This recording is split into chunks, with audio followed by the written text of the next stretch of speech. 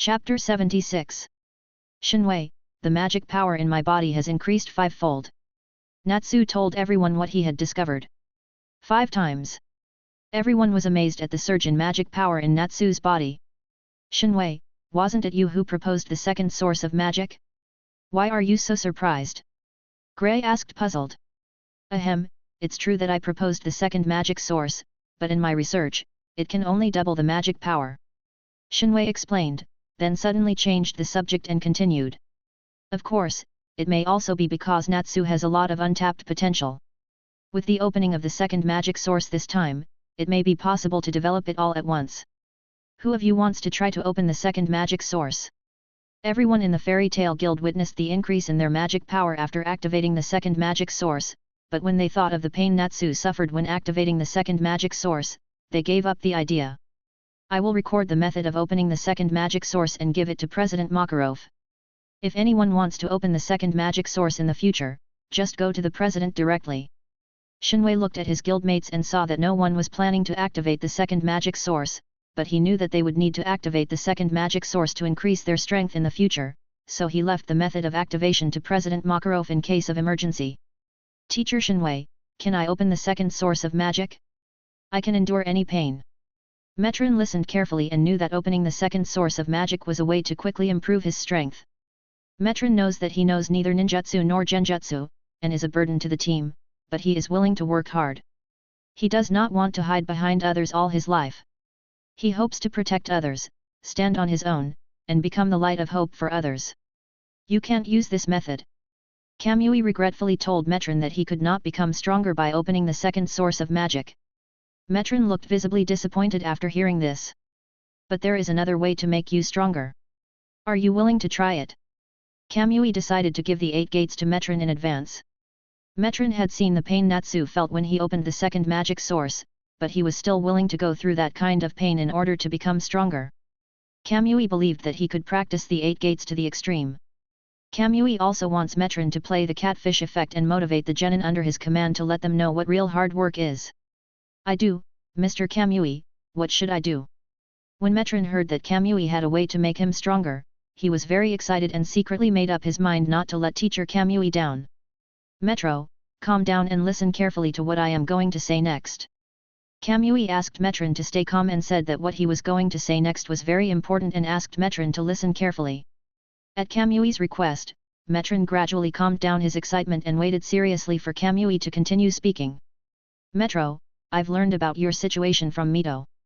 You only know taijutsu, and you know nothing about taijutsu and genjutsu. Hold your head up. It's not shameful to only know taijutsu. It's only shameful for those who have talent but are unwilling to work hard. When Metron heard Kamui say that he knew nothing about ninjutsu and illusion, Metron lowered his head in shame. Kamui immediately asked him to raise his head and told him what a truly shameful person looked like, while he glanced around at everyone intentionally or unintentionally. Metron, the method that can make you stronger is called the 8 Gates Ninja. It is a forbidden technique that unlocks the acupuncture points that bind chakra in the human body to temporarily gain powerful strength. The 8 gates from low to high are Kaiman, Xiaoman, Shenman, Shangman, Duman, Jingman, Jingman, and Shiman. After using the 8 Gates Ninja, the user's body will also suffer corresponding damage, and the price of opening the last gate is death. Are you sure you still want to learn the 8 Gates Ninja?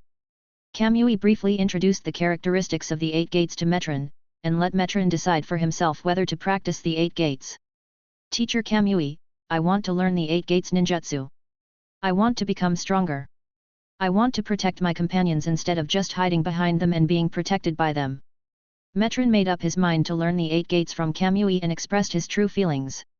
Before I teach you the 8 gates, I will impose a strict condition on you before you use this move, and that is self-restraint. Shinwei said seriously. Self-restraint. Metron didn't understand the relationship between self-restraint and the use of the 8 gates, so he could only look at Kamui and wait for him to give an answer. So-called self-discipline means that when you challenge certain difficulties, you deliberately put on a shackle for yourself, force yourself to the end of the road, and make rules that belong only to you. It is because of this rule that you will face the challenge seriously, and once you fail, you can practice the rule, so that you can be strictly trained and make continuous progress. This is self-discipline. Kamui told Metron the meaning of self-discipline that Might Guy told Might Guy in the original work. Metron listened carefully to what Shinwei said about self-restraint. He seemed to understand it but not quite. However, he still wrote down every word of it. Kamui taught Metron the 8 gates of ninjutsu, which was simply to tell him how to open the 8 fixed acupoints of the 8 gates of ninjutsu and where these 8 acupoints were. Metron memorized the forbidden technique of 8 gates ninjutsu and couldn't wait to try to open the first gate. If I can't open the first gate of the 8 gates of ninjutsu, I will walk upside down to the bandit's lair. Metron restrained himself. 8 gates of ninjutsu, first gate, open. Metron sounded very powerful when he said this, but he failed to open the first gate of the 8 gates of ninjutsu, so he strictly enforced the rules he set. Metro, hard work will never deceive you. Also, we went to destroy the bandits using the Flying Thunder God technique, not walking. Kamui corrected Metron's self-restraint, and then took everyone through the Flying Thunder God technique to teleport to the vicinity of the bandits' lair. The bandits' lair is right there, go and wipe them out. Following the instructions on the map of the Naruto world, Kamui pointed out the location of the bandits' lair to everyone and asked them to go there to complete the mission. Everyone followed the direction pointed by Shinwei and indeed found the bandits' lair. Should we attack on our own or investigate the situation? Gray asked. Just attack directly. They are just a bunch of bandits. There is nothing to be afraid of. Laxus said. No, we are not sure whether there are hostages in the bandits' lair, so I think we should explore it first and make sure there are no hostages before we eliminate the bandits. Urza said. Leave the mission of exploration to me. My shadow clone technique is just enough to complete the mission. The double of Kamui used the shadow clone technique and was about to sneak into the bandits' lair when he was stopped by Mistenji. Wait, to be absolutely sure, let me cast the sleeping magic first, said Mistenji. Dreamland.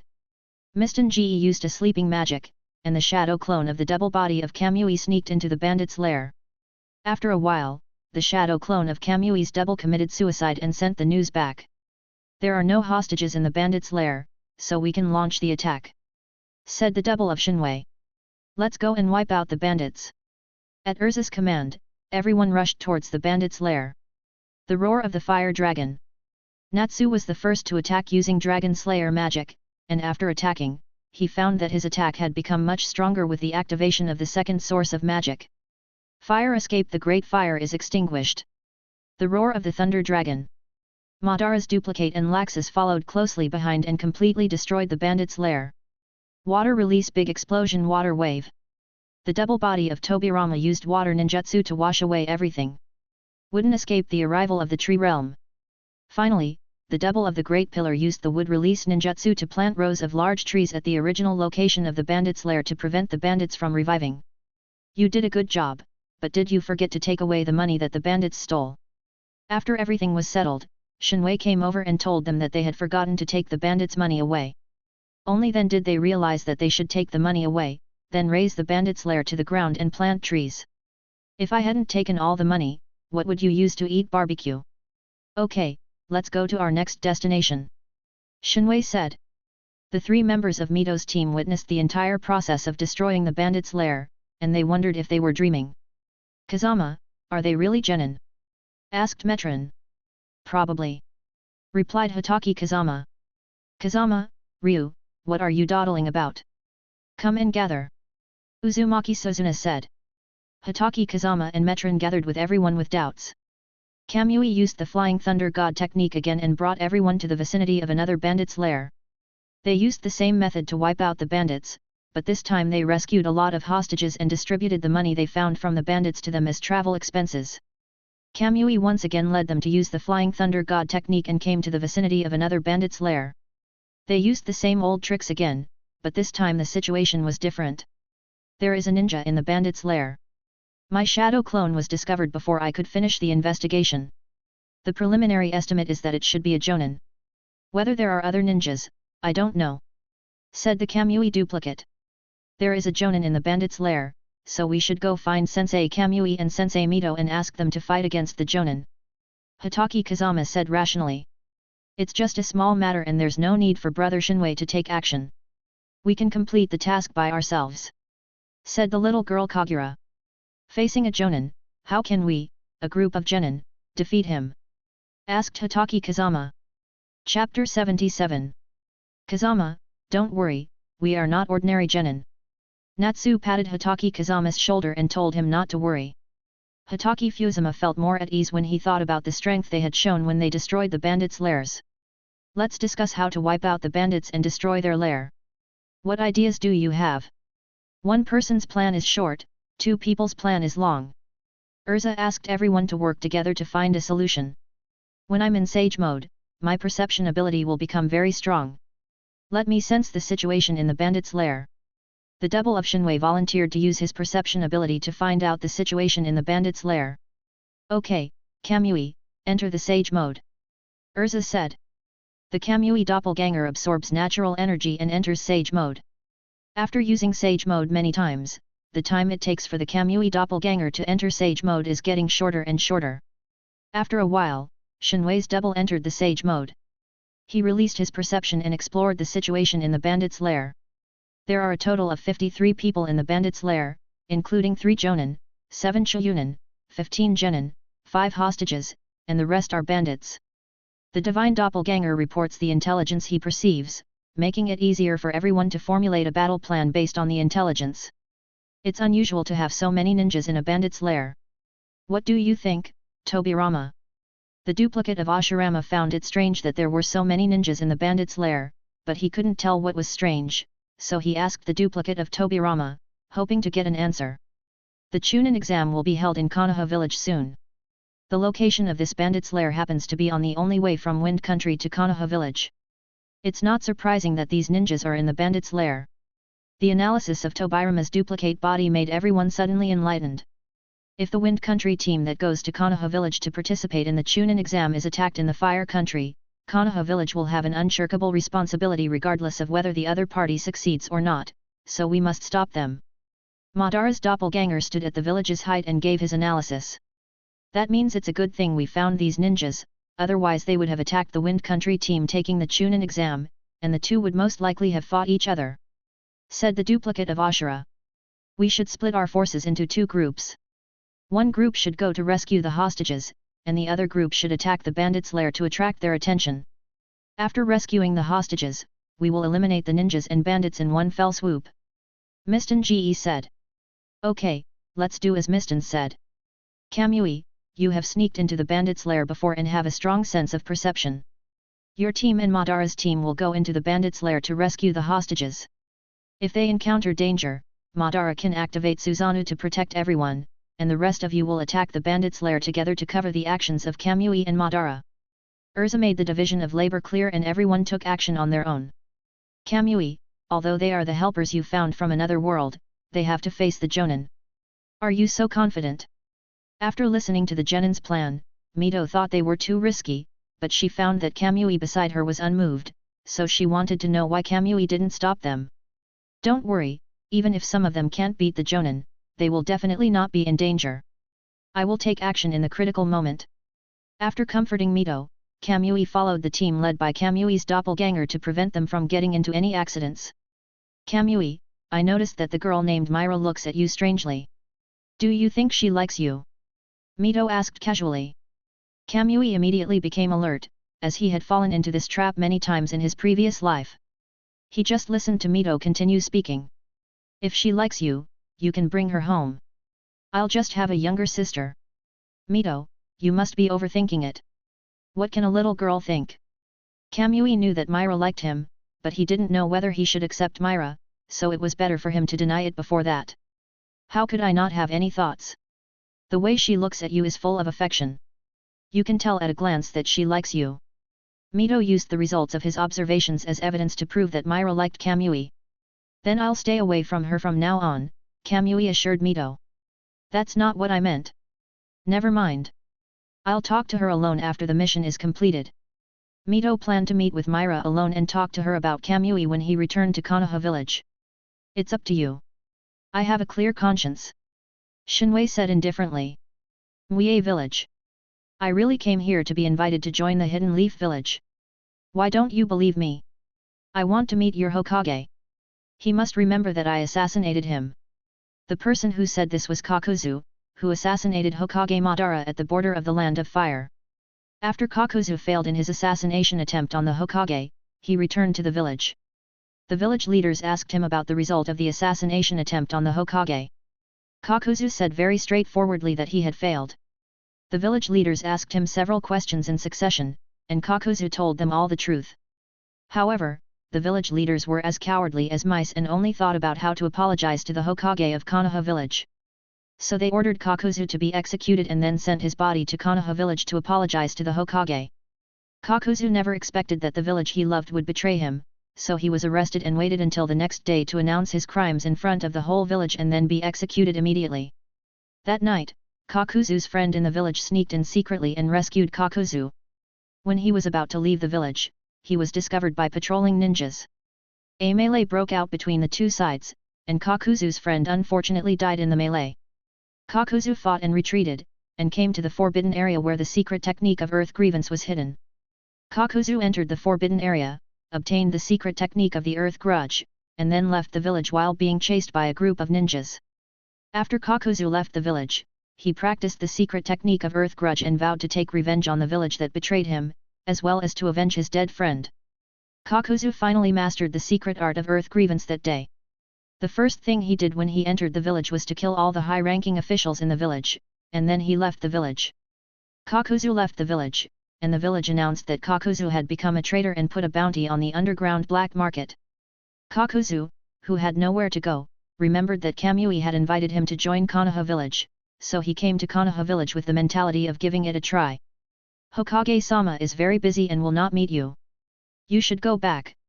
Also, don't mention the assassination attempt on Hokage-sama again. It may easily cause misunderstanding. The ninja guarding the gate of Konoha village stopped Kakuzu, who was rushing into Konoha village. He thought that Kakuzu's talk about assassinating the Hokage was just a lie made up by a child to attract other people's attention, so he kindly reminded him. I really did assassinate the Hokage, right at the border of the Land of Fire. Many people saw it at the time, and they can all testify to it. Are you kidding? Assassinating the Hokage is the only achievement I have ever achieved in my life, how can you deny it? Go find someone from the Hokage's guards and have him confirm if what this person said is true. The ninja guarding the gate of Konoha village heard what Kakuzu said as if it were true, and immediately found a ninja who was selected for the Hokage's guard team to confirm whether Kakuzu had ever assassinated the Hokage. It's him. He's the ninja who assassinated Hokage-sama at the border of the Land of Fire. The ninjas selected for the Hokage's guard team, after seeing Kakuzu, immediately recognized that Kakuzu was the person who assassinated the Hokage at that time. Now the ninjas from Konoha village took out their weapons and looked at Kakuzu vigilantly. Listen, ninja on the other side. You have been surrounded. Surrender immediately or you will suffer the consequences. The personnel from the on-site police department spoke familiar lines to Kakuzu. Needless to say, this must be what Kamui wrote in the Konoha law. What do you mean by surrendering? I was invited by you to join the Konoha village. Kakuzu finally remembered why he came to Konoha village. Invite? You have already assassinated the Hokage, why would you be invited to join the Hidden Leaf village? The ninja guarding the gate of Konoha village pointed out the error in Kakuzu's logic and asked Kakuzu a question. I'm not lying to you. I was really invited to join Konoha village, but I don't know his name. I remember he was the Uchiha clan member walking beside the Hokage. By the way, there was the Uchiha clan emblem on his clothes. Kakuzu didn't know Kamui, and when Kamui invited Kakuzu to join Konoha village, he didn't say his name, so Kakuzu could only describe Kamui based on his characteristics. The Uchiha clan members around Hokage-sama. The person who can attend the 5-cage summit with Hokage-sama and walk in front of Hokage-sama, except for Kamui-sama, can only be someone else. So, he was invited by Lord Kamui to join Konoha. The ninja guarding the gate of Konoha village, the former member of the Hokage's guard team, and the personnel from the police department, worked together to finally analyze the matter clearly. It was Lord Shinwei who invited you. Everyone, please disperse. This is just a false alarm. The ninjas guarding the gate of Konoha village broke the tense atmosphere at the scene. The ninjas who were on guard against Kakuzu dispersed after realizing it was a false alarm. Kakuzu now knew that the person who invited him was called Kamui. Although he was invited by Lord Kamui is not in the village now. If we let him enter the village like this, what should we do if something happens? The ninja guarding the gate of Konoha village said worriedly. Then can you still stop him from entering Konoha village? When Lord Kamui comes back, have you thought about how to explain it to him? Said the police officer. We can't stop him from entering Konoha village, but we're also afraid that he'll cause trouble. We want to find someone to act with him, but ordinary people can't stop him. It's really a headache. Said a former member of the Hokage's guard team. The three ninjas guarding the gate of Konoha village, the former Hokage's guards, and the police department personnel were all very worried about how to arrange for Kakuzu. Chapter 78. Kakuzu looked at the three Konoha ninjas who were muttering in front of him and said impatiently. Can I enter Konoha village? Please say something. The ninjas, former Hokage guards, and police department personnel guarding the main gate of Konoha village didn't know how to answer him for a moment. Who are you? What do you want to do by entering Konoha village? After completing the construction of the Chunin exam venue, the large pillar Inadama returned to Konoha village and reported to the Hokage Madara that the venue had been built. Just then, he heard Kakuzu wanting to enter Konoha village, so he asked. I'm Kakuzu, and I was invited to join the Leaf village. Kakuzu didn't know Daihashi Inadama, but when he saw that they were wearing Konoha forehead protectors, he knew that they were ninjas from Konoha village. He would join Konoha village in the future, so he had to get along well with the ninjas in Konoha village. Lord Hashirama, he was invited by Lord Kamui to join Konoha.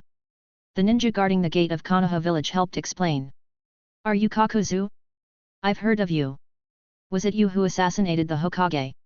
When the Great Pillar heard Kakuzu introduce himself and that he was invited by Kamui, he immediately remembered that the Hokage Madara had mentioned this matter to him. What happened was roughly like this. After the 5-cage summit ended, Naruto and his companions returned to Konoha village. On the way, they met a ninja named Kakuzu, who wanted to assassinate Naruto and was easily defeated by Madara. Kamui then invited Kakuzu to join Konoha village. I was the one who assassinated the Hokage. When Dazusa heard Jiaodu admit it directly, he walked over directly.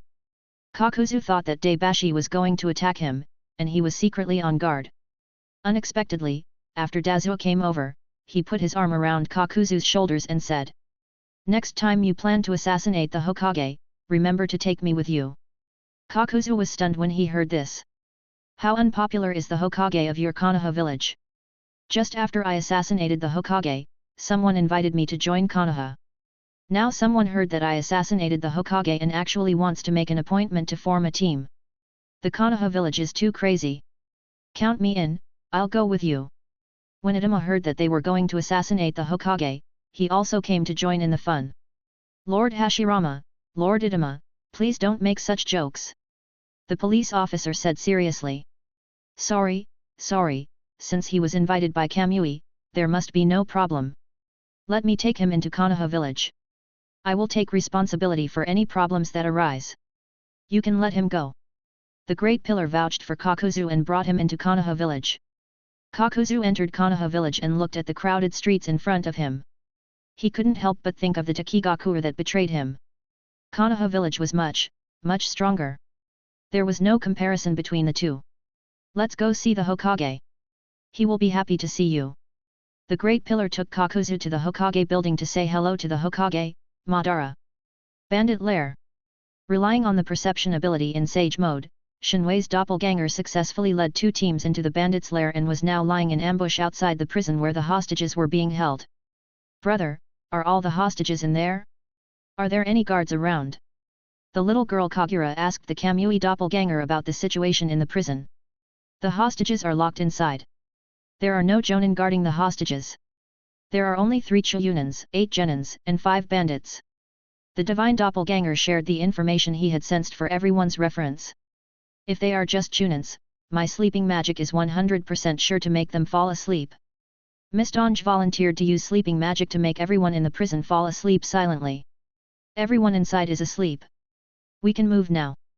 The doppelganger of God sensed that Miston's sleep magic had taken effect, so he called on everyone to enter the prison to rescue the hostages.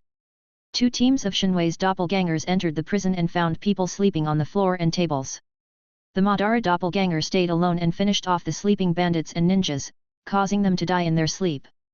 5 doppelgangers of Shinwei went to rescue the hostages, but the hostages were also affected by Miston's sleep magic and fell into a deep sleep. The doppelgangers of Shinwei were afraid that if they woke up the hostages, they would start screaming and shouting, so they carried them all out one by one. Madara's duplicate had already sent these ninjas and bandits to the Pure Land. Seeing that everyone had rescued the hostages, he evacuated the bandits' lair with them. Along the way, the two teams, also relying on the perception ability of the Divine Power's double body in immortal mode, avoided wave after wave of patrols and withdrew from the bandits' lair. Kamui and Mito had been following them, and they breathed a sigh of relief when they saw them rescue the hostages without any danger. Turn back time to when we acted separately. Urza and her three teams directly attacked the bandits' lair and engaged the enemy head-on. The double of the Great Pillar used wood release, Tree World descend right from the start, eliminating the bandits and a careless genin on the opposite side, and then faced a Hyuga clan jonin with the corpse vein alone, interrupting him with the early warbler dance. Laxus was surrounded by lightning and thunder, and he wanted to support the double of the Great Pillar, but he was trapped in the magic mirror ice crystal by a senior ninja from the Mizuno Tsuki clan who possessed the bloodline limit of ice escape. Natsu used the Fire Dragon Slayer magic to melt the magic mirror ice crystal that trapped Laxus, but was stopped by a senior ninja who mastered the secret technique of the Kizuna clan. Gray immediately came to help Natsu fight against the Jounin of the Kizuna clan, but the two of them could only hold the opponent back temporarily. Urza put on the Heaven's Wheel armor, intending to quickly eliminate the other ninjas and then go to support her teammates, but she was entangled by two Chunins and could not escape. As soon as the double Tobirama came up, he used the Flying Thunder God Slash to kill 4 genin, and then was entangled by 2 Chunin, leaving him no chance to use the Flying Thunder God Slash again. The 3 members of Mito's team fought against the remaining 3 genin of the other side, and the two sides fought back and forth for a while and it was difficult to determine the winner. That kid who used wood release, how did you find out we were here? The Jonin of the Hyuga clan was very curious as to why people from the Konoha village came to him, so he wanted to find out. We are here to wipe out the bandits. Finding you was just an accident. The duplicate of Dazuzit told the truth. I thought we were exposed, but it turned out to be just an accident. I regret to inform you that you have discovered something you shouldn't know, so you must die. The Jonin of the Hyuga clan resolved the doubts in his heart and decided to kill all the people including the Ashura and hide their tracks. Would release Wood Dragon technique. The duplicate of Ashura did not engage in verbal argument with the Jonin of the Hyuga clan, but directly used the Wood Dragon technique to restrain him. Karamatsu dance. The Jonin of the Hyuga clan, with bone spurs all over his body, broke free from the restraints of the Wood Dragon jutsu and headed straight for the double of the Great Pillar. Wood release, the technique of Wooden Man. The doppelganger of Ashura knew some of the abilities of the Hyuga clan's corpse bloodline, so he gave up fighting him in close combat and used the Wooden Man technique to suppress him. Dance of the Early Ferns. The Hyuga clan's senior ninja used the early warbler dance against the Wooden Man's technique. Bone spurs appeared all over the Wooden Man's body, and the bone spurs were about to emerge from his feet, forcing the double of the Great Pillar to give up the Wooden Man's technique. Laxus was trapped in a magic mirror with ice crystals. No matter how hard he tried, he could not break the mirror and escape from this cage. The Mizuno Tsuki clan's Jonin were unable to keep up with Laxus' speed after he turned into lightning, and were unable to kill him quickly. Give up. No one has ever been able to get out of my magic mirror ice crystal alive. The Jonin of the Mizuno Tsuki clan attempted to break through Laxus' psychological defenses first and then kill him. No one got out alive, that's because you haven't met me yet. Your turtle shell is indeed very defensive, but it's far inferior to his Susanoo. Thunder Dragon Fang Tianji. Laxus condensed the Thunder Dragon Sky Halberd and threw it at the magic mirror ice crystal. Don't waste your energy. It's useless. My magic mirror's ice crystal will not be broken. The Mizuno Tsuki clan's Jonin was very confident in his magic mirror ice crystal, and mocked Laxus's attempt to break it by himself. The Thunder Dragon Fang Tianji hit the magic mirror ice crystal, easily shattered one mirror, and then flew away. Laxus wanted to escape through the gap, but a new mirror quickly appeared at the gap, blocking Laxus' way. The Jounin of the Hojiki clan did not dare to use the water transformation technique in front of Grey, for fear of being frozen by Grey's ice-shaping magic. He only used his ninja sword and the water cannon technique fired from his fingertips to attack Natsu and Grey. When facing the Jounin of the Kizuna clan, Natsu and Grey had to be extremely alert and be careful of the opponent's hidden and sudden water cannon technique. Ice release? No, this isn't your ice release Kekii Genkai. What's up with your ice release, kid? The Jounin of the Kizuna clan was talking to disturb Natsu and Grey while using the water cannon technique to attack them both. Why should I satisfy your curiosity? Gray refused to answer the Jonin of the Kizuna clan. You have a unique little boy. If we had not met in this way, we might have become friends. Unfortunately, there is no if. You will still die in my hands in the end. The Jounin of the Kizuki clan expressed some admiration for Gray in his words, but in order not to expose the whereabouts of his group, he had no choice but to kill Gray. Uncle Sharp Fang, if you want to kill Gray, you have to defeat me first. Natsu said in the middle of the fight. Who are you calling Uncle Fangs? The pink-haired little devil playing with fire. The Jounin of the Kizuna clan was triggered by Natsu's words, and the main target of the attack was also placed on Natsu.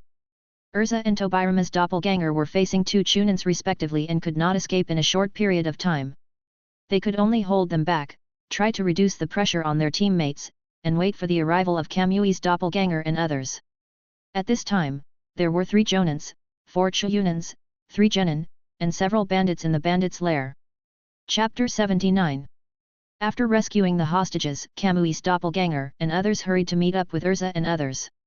As the doppelganger of Shinwei and others entered the battlefield, they saw that their teammates were in a tough fight. Hashirama, hold on! Madara's double activated Susanoo and came to the side of the double of Oshima, and joined forces with him to fight against the Jonin of the Hyuga clan. Another little ghost who came to die. Just in time to save him from going to the Pure Land alone and being lonely. The Hyuga clan's Jonin mocked mercilessly, apparently not realizing the seriousness of the problem. Everyone, the hostages are safe. We are here to support you. After saying this, the Kamui doppelganger used the multiple shadow clone technique, letting the shadow clones support their teammates, while the original body and the shadow clones rubbed the Raise Nan. Miston laid out the wands behind him, ready to use magic. The little girl Kagura's body was flashed with purple lightning. With Chidori in her left hand and Kusanagi sword in her right hand, she solved the problem cleanly and neatly, entangled the 3 Genin of Mito's team, and then went to support Urza, helping her share the burden of a Chunin. The opponents of Mito's team were dealt with by the little girl Kagura, and the following battle was not something they could intervene in.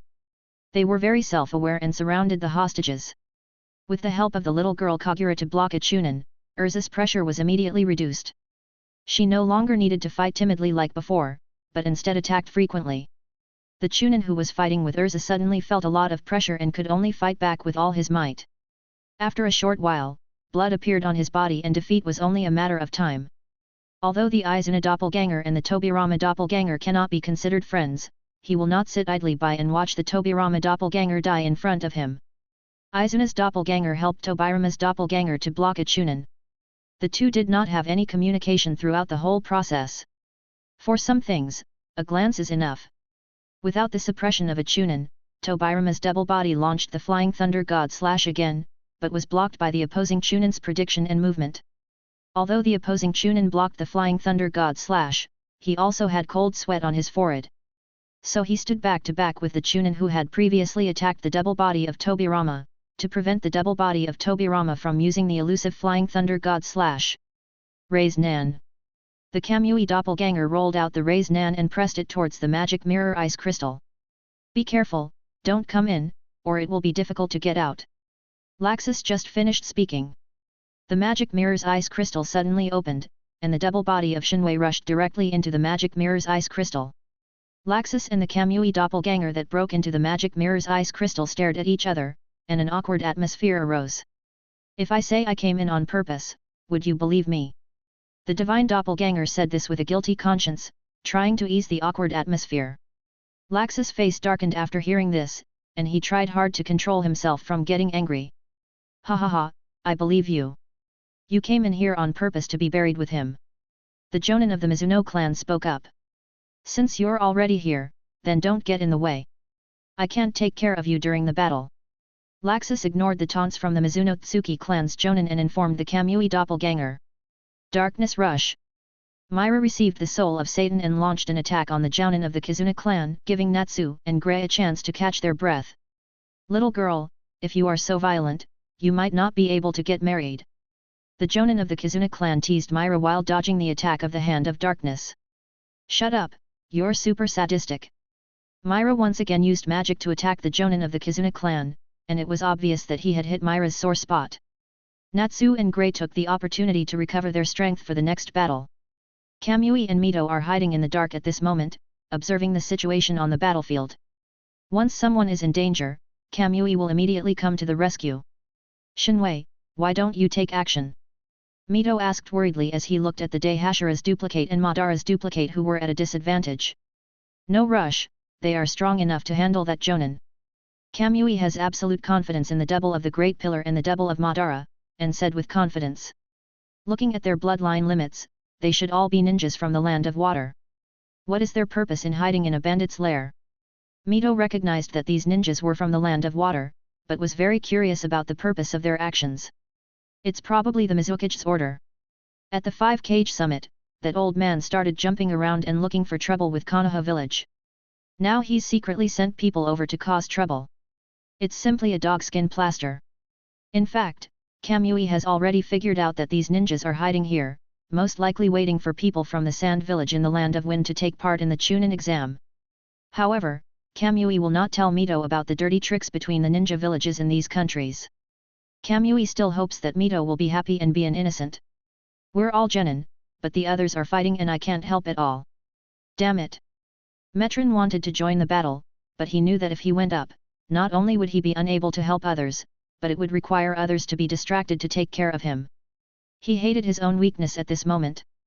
Long, their strength is far beyond the level of genin, and you have obtained the 8 gates of ninja taught by Master Kamui. As long as you practice hard, you will catch up with them one day. Hitaki Fusama was comforting Metron and also comforting himself. He also wanted to join the battle, but the current battle was far beyond his ability. He believed that as long as he could practice his family swordsmanship to perfection, he would be able to catch up with these people. Where is this? Who are you? The hostage who had just woken up from his sleep looked at the 3 members of Mito's team and spoke warily. You are awake now. Don't worry, we are ninjas from Konoha village. Our companions have rescued you from the bandits. Uzumaki Suzuna explained to the hostages who were waking up one after another. Really, thank you so much, it's really thanks to you that we were saved. Master Ninja is really very capable at such a young age. The hostages thanked the 3 members of Mito's team profusely, then they realized that the battle was still going on and felt that it was not advisable to stay there for long, so they left in a hurry. After seeing off the hostages, the 3 members of Mito's team turned their attention to the battlefield. At this time, earth-shaking changes have taken place on the battlefield. The little girl Kagura used the Chidori blade formed by purple lightning wrapped around the Kusanagi sword to cut off the long sword in the hand of the Chunin who was fighting with her. Then the little girl Kagura used the Chidori sharp spear to pierce his heart directly and sent him to the Pure Land. After a fierce attack, Urza finally defeated the opposing Chunin. She wanted to pretend to beg for mercy and launch a sneak attack on the Chunin, but the little girl Kagura saw through her plan and swung the Kusanagi sword, sending him to the Pure Land. The double Tobirama used the elusive flying thunder god slash and worked together with the double Izuna to kill the last 2 Chunins. The 2 did not communicate at all during the whole process, and even their expressions did not change. However, after successfully dealing with the 2 Chunins, the 2 turned their backs to each other, with the corners of their mouths slightly raised, proving that they were very satisfied with this cooperation. Secret technique, 1000 killings water flying. The Mizuno Tsuki clan's Jonin launched an attack, and a large number of ice 1000 kimonos came from all directions. Laxus' body turned into lightning, and he tried his best to dodge in the gaps of the ice 1000 books. The Kamui duplicate opened its Manjiki Sharingan, and the ice 1000 bones passed directly through the Kamui duplicate's body without causing any damage. No. Impossible, how did you dodge my 1000 killings water show? The Mizuno Tsuki clan's Jonin spoke hysterically as he looked at the unharmed Kamui doppelganger. This is a space-time ninjutsu. Haven't you heard of it before? The Kamui duplicate said this with a look of ignorance on his face, deliberately angering the Jonin of the Mizuno Tsuki clan. Impossible, ice release is the most perfect bloodline limit in the world. There is no way it can be defeated. Impossible. Yes, as long as I kill you, ice release will still be perfect. Yes, that's it. Die, you little brat. The Mizuno Tsuki clan's senior ninjas quickly shuttled through the ice crystals of the magic mirror, interfering with the judgment of the Kamui doppelganger, thus seeking an opportunity to kill with one blow. The Kamui doppelganger did not sit still and wait for death. He rolled up the raised nan and waited for the Mizuno Tsuki clan's Jonin to attack so that he could deliver a fatal blow. Now, die, you little brat. Ice escape is the most perfect bloodline limit. The Jonin of the Mizunotsuki clan launched an attack on the Kamui doppelganger. The double Kamui held the raised nan in his hand and pressed it against the chest of the Mizunotsuki clan's Jonin. The Mizunotsuki clan's senior ninja suddenly threw a few ice senbons at the Kamui double. The Kamui doppelganger used the hollowing ability of the Kamui eye technique to avoid Ho Senbon, and the raised nan in its hand also passed through the body of the Mizunotsuki clan's Jonin with the hollowing ability of the Kamui eye technique. The two men passed each other, and just when the Mizunotsuki clan's Jonin wanted to return to the magic mirror ice crystal to launch the next attack, the attack of the Kamui doppelganger came. At the moment when the two people passed each other, the Kamui duplicate body used the Kamui space to transfer itself to the top of the head of the Mizunotsuki clan's Jonin. Then the Kamui duplicate body pressed the raised nan onto the back of the Mizunotsuki clan's Jonin from top to bottom. The Mizunotsuki clan's Jonin only felt a huge force attacking him from behind, and then he fell heavily to the ground, making a big hole in the ground, and lost consciousness. The Mizunotsuki clan's Jonin was unconscious, the magic mirror's ice crystal collapsed on its own, and the Kamui doppelganger and Laxus also escaped from it. I now believe that you came in on purpose. Laxus said as he headed straight for the Jonin of the Kizuna clan, leaving the Kamui doppelganger standing there, bewildered and confused as to what he meant. Everyone else stand back and leave him to me, Thunder Fist. Laxus lightning magic can naturally restrain the water transformation technique of the Kizuna clan, so it is most appropriate for Laxus to fight against the Kizuna clan's senior ninja. So everyone stepped back politely to support the double of the Great Pillar and the double of Madara. However, the situation of the double of Daibashi and the double of Madara was not very good at this time. Chapter 80. The double of the Great Pillar and the double of Madara were defeated step by step by the early Warbana dance of the Genin of the Kagaya clan. No matter what would release ninjutsu the Great Pilla's duplicate uses, it will be parasitized by the dance of the early ferns, and in the end it will either be pierced to pieces by the bone spurs or be stuck inside by the bone spurs and unable to move. Madara's duplicate didn't have to worry about bone spurs growing on his Susanoo, but his current Susanoo was only the third form of half-human armor, and his feet were not covered by Susanoo. The bone spurs penetrated directly into the Susanoo and pierced the solace of Madara's duplicate feet, making it difficult for him to move. The Pilla's doppelganger carried the injured Madara's doppelganger on his back, carefully avoiding the bone spurs attacks, trying to exit the coverage of the early fern dance. Little brats from Konoha village, you are very capable, but it's a pity that you will all die here in the end. The Hyuga clan's Jonin found out that his teammates were defeated by the Konoha village's genin. He cursed in his heart that these useless people couldn't even do such a small thing, and in the end he still wanted me to clean up their mess.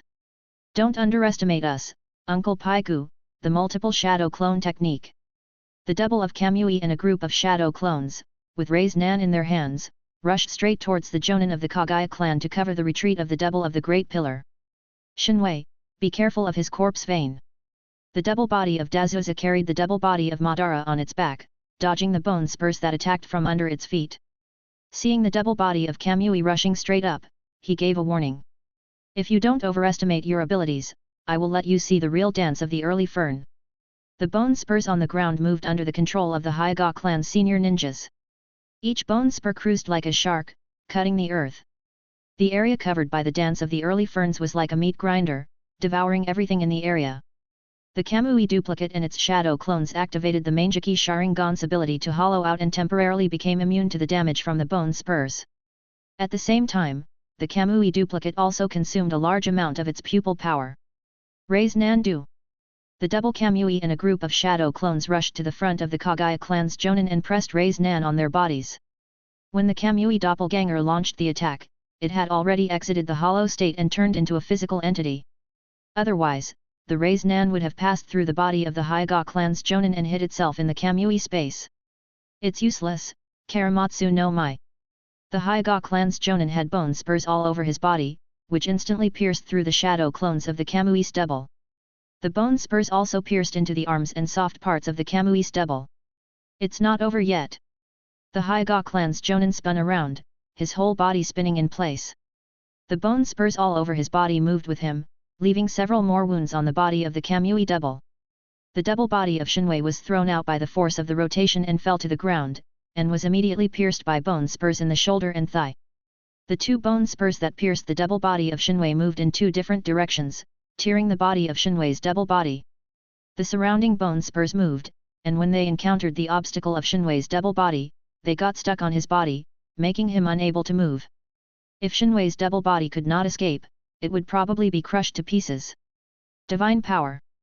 The doppelganger of Shinwei barely used the Shinwei pupil technique to transfer itself into the Shinwei space, escaping the fate of being minced into pieces, and then transferred itself out to a place that was not covered by the dance of the early ferns.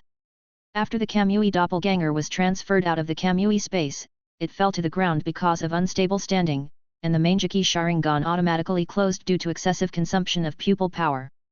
Brother, how are you? As soon as the Kamui double was transferred out of the Kamui space, the little girl Kagura came to the side of the Kamui double to check his injuries. Don't worry, I'm fine. This minor injury will heal in a few days. The second Kamui body tried his best to act as if nothing had happened in front of Miss Kagura, not wanting to make her worry about him. Brother, take a good rest. I will go and avenge you. After the little girl Kagura finished speaking, her body was covered with purple lightning. The next second, a purple lightning bolt went straight towards the Jonin of the Kagaya clan. Kagura, don't go, come back soon. The Kamui doppelganger said anxiously as he looked at the departing back of little Kagura, but this did not affect little Kagura's determination to avenge her brother at all. The Kamui doppelganger could only try to calm himself down and absorb natural energy to enter Sage mode in order to defeat the Kagaya clan's Jonin and protect his sister. Here comes another one seeking death, Tang San's Haiwu. The Hyga clan's Jonin turned around and planned to use the same trick again. You hurt my brother. It's unforgivable. Unforgivable. The purple lightning of little Kagura wrapped around the Kusanagi sword, forming a Chidori blade, which cut off the bone spurs on the body of the Kagaya clan's Jonin with one blow. Then little Kagura's blade was stuck by the bone spurs on the arm of the Kagaya clan's Jonin and could not be pulled out. The little girl Kagura gathered the extremely fast Chidori taught by Kamui in her left hand and stabbed it directly into the chest of the Hyga clan's senior ninja. The Hyga clan's senior ninja controlled the bones in his body to block the attack from the little girl Kagura, but it was easily cut off by the speedy Chidori. Upon seeing this, the Hyga clan's senior ninja reacted immediately. He avoided the sharp edge of the high-speed Chidori in the hand of the little girl Kagura and controlled the bone spur on his arm to pierce through the little girl Kagura's left forearm, preventing the little girl Kagura's left hand from moving forward. The high-speed Chidori stayed on the chest of the Hyga clan's senior ninja until the little girl Kagura could no longer maintain the high-speed Chidori and her chakra dissipated. You can actually cut my bones. You are the first person who cut my bones. I will remember you, little girl from Konoha village. 10 finger-piercing bullets.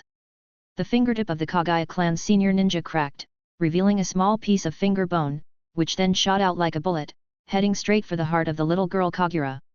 The little girl Kagura had no way to avoid it, and used her right hand to block the 10 finger-piercing bullet, but then her right hand was pierced by the 10 finger-piercing bullet. However, it was precisely because of the blocking of her right hand that the 10 finger-piercing bullet was deflected, which prevented the little girl Kagura from being pierced through the heart and dying. It's blocked. I want to see how many times you can block it. 10 finger-piercing bullets. The Hyga clan's senior ninja once again fired 10 finger-piercing bullets at the little Kagura's heart, and the little Kagura was ready to block it with her right hand. Divine Power. The Kamui doppelganger used the eye technique Kamui to suck the little girl Kagura into the Kamui space, while he himself recovered from his injuries in the Sage mode, and rubbed the fire style, spiral burst bomb in his hand. Fire style, spiral explosion bomb.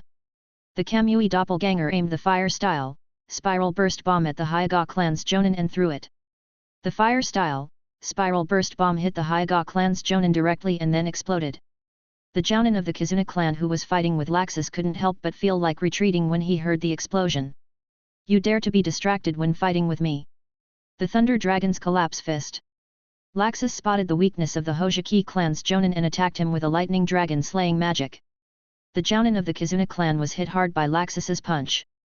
He was knocked flying, spitting blood.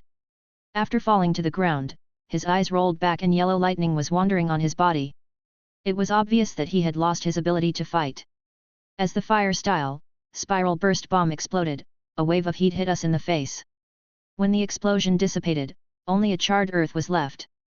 A pool of grey-white powder was left at the center of the explosion, probably the ashes left by the Hyga clan's Jonin.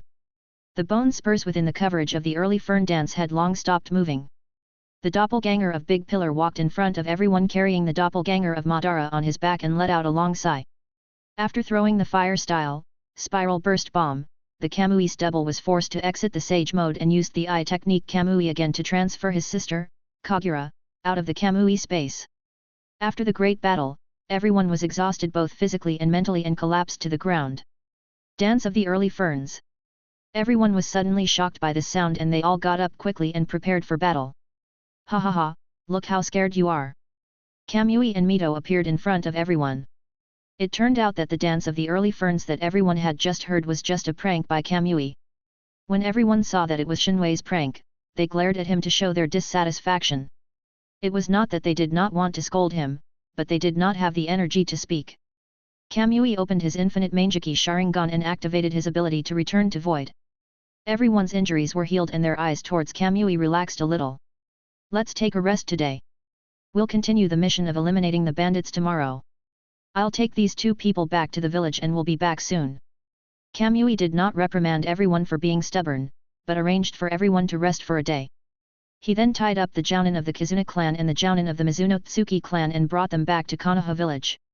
Kamui took the two men and used the Flying Thunder God technique and disappeared from the spot in a flash, and appeared in Konoha village. Kamui took the two men to the Hokage's office. Hey, Shinwei, weren't you leading the team on a mission? How come you're back so soon? Naruto Madara saw Kamui at the door and asked in surprise. Only then did Kamui walk into the Hokage's office, bringing the two Jonins in with him. Madara, while carrying out our mission, I and Mito's 5 teams discovered ninjas from the Hidden Mist village in the Land of Water. They were hiding in a bandit's lair on the way from the Land of Wind to Konoha village. They were suspected of planning to attack the Sand Village team taking part in the Chunin exam, and then frame Konoha village to stir up conflict between the two countries. Kamui told Naruto Madara the current situation and his own analysis, allowing Naruto Madara to make a judgment. Now everything fits together. This morning, Tobirama reported that a group from the Land of Water pretended to be ninjas taking the Chunin exam and entered the Land of Fire, and then disappeared. Now it seems that they had planned this all along. Naruto Madara also told what he knew, compared it with the information given by Kamui, and finally came to a conclusion. The old man from the Land of Water probably saw that Konoha village and Sand village had close relations, so he sent people to sabotage them. Madara, I'm leaving these two people in your hands. You have the final say on how to deal with them. I should go back now. There are still a large group of people waiting for me over there. Goodbye. Chapter 81. Shinwei, wait a minute. Before Naruto Madara could finish his words, Kamui activated the Flying Thunder God technique and disappeared on the spot. Either don't come, or when you come, give me trouble. Naruto Madara was indignant at Kamui's behavior, complained, and then spoke to the shadow. Take these two away and lock them up. An Anbu ninja walked out of the shadows and took the two water country Jonin away. Kamui reappeared and found that he seemed to be lost again. Just as Kamui was about to launch the Flying Thunder God technique again, a man wearing a black robe and a mask appeared in front of Kamui, and the first words he said surprised Kamui. My Mito is dead. The man in black robe took off the mask on his face, revealing a face very similar to Kamui, and Kamui recognized this face because he had to work and live with this face every day in the world of the Flash. Then why did you come to me if you don't want to think about how to revive Mito? Shinwei is always on guard against this self from the future, knowing that tampering with the timeline could lead to serious consequences. Because only you can help me. After Mito died, I tried to use the Speed Force to go back to that time to save her, but I failed. She did survive at that time, but then Mito chose to sacrifice herself to help me get the Soul Stone. Then I used the Speed Force again to go back to the past to save her, and she would face new death, again and again, until the Speed Force could not save her. I once entered the Speed Force space to question the Speed Force's consciousness, and finally it brought me to this point in time and said that you can help me. After saying this, Shinwei, who had returned to the past, stared at Shinwei, his eyes filled with hope. Don't look at me like that. I may not be able to help you. Don't hold on to too much hope. The greater the hope, the greater the disappointment. Shinwei felt that he should make things clear in advance to avoid being blamed in the end if things didn't get done. I don't think so. Since the Speed Force brought me to this point in time, it means that there must be a key to saving Mito at this point in time. It could be a person, a thing, or something. As long as we find it, Mito can be saved. Kamui, who went back to the past, believed that the speed force brought him to this point in time, and there must be an opportunity to change the future at this point in time. From the moment you brought me here, met me, and told me the news of Mito's death in the future, you had already changed the future. But why did you choose to meet me? Why did you tell me everything that would happen in the future? Did you want to know what I would do to protect Mito? Shinwei didn't believe the Shinwei who went back to the past and wondered what his purpose was. Bring you here? Didn't you come to me because you found me? What's going on? Shinwei, who returned to the past, was surprised and asked Shinwei what happened. Seeing that the expression on the face of the Shinwei who had returned to the past did not seem fake, Shinwei replied. Mito and I led a team to carry out a mission and encountered ninjas from the land of water.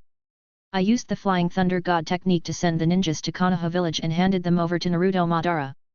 Then I used the Flying Thunder God technique to return to Mito and ended up here. When I used the Flying Thunder God technique again, you appeared. Shinwei deliberately described the matter in great detail, intending to evoke Shinwei's memories of the past so that he could analyze the current situation. No, I didn't change the destination of your Flying Thunder God jutsu. You showed up just as I arrived at this time. I thought it was your Kagura's mind eye that discovered me, so you took the initiative to come to me. Kamui, who returned to the past, hurriedly explained that the shift in the destination of the Flying Thunder God technique had nothing to do with him, and also explained why he came to this point in time. No wonder you looked so fiery when you saw me. It turned out that you thought I had discovered you. If I had really discovered you, I should have returned to Mito as soon as possible. Shinwei looked at Shinwei who had returned to the past with some amusement, and secretly put away some of his vigilance. What do you think is the purpose of the speed force bringing us together? Shinwei asked Shinwei who had returned to the past doubtfully, hoping to hear the answer from his mouth. Why do you think it was the speed force that brought us together? Asked Kamui who had returned to the past. Apart from the speed force, who else can make two people at different points in time meet? Shinwei asked back. I can't give you the answer now, because the speed force lost contact with me after bringing me here.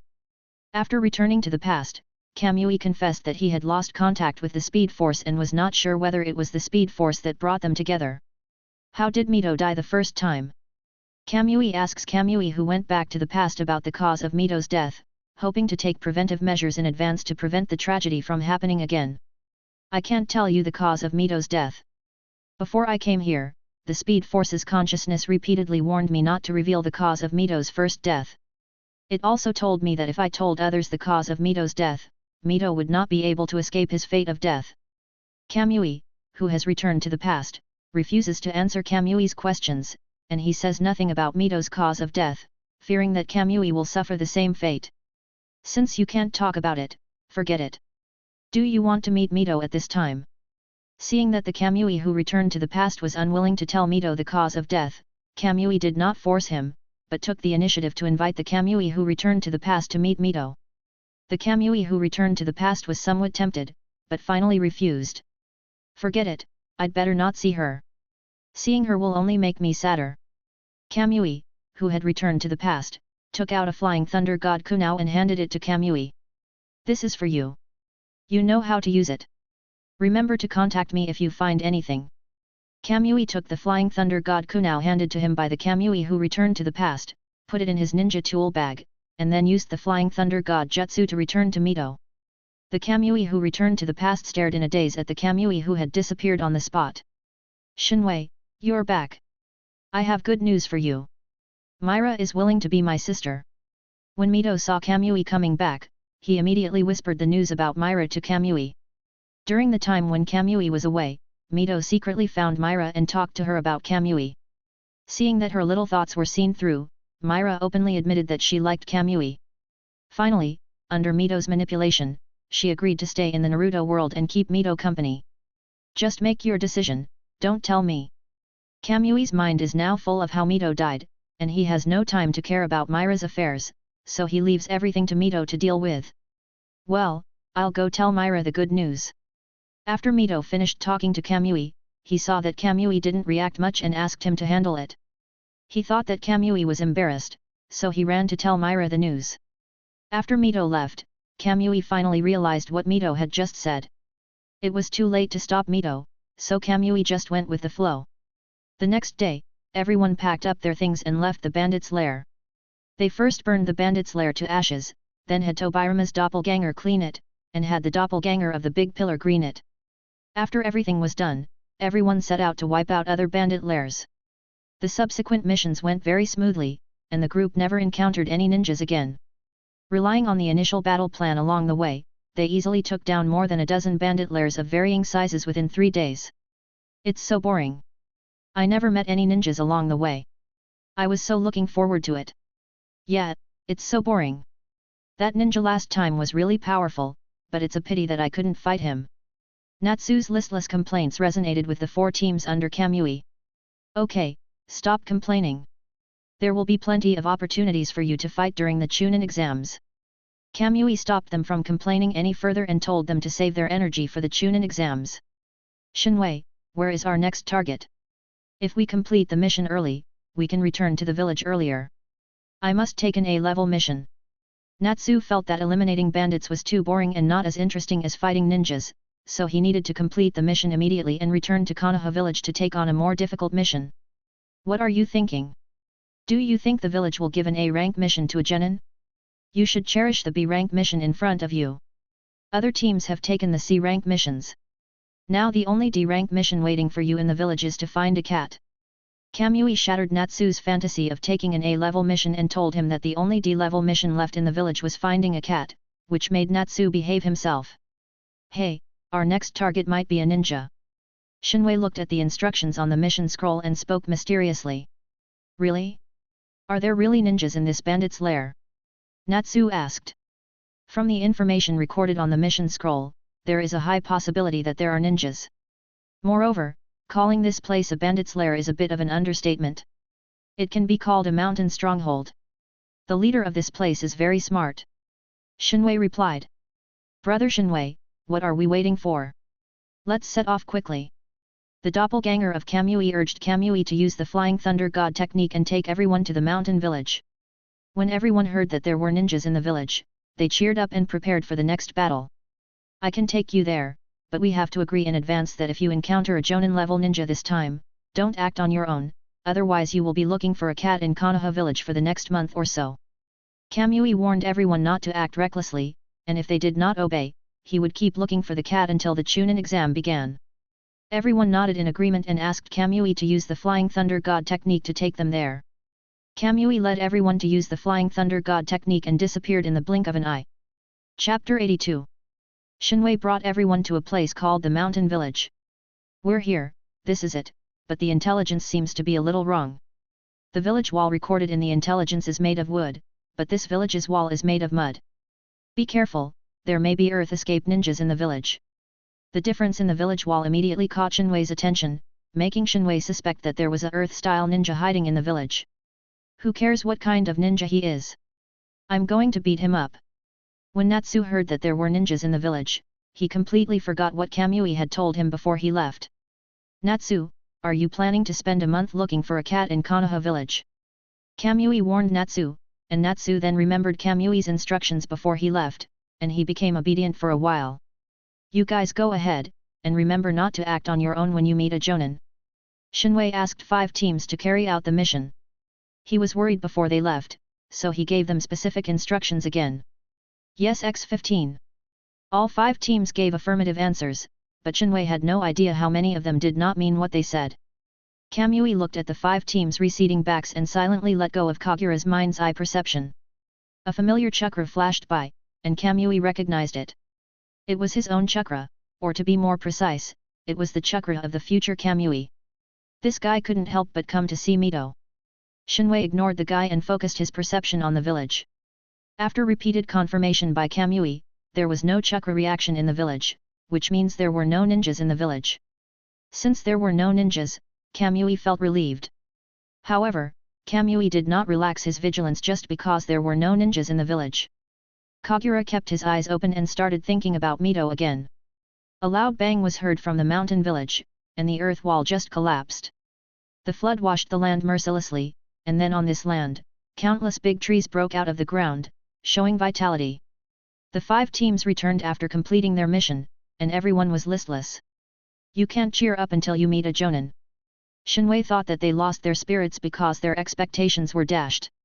Kamui, do you think the appearance of ninjas is a good thing or a bad thing? Urza was a little confused and didn't know whether the appearance of the ninja was good or bad, so she asked Kamui, hoping to get an answer from him. Why do you ask? What did you encounter in the village? Although Kamui opened Kagura's mind eye, he only sensed whether there was any chakra reaction in the village, and did not pay close attention to other things. The head of the village said at the time that the purpose of building this village was to protect civilians from the invasion of war and to prevent the ninja war from affecting them. They just wanted to live a stable life in this place, and they came to this point today because of the ninjas. The ninjas provided them with intelligence and forced them to rob passing caravans, otherwise they would be killed. They had no choice but to do as they were told. Every time they robbed a caravan, they had to hand over the looted supplies. The ninjas agreed to let them keep 10% to maintain the daily life of the village. Later, the Land of Fire established the Hidden Leaf Village. We thought we wouldn't have to live like this anymore, but who knew those ninjas would join the Hidden Leaf Village and send more and more intelligence? How could a small village like us compare to the Hidden Leaf Village? So we just accepted our fate. Now you Konoha ninjas want to kill us all and call us bandits. Then you are just thieves. It would be great if there were no ninjas in this world. The big boss committed suicide after he finished speaking. Urza recounted what happened in the village, while also thinking about the meaning of ninjas' existence. The head lord said that someone in Konoha village not only secretly provided information, but also instructed bandits to rob passing caravans. Kamui immediately realized the seriousness of the problem. If this matter were to be exposed, it would undoubtedly be a fatal blow to the reputation of Konoha village. The Chunin exam is imminent. If it were to be revealed that Konoha village had colluded with bandits to rob a caravan, no one knew how the other 4 major ninja villages would antagonize Konoha village. Besides the head of the village, are there any other people who know about this? Are there any survivors in the village? Kamui wanted to bring the witness back to Konoha village and report the situation to Hokage Madara, but he suddenly found that the village had turned into a forest, so he had to change the topic. Kamui, you first answer us the meaning of the existence of ninjas. After hearing the answer, we will answer your question, said the duplicate of Otoko. Kamui heard that they had doubts about whether Konoha village would handle this matter fairly, so Kamui gave them the answer. This has to start from the origin of ninjas. Long ago, the Six-Path Sage founded the ninja clan. Kamui brings out the Six-Path Sage and tells the story from the founding and split of the ninja clan, to the Warring States period, and finally to the establishment of Konoha village. After Shinwei finished his speech, everyone was still immersed in his story and it took them a while to react. It turns out that both of your families are so powerful and are actually related to the Sage of Six Paths. Natsu looked at the double of the Great Pillar and the double of Madara in amazement and exclaimed, attracting the people of the Fairy Tail Guild and the Mito team to look at the 4 Senju and Uchiha with curiosity. It turns out that the ancestors of our 2 families were brothers. The duplicate of Daibashi said to the duplicate of Madara. The duplicate Tobirama and the duplicate Izuna looked at each other at the same time, then turned their heads away, not knowing what they were thinking. Urza handed the information provided by the Konoha ninja to the bandits into Kamui's hands and said, the only person in the village who knows that the caravan was robbed and that the Konoha ninjas were behind it is the head of the clan. Now, apart from the head of the clan, this is the only information we have left. This information is enough. Konoha village will definitely handle this matter well. You can rest assured. Kamui took the leaked information in his hand and activated the Flying Thunder God technique, returned to Konoha village, and walked straight towards the Hokage building. Shinwei, have you completed your mission? Or has something gone wrong again? Naruto Madara discovered that there were only 2 possibilities for seeing Kamui, one was that he came to ask for leave, and the other was that he came to report to him on his work. This reporting work needs to be broken down and understood. Kamui came to report to Naruto's Madara, and then threw the work to him. Ban, something's wrong, take a look at this first. Kamui met Naruto Madara and handed the leaked information to him. What is this? Hokage Madara said as he looked carefully at the information in his hand, which detailed the number of people in the caravan, the types and quantities of supplies, the date the caravan passed by, and the situation of the escort personnel. Where did you find these things? Madara Hokage put down the information in his hand, and he had already guessed something in his mind. In order to confirm his guess, Madara Hokage asked Kamui about the source of this information. These were all found from the bandits, and it was these bandits who attacked the caravan under the instigation of the Konoha ninjas. Kamui replied. Naruto Madara slammed the table angrily and said. Investigate, investigate thoroughly. Kamui, go find Tobirama and ask him to mobilize the Anbu to secretly investigate this matter. Report to me immediately after you get the results. Forget it, you'd better not come. Let Tobirama report to me. Okay, I'll go find Tobirama now. After saying this, Kamui left the Hokage's office and went to Konoha Hospital to find Tobirama. Kamui walked into the director's office of Konoha Hospital and did not find Tobirama. Just when he wanted to look for Tobirama somewhere else, he suddenly discovered a secret room in the office. Shinwei used the pupil technique Shinwei to pass through the wall silently and entered the secret room. The container containing the Sharingan, a laboratory table filled with experimental equipment, and unknown experimental materials in the experimental equipment, all these things prove that Tobirama is conducting human experiments, and the experiments have been going on for quite some time. There was a slight sound from the mechanism, and a man walked in from the secret door of the office. This was Tobirama that Kamui was looking for. Is it surprising that you found me? Tobirama looked at Kamui in the secret room without any panic, as if he knew that this day would come. It's not a surprise. Ever since you became the director of Konoha Hospital and learned medical ninjutsu, I have had some guesses. When I brought someone from another ninja world home, I sensed that your chakra was different. I was sure at that time that you were conducting human experiments. Kamui looked at Tobirama and told him all his guesses, which made Tobirama admire Kamui's keen insight. Are you here to arrest me? Tobirama asked. No, I found out that a Konoha ninja leaked information and instigated bandits to rob the caravan. I reported the matter to the Hokage, and he asked me to come to you to borrow the Anbu to secretly investigate the matter. Kamui replied. So you came to the Konoha hospital to borrow the Anbu. Tobirama had some doubts about Kamui's statement, but he couldn't find the key point. Kamui didn't know how to refute Tobirama. Tobirama, do you know why I didn't report you even though I knew you were doing human experiments? Because I believe you won't harm innocent people. Everything you do is not only for yourself, but also for the people of Konoha village. Kamui tried to dispel Tobirama's resistance by talking nonsense. After hearing Kamui's nonsense, Tobirama relaxed his guard. At this moment, a ninja tied up like a dumpling crawled out of the secret room like a worm. Kamui knew this ninja who was tied up like a dumpling. He was one of the Water Country's Jonins, a member of the Kizuna clan, who was sent back to Konoha village by Kamui yesterday. When a senior ninja from the Hojiki clan appeared, the atmosphere in the secret room suddenly became awkward. Just now he said that Tobirama would not harm innocent people, so what about the senior ninja from the Hojiki clan? Chapter 83. Kamui knew that Tobirama was a very smart person, but the common problem of smart people is that they have too many ideas if you put it nicely, or they are too suspicious if you put it bluntly. Although Kamui didn't know what Tobirama was thinking at this moment, he was sure that Tobirama definitely didn't want to surrender. Konoha village is now at the center of the storm and cannot withstand any more turmoil. Kamui decides to appease Tobirama and even go along with him to ensure the stability of Konoha village. Kamui walked up to the Jounin of the Kizuna clan, knocked him unconscious, dragged him into the depths of the secret room, then looked at Tobirama and said. The human experiment is known only to heaven and earth, and only to you and me. I'll be waiting for you outside. After Shinwei finished all this, he walked out of the secret room and went to the dean's office outside. Tobirama didn't understand what Kamui's purpose was, but he knew that the fact that he was conducting human experiments would not be leaked. Tobirama simply tidied up the laboratory and went outside to talk with Kamui about mobilizing the Anbu and investigating who leaked the village's information. The two of them tacitly avoided talking about the human experiments. Mobilizing the Anbu to secretly investigate who leaked the village's information is the responsibility of the Anbu. I will fully cooperate with you. Tobirama also hates people who leak information, and actively cooperates with Kamui to investigate the matter. That's great. Right now, I'm still the leader of the Chunin exam team. Once I finish my work as the leader of the Chunin exam team, I will immediately participate in the investigation. I'm sorry to trouble you during this period, Tobirama. Kamui said as he left the dean's office and used the Flying Thunder God Jutsu to reunite with Mito and the team. Tobirama watched Kamui leave, then realized that he had been fooled.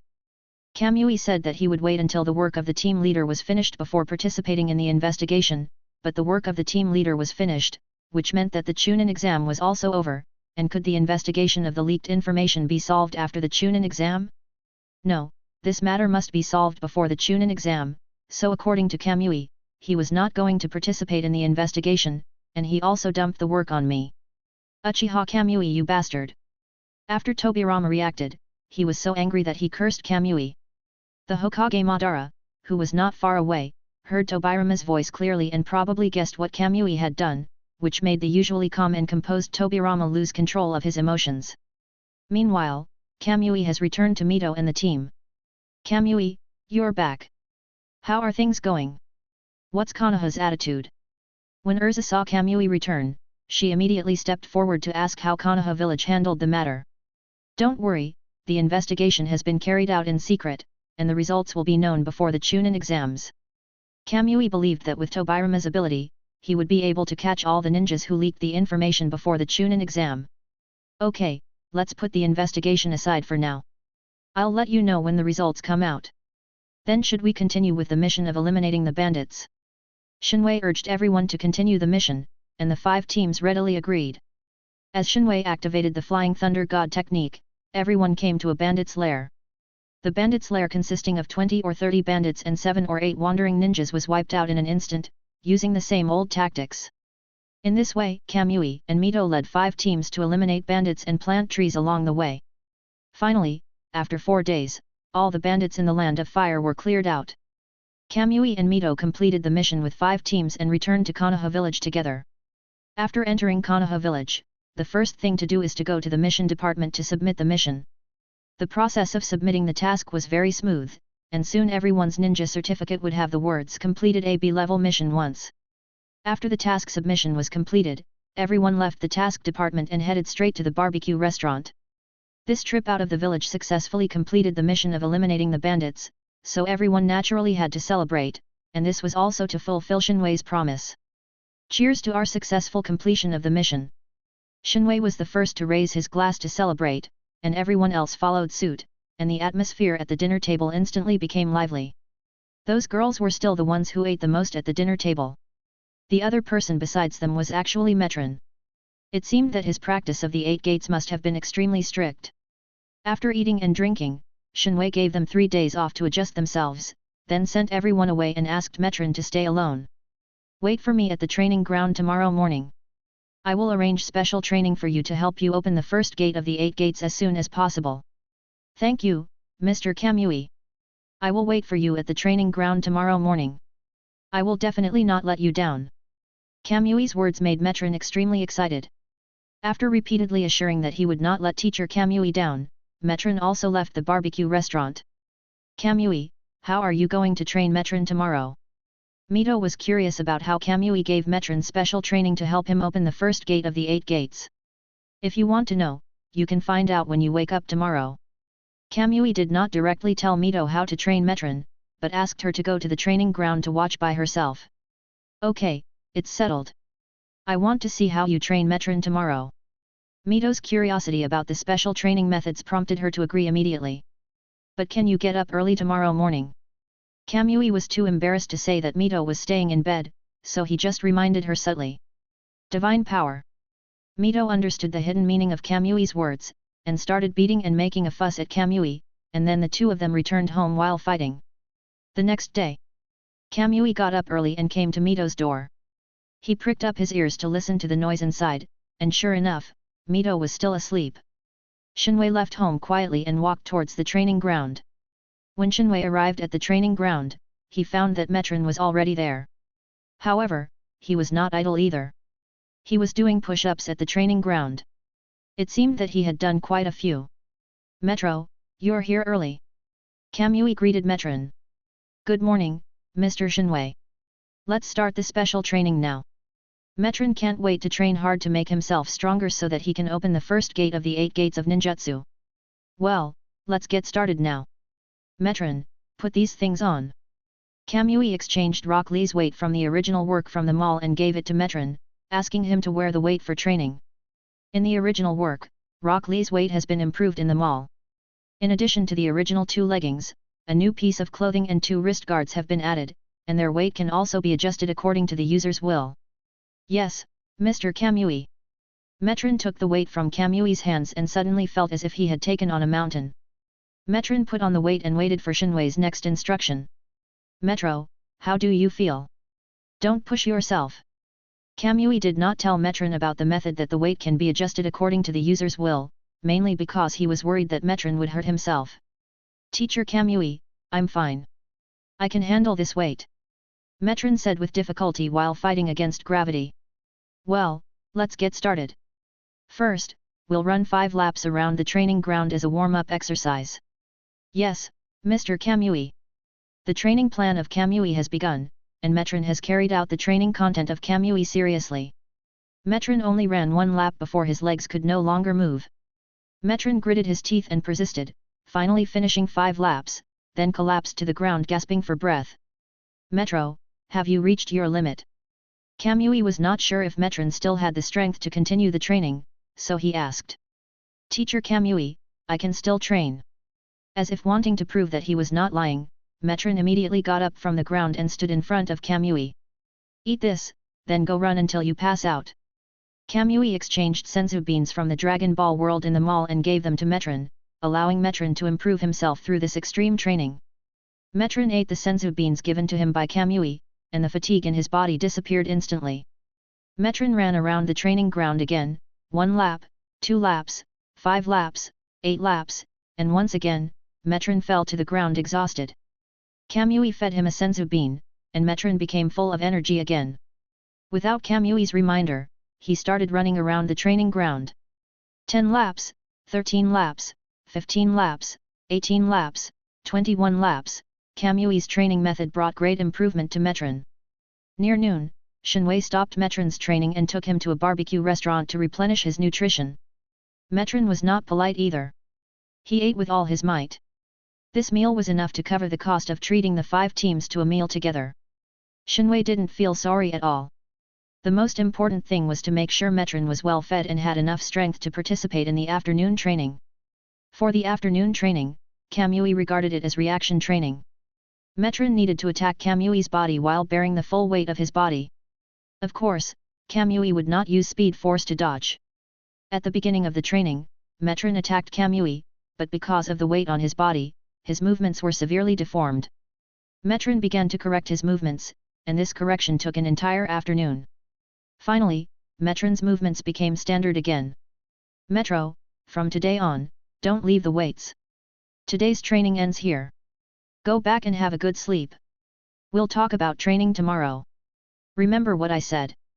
Although Kamui's extreme training method, with the assistance of senzu beans, helps Metron recover his physical strength, senzu beans cannot recover from mental fatigue. The best way to recover from mental fatigue is to have a good sleep. Yes, Mr. Kamui, I will remember that. Now I will go home and go to bed. After Metron agreed to Shinwei, he was about to go home to sleep, but Shinwei stopped him and took him to eat barbecue again. Only after they finished eating did he let him go. Chapter 84. For 3 consecutive days, Metron used extreme training methods under Kamui's guidance to make himself stronger. Now it is easy for Metron to put on the weights and run 50 laps around the training ground. Shinwei's 3-day vacation was over, and he gathered the 5 teams together, planning to assign them to carry out new tasks. The 5 teams have had experience in successfully completing B-level missions, and it has become much easier for them to accept missions. There is a month from today until the Chunin exam. During this time, you will be assigned to carry out missions in teams. The highest level of the mission is C rank. I am confident in your abilities. The only thing that worries me is whether you can return before the Chunin exam. Kamui arranged 5 teams out, intending to use this time to train each team's autonomy so that they wouldn't rush around like headless flies in the Chunin exam. It's only a C rank mission. Can't you let me perform a B rank mission? Natsu had performed B-level missions before and felt that they were not difficult, so he wanted to beg Kamui to let him perform them. No discussion. If you don't want to go, you can stay in Konoha village and look for a cat. The same goes for everyone else. If they don't want to go, they can stay and look for a cat. Kamui not only discouraged Natsu from wanting to do a B-rank mission, but also left everyone else speechless.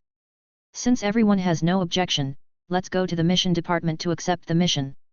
Kamui sent the 5 teams away and watched them disappear from sight. Kamui took out future Kamui's flying thunder god Kunao and reversely sensed future Kamui's location. Kamui sensed the location of future Kamui, and with a flash of flying thunder god technique, he disappeared into the Konoha village. Shinwei appeared again and found himself in a cave. In the future, Shinwei was sitting next to a fire, roasting a chicken in his hands. "You're here. Did you find any clues about Mito?" Future Shinwei put down the roast chicken in his hand, looked at Shinwei and asked. "I have no clue yet, but the consciousness of the Speed Force, why don't you tell me the cause of Mito's death?" Kamui told future Kamui his doubts, hoping that he could explain it clearly. "You don't have to consider this at all. The Speed Force's consciousness won't lie." Future Kamui told Kamui his understanding of the Speed Force's consciousness and asked him not to worry about it anymore. "There is only one reason why you can't tell me. That is, once I know it, I will immediately take steps to prevent Mito's death from happening. In the process of preventing it, Mito will die again, right?" Shinwei analyzed the reasons and tried to see something on the face of future Shinwei to support his idea. "Sorry, I can't tell you." Although future Shinwei did not say it directly, Shinwei knew that his idea was correct, otherwise future Shinwei would directly tell Shinwei that he was wrong. "Can you teach me how to communicate with the Speed Force?" Kamui asked future Kamui to communicate with the Speed Force consciousness, and Kamui planned to ask some questions to the Speed Force consciousness himself. "You want to communicate with the consciousness of the Speed Force? No problem.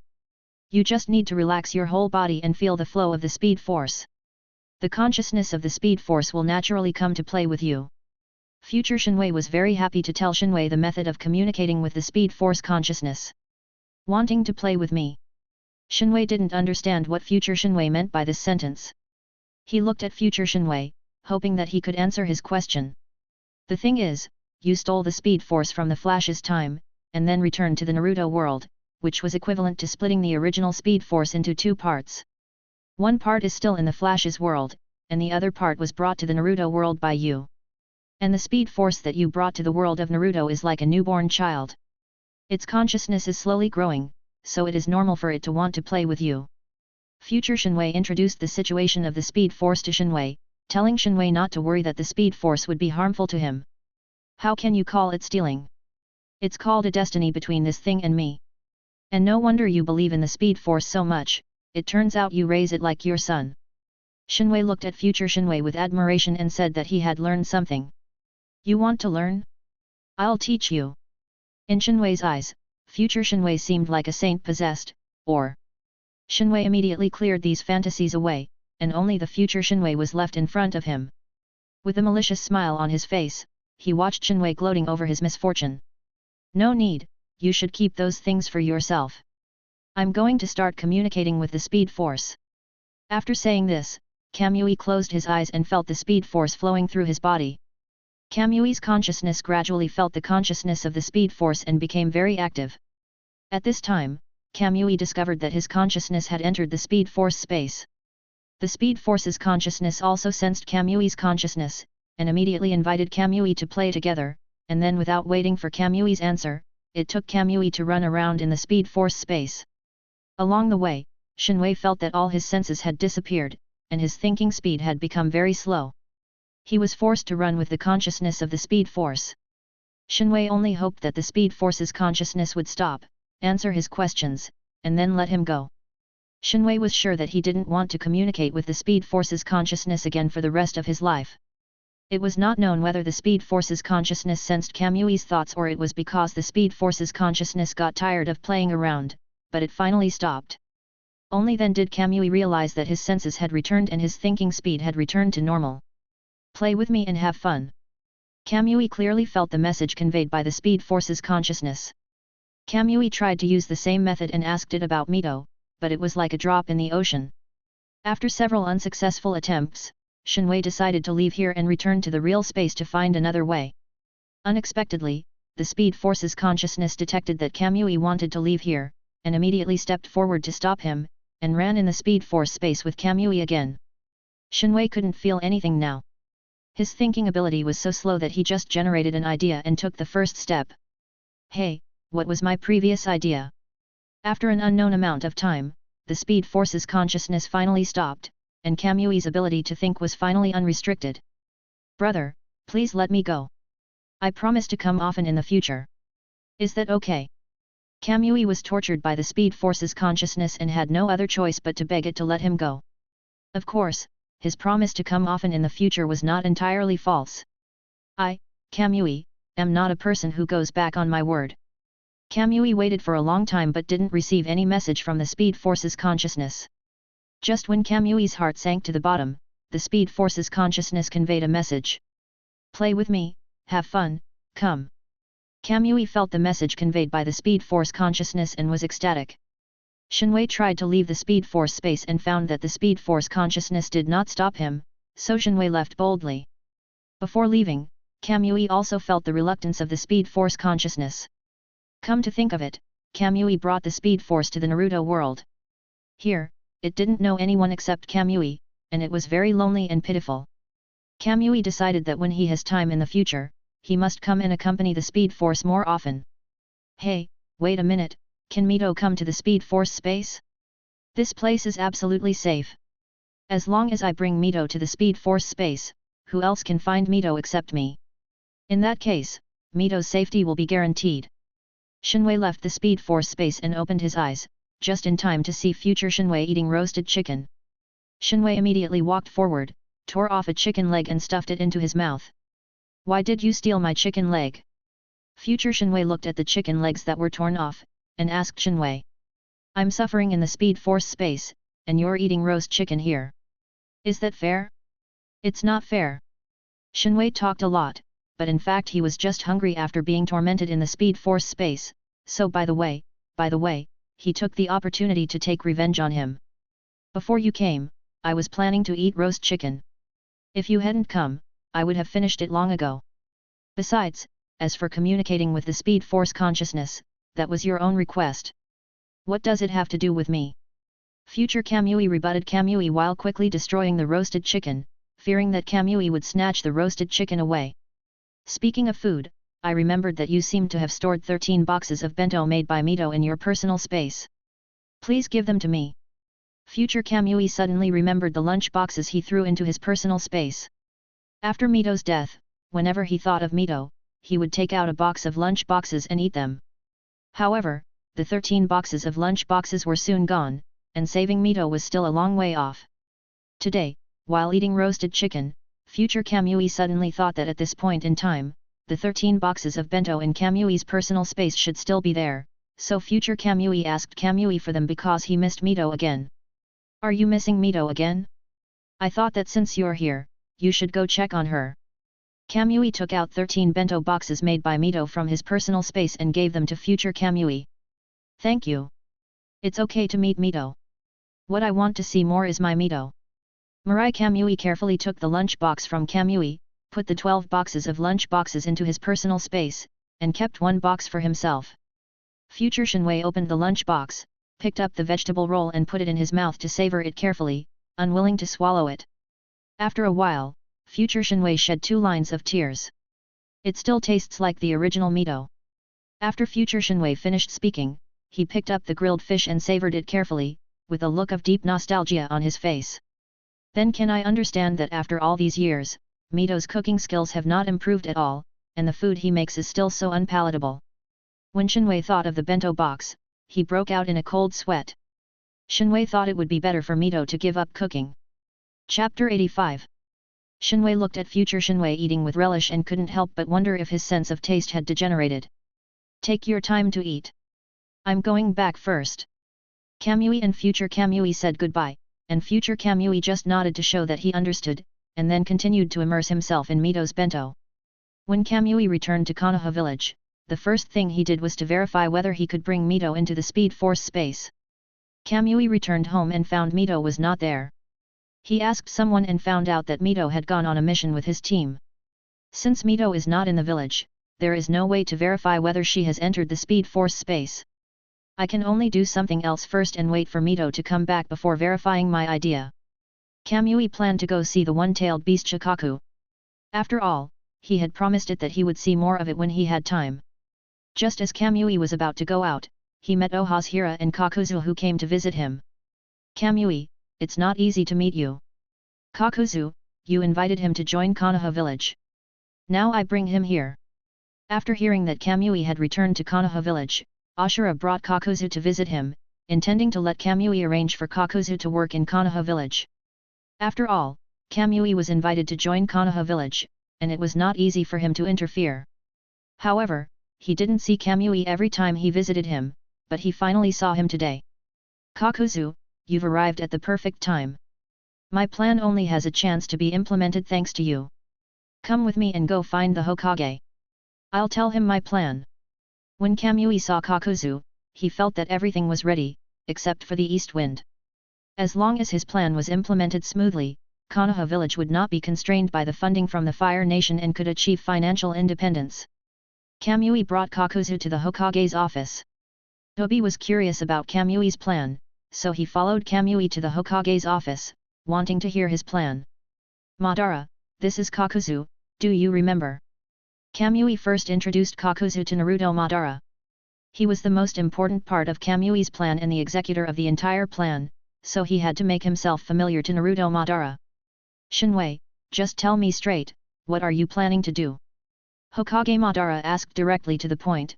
He knew Kamui too well, a person who would never come to visit someone for no reason, so if he did, he would either not come at all or he definitely had something important to do. Ahem, do you want Konoha village to achieve financial freedom? Do you want everyone in Konoha village to be rich? Do you want? Kamui selected financial advertisements from his previous life, combined them with the situation of Konoha village, and spoke them in a demonic voice. After hearing this, Naruto Madara was very moved, but he forced himself to calm down. However, he couldn't help thinking about what Kamui said. Shinwei, tell me your plan quickly. Naruto Madara was ultimately unable to calm down. My plan is very simple. I will establish the Konoha Bank. I have already found the person to execute this plan. It is Kakuzu. Kamui proposed his plan but did not reveal any content, which left Naruto Madara confused. You can decide the executor yourself. First, tell us what the purpose of establishing Konoha Bank is. Naruto Madara knew that Kamui had come up with another proposal to help Konoha village, and he couldn't wait to know the contents of it. Konoha Bank includes three aspects: deposits, loans, and insurance. Deposit means helping you save money, loans means the bank lends you money, and insurance means paying you back. Kamui introduced the function of Konoha Bank in the simplest language. This is the Konoha Bank you mentioned? Forget it, just go ahead and do it. After listening to Kamui's extremely simple introduction to Konoha Bank, Hokage Madara had no idea what Kamui wanted to do, but he still chose to support Kamui. Okay, then I'll start preparing.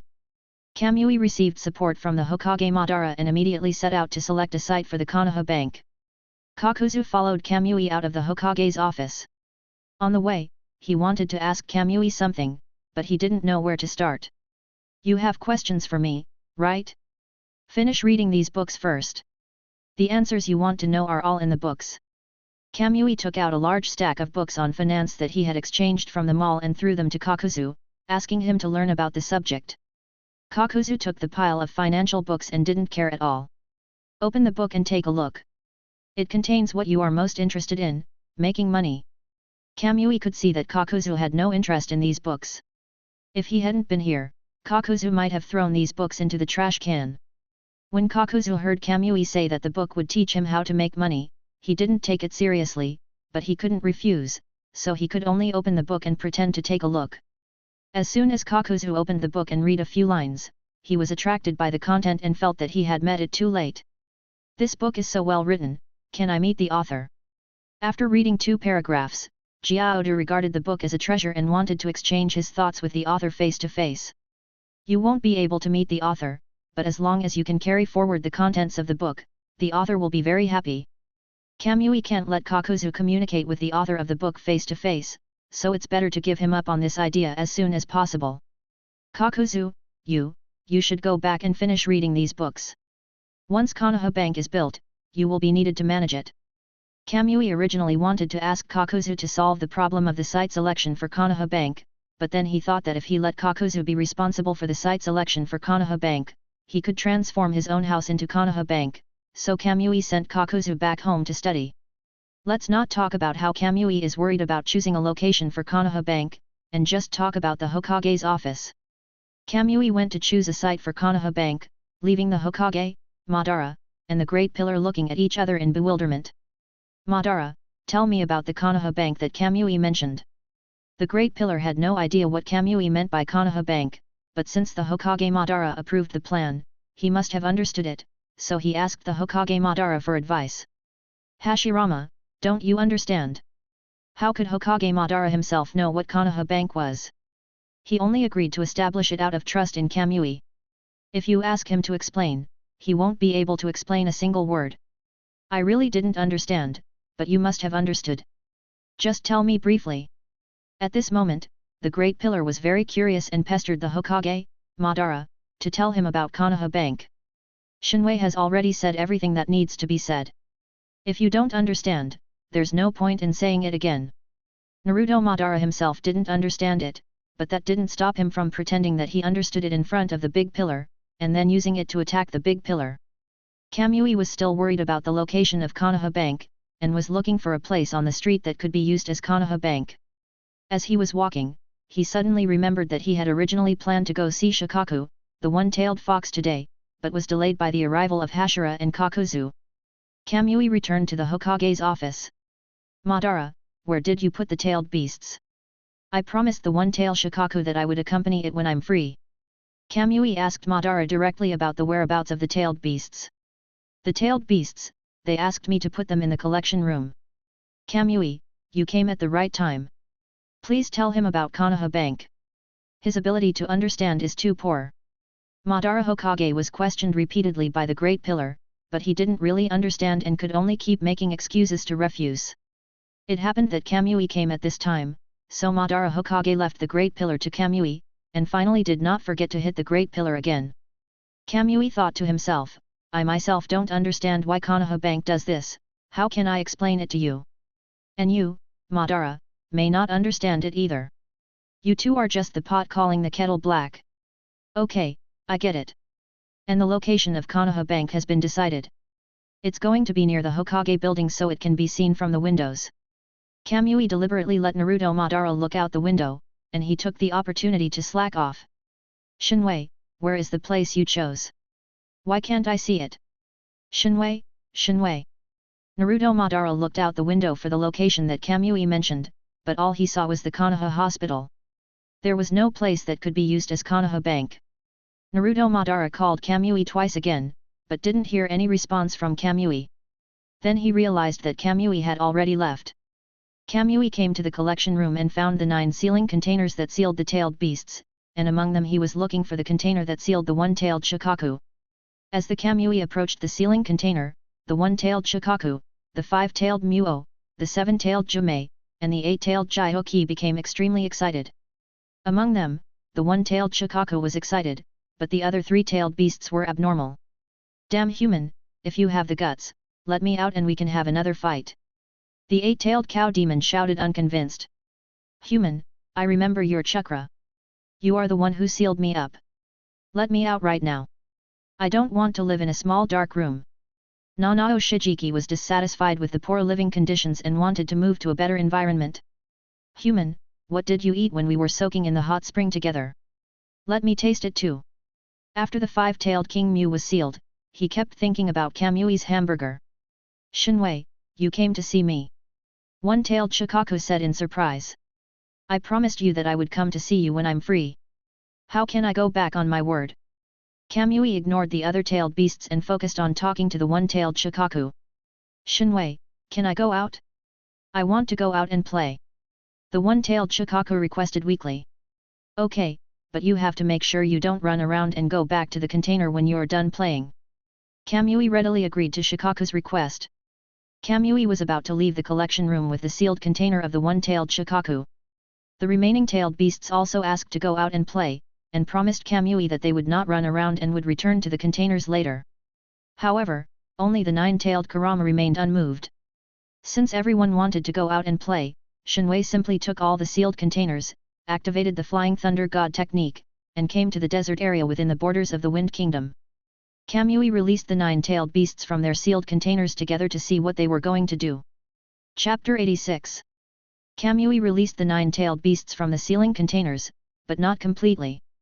He only released part of their chakra, and then 9 cute creatures appeared around Kamui. Hey, didn't you say you would let us out? What are you doing?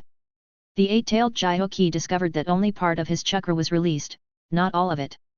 Naturally, his idea of killing Kamui came to nothing, but he was not reconciled and wanted to try again. Don't waste your energy. I know what you want to do, but if I may be frank, you two together are no match for me, so remember not to run around, or you'll get beaten. Shinwei felt that it would be better to remind them of some things in advance to avoid unpleasantness in the end. After hearing what Kamui said, the 9-tailed beasts, except for the 1-tailed Shikaku and the 9-tailed Kurama, felt that Kamui was too arrogant and wanted to kill him to vent their anger. However, among the 7-tailed beasts, only the 8-tailed Jihoki took action. Arrogant human, tailed beast ball. The 8-tailed Jihoki condensed the tailed beast ball in his mouth and fired it at Kamui. A tailed beast ball the size of a basketball attacked Kamui. Raise Nan.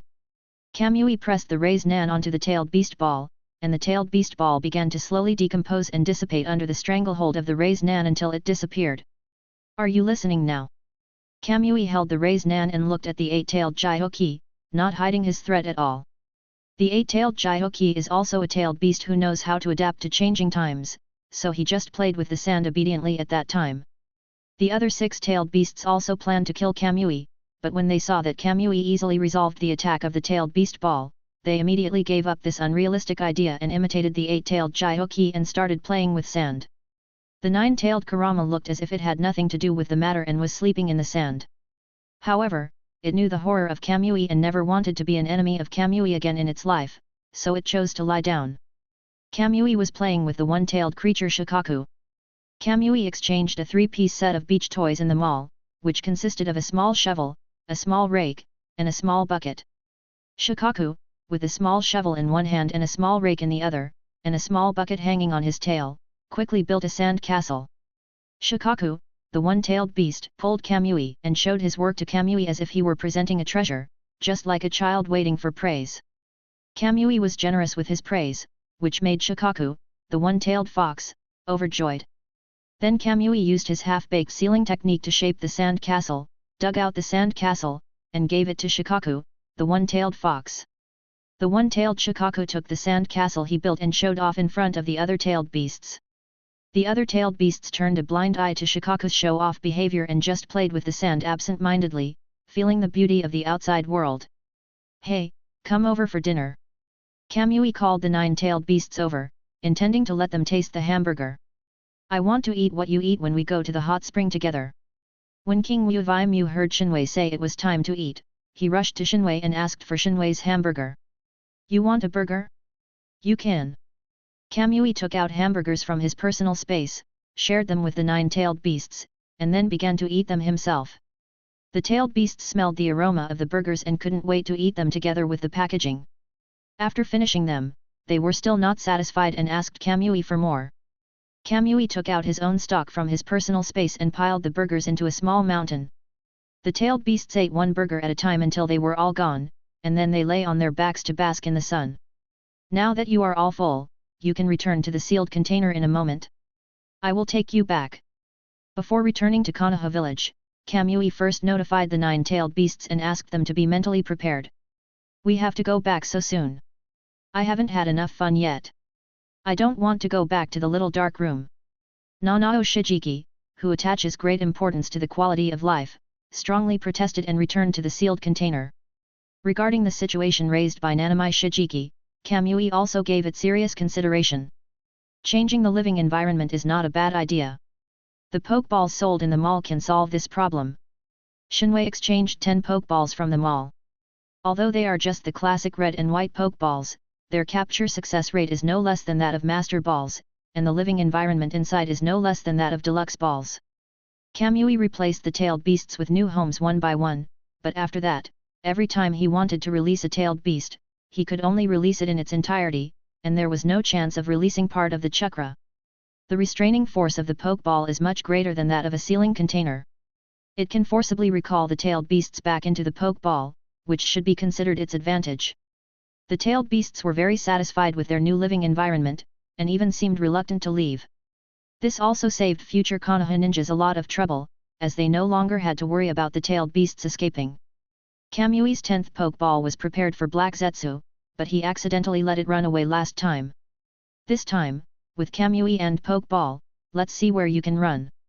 Kamui put the sealing container that originally sealed the tailed beast into his personal space, and then returned to Konoha village with the Pokeball containing the tailed beast.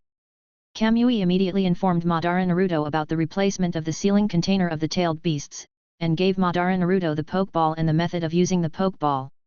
Watching Naruto Madara accept the 9 Pokeballs, Kamui left the Hokage building. Kamui returned home and took out the sealing container that sealed the tailed beasts from his personal space. He collected the remaining chakra of the tailed beasts in the sealing container and put them all in a sealing container. When Mito came back, he would use this part of the chakra to help Mito open his sage body and increase Mito's self-protection ability. Kamui put the sealing container that sealed the chakra of the 9 tailed beasts into his personal space, and placed the remaining 8 sealing containers in the corner of the room. Kamui returned to his room, closed his eyes and communicated with the Speed Force. This time he not only had to let his consciousness enter the Speed Force space, but also his body. Sand Ninja Village in the Country of Wind. The Chunin exam is coming up soon. All of you team leaders should report on the performance of each team in recent times. The Kazekage was sitting in a conference room with a group of Jonin and Chunin for a meeting. The Kazekage wanted to know the level of the genin in the village so that he could make an estimate and analysis. Reporting to Master Kazekage, Team 1 has completed 10 D rank missions and 4 C rank missions. Reporting to Master Kazekage, Team 2 has completed 8 D rank missions and 5 C rank missions.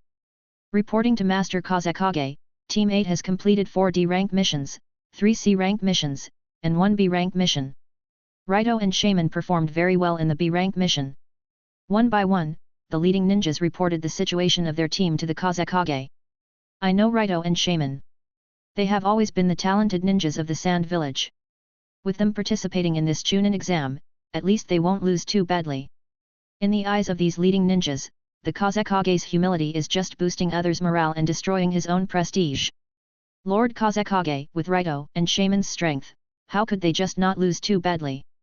That's right, Lord Kazekage, please don't underestimate the strength of Raito and Shaman. Lord Kazekage, Raito and Shaman will surely make a name for themselves in the Chunin exams. A group of leading ninjas had high hopes for Raito and Shaman, the 2 talented ninjas from the Sand Village. You guys really underestimate other ninja villages. Let's not talk about those far away. Let's talk about Konoha village, which is the venue for the Chunin exam this time. The ninja who improved the environment for the village last time was called Senju Hashirama. What do you think of him? Feng Ying used the big pillar as an example to stimulate discussion and let these people speak freely. Senju Hashirama is indeed a powerful ninja, but he doesn't seem to be a genin who can take part in the Chunin exam, right? The ninja leader of the second team thought of the great pillars would release ninjutsu, where he could just clasp his hands together and whatever he shouted would come true, and he was in awe. But then he thought, since he wasn't going to take part in the Chunin exam, why did the Kazekage mention his name? As far as I know, Hashirama Senju is the principal of the ninja school, but this does not mean that the students taught in the ninja school are necessarily powerful. The ninja leading the 8th team made a reasonable and accurate analysis based on the information he had. You are all wrong. What I really want to talk about is not Senju Hashirama. He is just for your reference. What I really want to talk about is Uchiha Kamui. The Kazekage looked at the confused faces of the leading ninjas and continued. At the 5-Cage Summit, Uchiha Kamui suppressed the Hokage and Senju Hashirama with his own strength. You can imagine how terrifying his strength is. Recently, there is intelligence that Uchiha Kamui led 4 teams to carry out missions as a Jonin. He also indirectly took over a team from his wife Mito. These 5 teams will participate in this Chunin exam. The Kazekage shared the information he had with the team leaders, letting them know that there were many talented genin participating in the Chunin exam. The group of ninja leaders were just dissatisfied with the Kazekage for underestimating their own genin, but now after hearing about the 5 teams under Kamui, they felt that the Kazekage had overestimated his own genin. Lord Kazekage, what should we do then? Lord Feng Ying, please make an idea. We in the shinobi village cannot afford to lose, Lord Kazekage. When the leading ninjas heard about the 5 teams under Kamui, they immediately panicked. It is not difficult to see from this how weak the Sand Village is. Why are you panicking? It's just a Chunin exam. It's not like you're at the doorstep. Is it necessary to be so excited? The Kazekage is worthy of being the leader and backbone of the Sand Village. With just one sentence, he calmed down the panicked ninja leaders. Order that genin participating in the Chunin exams should try to avoid direct conflict with genin from Konoha village during the Chunin exams, and make sure that enough genin pass the second round of the Chunin exams. The orders of the Kazekage are conveyed by the leading ninjas of each team to the ears of every genin taking part in the Chunin exam. Chapter 87. Sand Ninja Village. Why would Lord Kazekage give such an order? Raito, what do you think of Lord Kazekage's order? Shaman doesn't understand why the Kazekage gave such an order and plans to discuss it with his good friend Raito. What else can I see? I think that Lord Kazekage is frightened by the reputation of Konoha village. In the Chunin exam, I will definitely teach the ninjas of Konoha village a lesson and let the Kazekage know how stupid his decision is. Raito also strongly disapproved of the Kazekage's orders, thinking that the Kazekage was timid and weak, and even thought that he was no longer worthy of being the Kazekage. Raito, it's not enough to just teach the ninjas of Konoha village a lesson. I remember that the second round of the Chunin exam allowed mutual fighting. Although Shaman didn't say it explicitly, Raito already understood what he meant. Lidu and Shaman looked at each other and smiled, understanding each other tacitly. Kirigakure village in the country of water. Report to the Mizukage-sama, the ninja sent to kill the Sand Village team suddenly lost contact and is suspected to have been secretly eliminated by the Konoha village. The captain of the assassination team of the Hidden Mist village is reporting to the Mizukage. Trash, it's all trash. The Mizukage was so angry that he threw everything around him to the ground. Then, Lord Mizukage, should we continue to send ninjas to intercept the Sand Village team? The captain of the assassination unit asked the Mizukage for instructions on what he planned to do next. No need to send more people. The purpose of killing the Sand Village team is just to cause trouble for Konoha village. Now notify all the team leaders to convey to their genin that they should give priority to assassinating Konoha genin in the Chunin exam. Also, order them to leave on time in 3 days to go to Konoha village to take part in the Chunin exam. When the Mizukage thought of the humiliation he suffered by the Hokage Madara at the 5-Kage summit, he became furious. He took advantage of this Chunin exam to massacre the genin of Konoha village and vent his anger. The Mizukage's order was quickly passed down, and as a genin taking part in the Chunin exam this time, Hojiki Gengetsu naturally also received the Mizukage's order. For Hojiki Gengetsu, the purpose of participating in the Chunin exam was to fight against genin from different ninja villages, and the Mizukage's order was just a side effect. Father, there is still no news about my second uncle.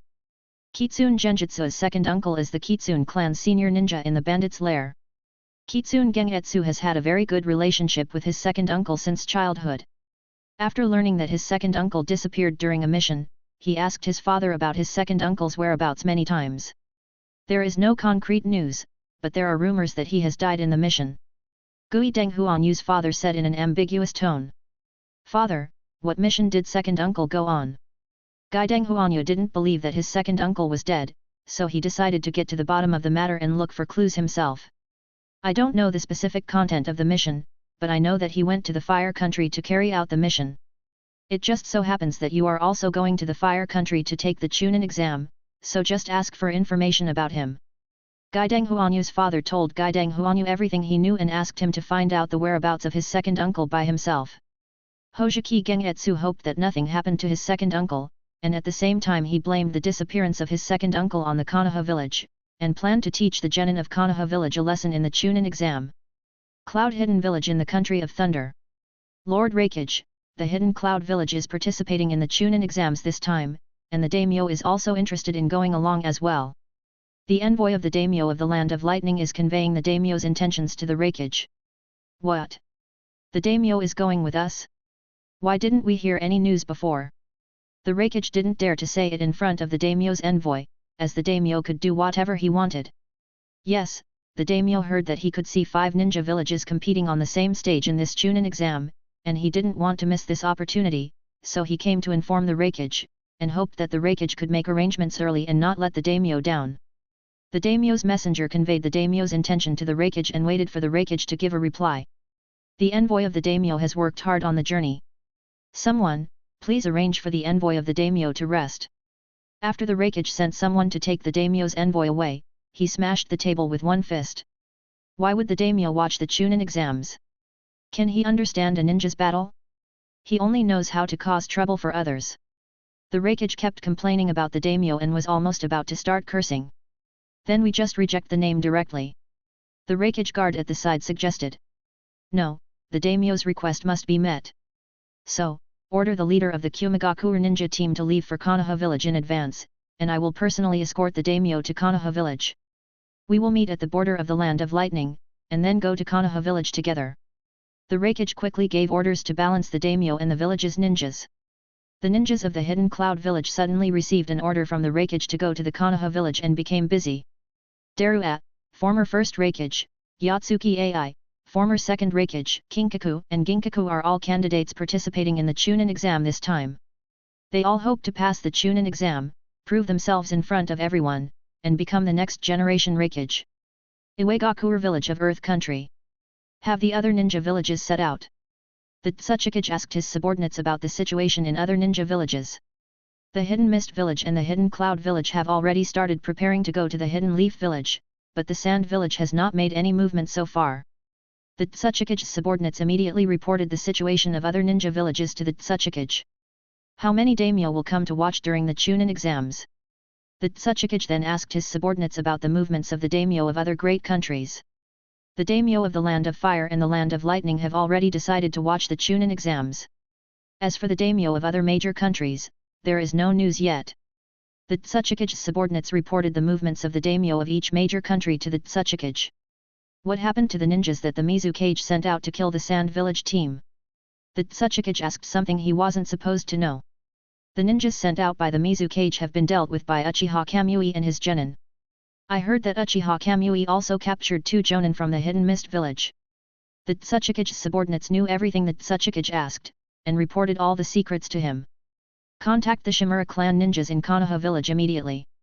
I want them to gather all the information about the Uchiha Kamui team. The Tsuchikage was very curious about the genin led by Kamui, so he ordered his men to collect intelligence on them.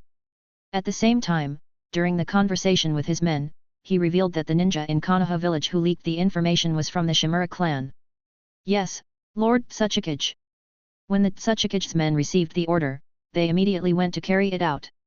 After the Tsuchikage finished making the arrangements, he left the Tsuchikage office building and headed to the training ground, where he watched the bloodlines that had not been developed being eliminated. Wu has not seen Gui Lantern Huan Yu yet, so naturally he is not covered in bandages. Chan escape, the art of peeling off the original world. Wu Fei was in the air, a white light flashed between his hands, and then a white beam of light shot out from between his hands and rushed straight to the ground. The area on the ground covered by the beam of light had disappeared, leaving only a large round hole. Wu, is this the bloodline elimination you developed? Its power should not be underestimated. The Tsuchikage looked at the big hole on the ground and congratulated Wu on developing the bloodline. He was very satisfied with its power and secretly decided that when he had a grandson, he would give him to Wu to teach. Hello, Tsuchikage-sama. When Wu saw the Tsuchikage greeting and bowing respectfully, he couldn't help but feel complacent about the Tsuchikage's praise. If you have any questions about the development of bloodline elimination, you can always ask me. The Tsuchikage tried hard to maintain a friendly and approachable image in front of Wu in order to narrow the distance between the two people. Wu's eyes were full of admiration for the Tsuchikage, and naturally he would never think that the image of the Tsuchikage was all a disguise for the sake of his bloodline elimination. Tsuchikage said a few words to Boring and then left. Tsuchikage knew very well that too much is as bad as too little and there is always a long way to go. The Tsuchikage returned to the Tsuchikage office building, wondering how confident the Iwagakure could be in the Chunin exams. Originally, the Tsuchikage felt that the Iwagakure village had this secret weapon and they would have a sure win in the Chunin exam. Now that he knew that Kamui's team would also be taking part in the Chunin exam, he couldn't help but feel a little worried. Konoha village in the Land of Fire. The head of the Shimura clan is secretly meeting with the spies sent by the Iwagakure village. I want the information of every member of Uchiha Kamui's team. The price is the same as before. The spy hopes that the head of the Shimura clan can provide him with the information he needs. Uchiha Kamui's team? It's hard to get intelligence on them. The head of the Shimura clan spoke from the heart, because he really didn't know where the genin under Kamui came from. Chief Shimura, I understand what you mean. I will add 10% to the price of the usual intelligence. No more. The spy thought that this was just an excuse for the Shimura clan leader to bargain, but since his superiors were pressing him, he had no choice but to spend a lot of money to get the Shimura clan leader to be flexible. You misunderstood. This is not about money. The main thing is, let me tell you this. The genin under Uchiha Kamui is not from a ninja school at all. I even suspect that they are not from Konoha village. And Uchiha Kamui got these people from nowhere and made them become ninjas of Konoha village to take part in the Chunin exam. The head of the Shimura clan told the spies sent by Uegakure everything he knew. The spy didn't believe it at first, but later, no matter how he asked or how much he raised the price, the Shimura clan leader didn't change his statement, so the spy had to believe what the Shimura clan leader said. Even if they were found by Uchiha Kamui from outside, as ninjas of Konoha village, they must have ninja files. Just give their files to me. Naturally, the spy would not be willing to return empty-handed, so he decided to let the chief of the Shimura clan steal the ninja files, and then he would take these files to report back. Of course, he also had to note the situation reported by the chief of the Shimura clan. As for other things, it was not something that I, a spy, needed to consider. Chapter 88. The Shimura clan leader parted ways with the spy and returned to the Shimura clan. Shui is back, how is it? Are you confident about the Chunin exam? Zhihui is the son of the Shimura clan leader and a student at the ninja school. Normally, it is difficult for the father and son to see each other, and even if they meet, it is only a quick meeting. Today, both of them have some free time, so naturally the father wants to care about his son. Father, of course I have confidence. My dream is to become a Hokage. A Chunin exam is not a problem for me. Zhihui is confident in his abilities and believes that he will shine in the Chunin exams. Shui, it's good that you have confidence, but you must not be complacent. You must remember this. By the way, Shui, how are the genin of your class doing? Patriarch Shimura taught Zhihui that he didn't want his son to become a person with high expectations but poor skills. In the end, he did not forget to inquire about the genin of the same class as his son. If there were any stumbling blocks for his son, he would not mind using some small tricks to clear the obstacles for his son. Among the genin of my class, no one is my opponent except Sarutobi Suzuki and Uzumaki Suzuna. Now Sarutobi Suzuki and I are teammates, and that annoying red-haired Uzumaki Suzuna can only lead two slackers to carry out some D-rank missions to find cats. When Zhihui mentioned Uzumaki Suzuna, he made no secret of his dislike for her, and when he mentioned Uzumaki Suzuna's last-place teammates, his tone was full of gloating. When Chief Shimura heard Shui mention Uzumaki Suzuna, his heart moved. This name was among the files he needed to collect, but Chief Shimura knew that everything he did was a betrayal of Konoha village, so he would not let his son get involved. Zhihui, I just told you not to be complacent, have you forgotten? Even if Uzumaki Suzuna's teammates are the last, does that mean you will definitely win? I will punish you by making you practice hand seals 500 times. The original intention of the Shimura clan leader was to wake up his son Zhihui by hinting at it indirectly, but Zhihui did not think of this. He just felt that his father scolded him and punished him for that annoying red-haired guy. Now Zhihui no longer hates Uzumaki Suzuna, but hates her, deeply hates her. Chief Shimura felt that his son Zhihui would surely understand his good intentions, so he secretly summoned all the tribe members to a secret room to summarize the stolen intelligence. Tobirama has been busy these days, secretly investigating who leaked the information. He has made some progress recently, but most of them are small fry. Tobirama followed the clues of these small fish and shrimps and finally locked his target on the family in Konoha village. Tobirama knew that things were going to be difficult now. If the people in these families were asked to choose between Konoha village and their own families, they would definitely choose their own families, so it would be harder than climbing to the sky if you wanted them to report their families. However, Tobirama is a smart man who is good at thinking. When encountering a problem, the first thing he thinks of is to solve it, instead of throwing the problem to others to solve like Kamui. It is precisely because of this that Hokage Madara particularly values Tobirama and lets him take on multiple roles. After a series of investigations, Tobirama discovered that the family that leaked the information was the Shimura clan, but as he had no evidence to prove it, he sent people to monitor the Shimura clan's every move. Minister, Chief Shimura secretly convened a clan meeting, apparently to arrange how to pass on the information. Should we take action here? An ANBU captain reports to Tobirama about the situation within the Shimura clan. No rush. This time we not only need to catch the Shimura clan who leaked the information, but also catch all the spies they contacted. Tobirama did not value the small profits in front of him. He had been busy for so many days, and how could he just catch a member of the Shimura clan who leaked information? That would be impossible. He had to eradicate this intelligence chain. Today's clan meeting ends here. We must pass on the information we have collected before the evening. Recently, I always feel that someone is watching my every move, so to be safe, the action of passing on the information will be put after the Chunin exams. Everyone can take a break during this time. I will take this opportunity to cheer for Zhihui.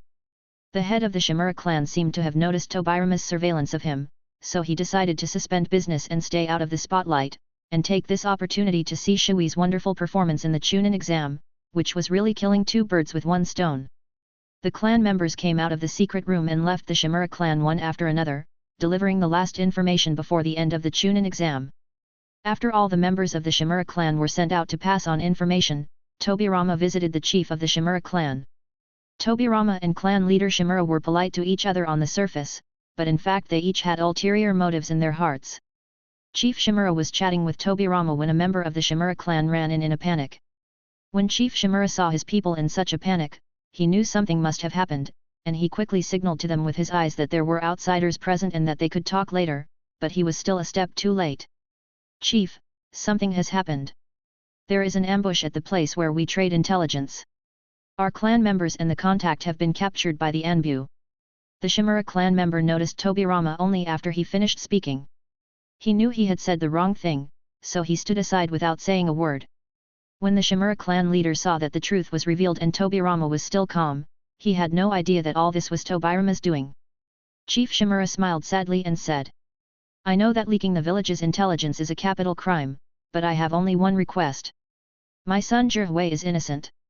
He didn't know about it and he wasn't involved. I just want him to live. Chief Shimura took all the blame on himself, just to save his son's life. Patriarch Shimura has admitted that he leaked information. Then please write down all the channels for transmitting information, the contact locations, and the contact codes. Tobirama handed over a pen and paper, meaning for Chief Shimura to write down everything he knew. In order to save Shui's life, the Shimura clan leader naturally did not dare to hide anything. He quickly filled 3 pages of paper and handed them to Tobirama after he finished. Tobirama took a look at them, then handed them to the Shimura clan member who had run back, and said, according to what is written above, send people to catch them all in one fell swoop. The Shimura clan member formed a seal to cancel his transformation technique and restored his original appearance. It was Tobirama's Anbu. The Anbu took the evidence from Tobirama and left the Shimura clan. Tobirama, the head of the Anbu, you have a really good method. It really opens my eyes. When Chief Shimura saw that the Anbu had returned to his true form, he naturally connected everything together. He could only blame himself for losing his composure and being tricked by Tobirama. Based on the evidence provided by Chief Shimura, the Anbu team wiped out all the spies, big and small, in the village in just one night. The next day, the head of the Shimura clan was taken away by the Anbu. In order to give an explanation to the villagers, the crimes of the Shimura clan were announced. Only then did the villagers know that the Shimura clan had actually leaked the village's information to people outside the village, and naturally they couldn't help but spit on and abuse the Shimura clan. As the son of the Shimura clan leader, although it has been proven that Zhihui has nothing to do with leaking the village's intelligence, he is still branded as a little traitor and is looked down upon by others. At first, Zhihui would argue with others, his face turning red and his neck getting thick. Later, Zhihui gradually stopped arguing with others, let things go, and became silent. There is solid evidence that Chief Shimura leaked the village's intelligence. According to Konoha law, he must be executed immediately. Before the execution, Chief Shimura asks to see his son Shui again. Tobirama agreed, and Shikiai was soon brought to reunite with the Shimura clan leader.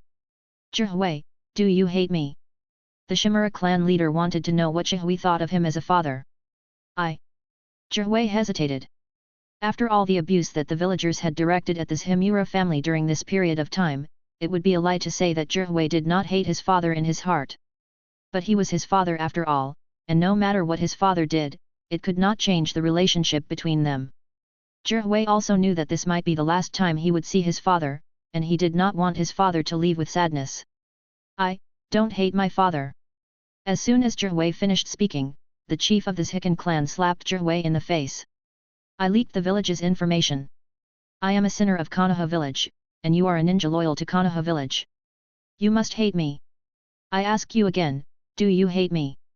Although Chief Shimura did not see it, he could guess Zhi's situation in the village. When he heard Zhi say that he did not hate him, Chief Shimura was so happy at that moment, but he could not show it. He had to harden his heart and force his son Zhi to draw a clear line between himself and him. Only in this way could he realize his son Zhi's dream of becoming Hokage. I don't hate my father. Zhi said firmly. As expected, Zhi was slapped by the Shimura clan leader again and asked the same question again. No matter how hard and painful the slap from Chief Shimura was, Zhi kept repeating the 5 words I don't hate my father and refused to give in. Every slap that Chief Shimura slapped was on Zhi's body, and the pain was in his heart. Finally, Chief Shimura could not bring himself to do it anymore. Tobirama, I ask you for one last thing. I only ask you to accept Zhi as your disciple. Tobirama, I beg you. The Shimura clan leader knelt on the ground and kowtowed repeatedly, as if to say, I will keep kowtow unless Tobirama agrees. Zhi didn't want his father to ask others for help for him, so he wanted to help his father up, but was pushed away by his father. I promise you. Tobirama said. The Shimura clan leader was immediately overjoyed, and pulled Zhi to kowtow together. Zhi was still a little reluctant, so the Shimura clan leader pressed him to the ground and made him worship Tobirama as his teacher. After Zhi became his disciple, the chief of the Shikan clan felt relieved. He looked at Zhi deeply, then left without looking back. He's a good father. Tobirama said, patting Shiki's shoulder. Zhi burst into tears. Chapter 89. Kamui was exploring the Speed Force at home and was completely unaware of the information leaked by the Shimura clan in the village. Although Shinwei has not yet figured out how to bring people into the Speed Force space, he unexpectedly possesses super fast thinking ability. With super fast thinking ability, Shinwei will maintain absolute rationality and can get the answers he wants from countless variables. Of course, absolute rationality also represents the lack of emotion. Shinwei ended his state of absolute rationality, and emotions surged like a tide. Shinwei now needed to eliminate the sequelae of his state of absolute rationality by entering the world. Kamui left home and came to the streets of Konoha village, where he heard people on the street discussing how the Shimura clan had leaked information and had been exterminated by the village. Kamui couldn't help but suspect that this was the corrective power of the multiverse. He had previously destroyed the Shimura clan in Naruto world, and now the Shimura clan in his own world had also been wiped out. Perhaps the Shimura clan in other worlds would also be affected by this or that. Let the cause be eliminated. Kamui put aside those wild thoughts and went to the residence of the Fairy Tale Guild members and met President Makarov. President, are you used to living in Konoha village during this period? Ever since Kamui brought President Makarov here, he has never been here again. Today I happened to have some free time, so I came to see him. Kamui, long time no see. We are living well in Konoha village. Don't miss us. Just focus on arranging the Chunin exam. President Makarov only thought that Kamui had been busy with the Chunin exams recently and had no time to come over. President Makarov didn't know that Kamui had been slacking off in Konoha village. Yes, I'm too busy with the Chunin exams. I took some time out of my schedule to come and see you, President. By the way, I'll give you the method to open the second source of magic. Anyone who wants to open the second source of magic in the future can just come to you. Kamui first took advantage of the situation and pretended that he was busy with the Chunin exams recently, and then gave the method to open the second source of magic to President Makarov, fulfilling his previous promise. President Makarov exclaimed as he read the method to unlock the second source of magic. What a great method, Shinwei! This research result of opening the second source of magic is not inferior to those old scholars in the Magic Council. Kamui knows his own business. He is just a plagiarist who relies on his knowledge of the world. When it comes to the study of magic, he is no match for those old scholars in the Magic Council. The praise from President Makarov makes Kamui, who has a thick skin like a city wall, blush. Shinwei, what are you going to do with this research result on opening the second source of magic? President Makarov stopped his words of praise and looked at Kamui seriously. After all, Kamui was the pioneer who opened the second source of magic, so how to deal with this research result naturally had to follow Kamui's opinion. President, since I have given you the method to open the second source of magic, it is up to you to decide. Kamui does not care about the glory that this method of opening the second source of magic can bring, and naturally has no intention of interfering with how President Makarov handles it. Moreover, Kamui believes that leaving it to President Makarov is the best option. For details, please refer to the weapon made from the body of the first President Mavis, Meteor Brilliance. Well, let's put aside the issue of how to deal with the method of opening the second source of magic. Now it's just the two of us. I want to talk to you about Myra. President Makarov noticed that Myra had become much more cheerful in recent times. When asked what happened to her, she refused to tell him. President Makarov asked everyone but got nothing. When President Makarov met Kamui today, he decided to ask Kamui about Myra's situation. President, I will take good care of Myra. Kamui thought that President Makarov already knew about Myra and was going to warn him as an old father, so Kamui made a promise to President Makarov first. You mean, you accept Myra's love? President Makarov originally wanted to ask Kamui about the reason why Myra was so cheerful recently, but he never expected that Kamui confessed and gave the answer. President, you don't know. Shinwei then realized that he had been incriminating himself and that his previous thoughts were all his imagination. Kamui and President Makarov were silent for a long time, and finally President Makarov spoke first. Kamui, now that you have accepted Myra, what are you going to do with Mito? President Makarov asked seriously. Only children make choices. I want both Mito and Myra. Kamui's shameless remarks almost caused President Makarov's heart disease to relapse. Mito and Myra are both good kids. If you dare to let them down, I will never forgive you. Now, disappear right now. President Makarov put his hand over his heart and warned Kamui, and then said that he didn't want to see Kamui anymore and asked him to disappear. President, don't worry. I will treat Mito Myra well and will not let you down. Kamui made this assurance to President Makarov, and without waiting for President Makarov to chase him away, he activated the Flying Thunder God formation and disappeared. After seeing Kamui leave, President Makarov put down his hand that was covering his heart, a smile spread across his face, and he recalled the stories of his youth and said, "This is youth." Kamui activated the Flying Thunder God formation and came to the secret room where Tobirama was conducting human experiments. Tobirama, you did a great job. You found the ninja who leaked the information in the village so quickly. Kamui praised Tobirama, who was fiddling with experimental equipment, saying that he was efficient. Thanks to you, I was able to take over this mission that was not originally mine. I really should thank you, Kamui. Tobirama said this in a sarcastic tone, and when he said thank you, it felt like he was gritting his teeth. You're welcome. We're friends. Everything is the best arrangement. Kamui's shamelessness completely defeated Tobirama, leaving him speechless. What do you want to do here? If you have nothing else to do, please leave. I still have experiments to do. Seeing that Kamui's face was invulnerable to swords and guns, Tobirama ordered Kamui to expel him. I really have something to talk to you about this time. It's not business, it's personal. I want you to prepare an eye drop using Hashirama's cells as the raw material. Kamui told Tobirama the purpose of this trip, and the eye drops he prepared were also the ones he had promised to restore the pupil power of Madara's double. Eye drops made from Big Brother's cells? What's wrong with your eyes? Tobirama is a curious baby who wants to get to the bottom of everything. Now that things have come to this, I won't hide it from you, but I hope you can keep it a secret. After all, this is the secret of the Uchiha clan's Sharingan. Shinwei acted frankly and honestly, laid the groundwork well, and began to add drama to himself. What exactly is going on? When Tobirama heard that it was the secret of the Sharingan, he immediately became interested.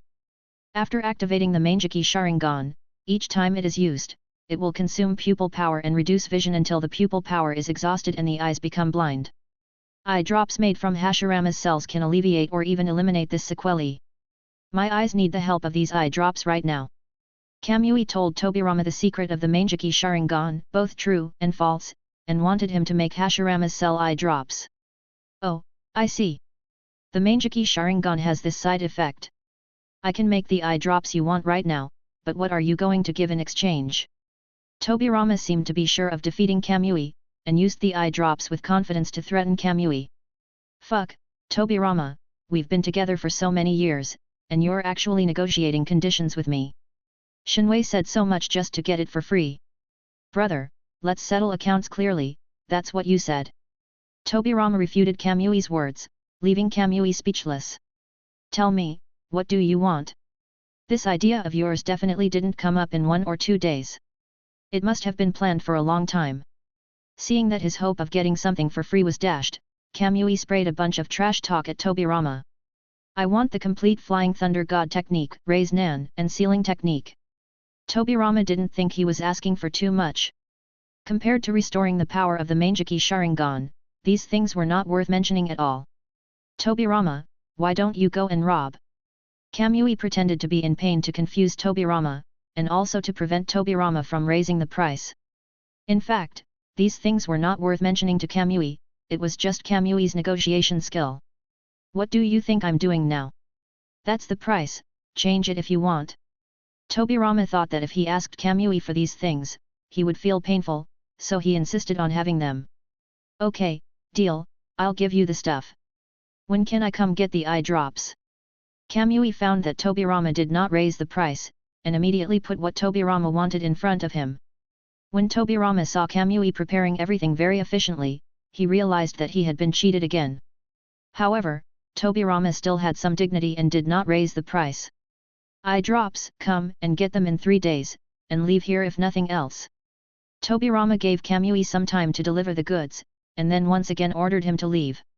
Okay, it's a deal. After Kamui finished speaking, he activated the Flying Thunder God formation and immediately reached Tobirama's secret laboratory. Shinwei came to the mission department again and decided to find out the mission completion status of the 4 teams during this period. When Kamui appeared in the mission department, someone immediately notified the director of the mission department, Senju Itama. Kamui, long time no see. How does it feel to be the leading jonin? Banjian walked out of the office and warmly welcomed Shinwei, which made Shinwei a little confused. Itama, I was planning to talk to you about the planning of the Chiyunin exam venue. Let's go to your office and talk. Kamui said as he walked towards Banma's office. Chapter 90. Shinwei, if you have anything to say, just talk here.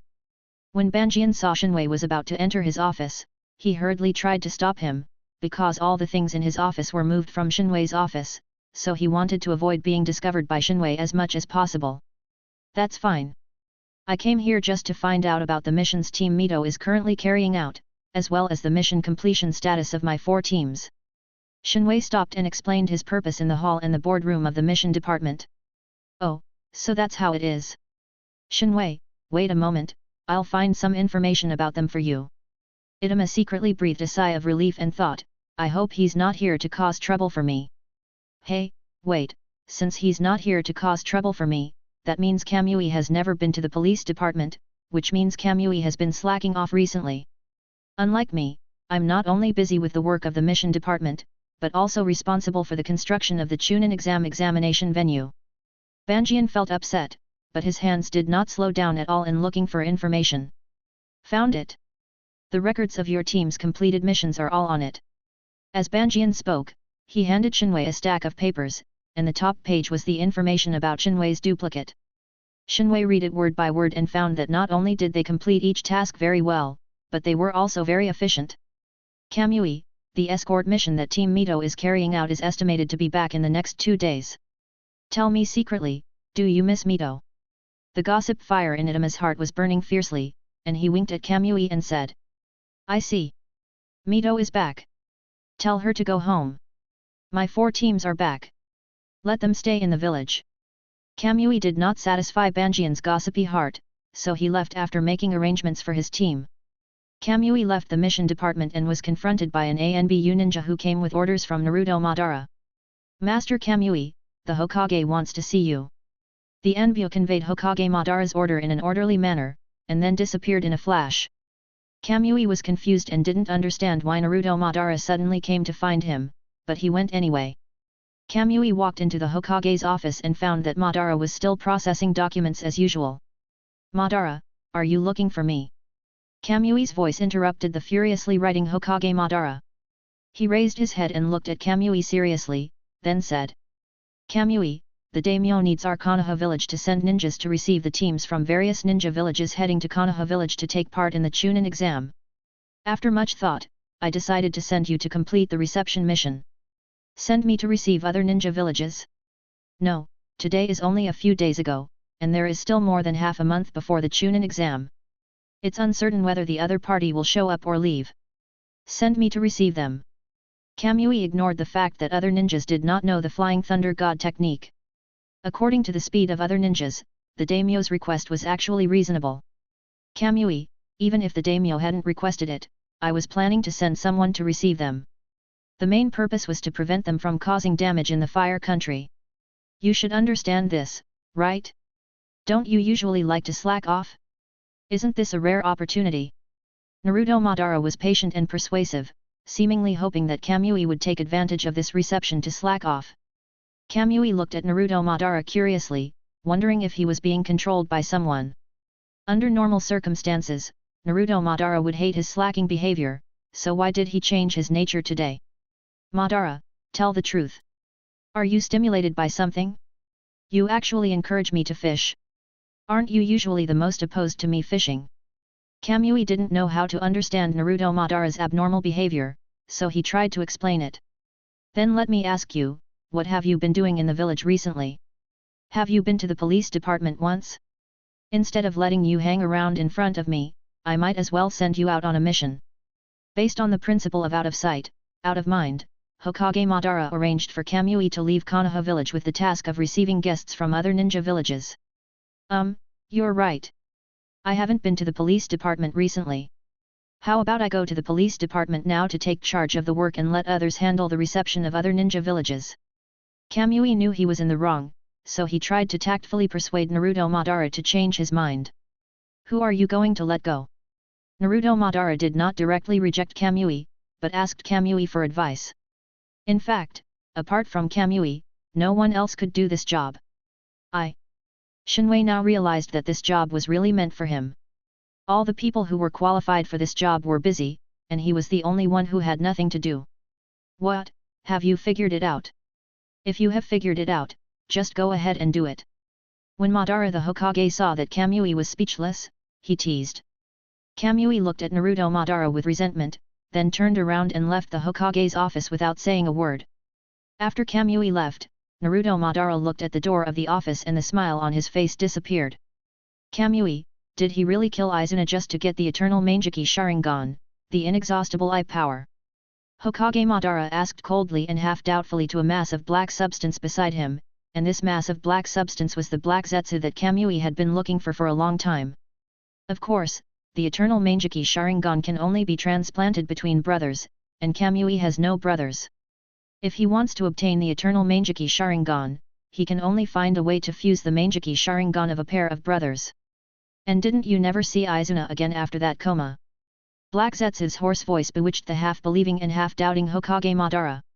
No, Kamui won't kill Izuna for the eternal Mangekyou Sharingan. Naruto Madara did not blindly believe Black Zetsu's lies.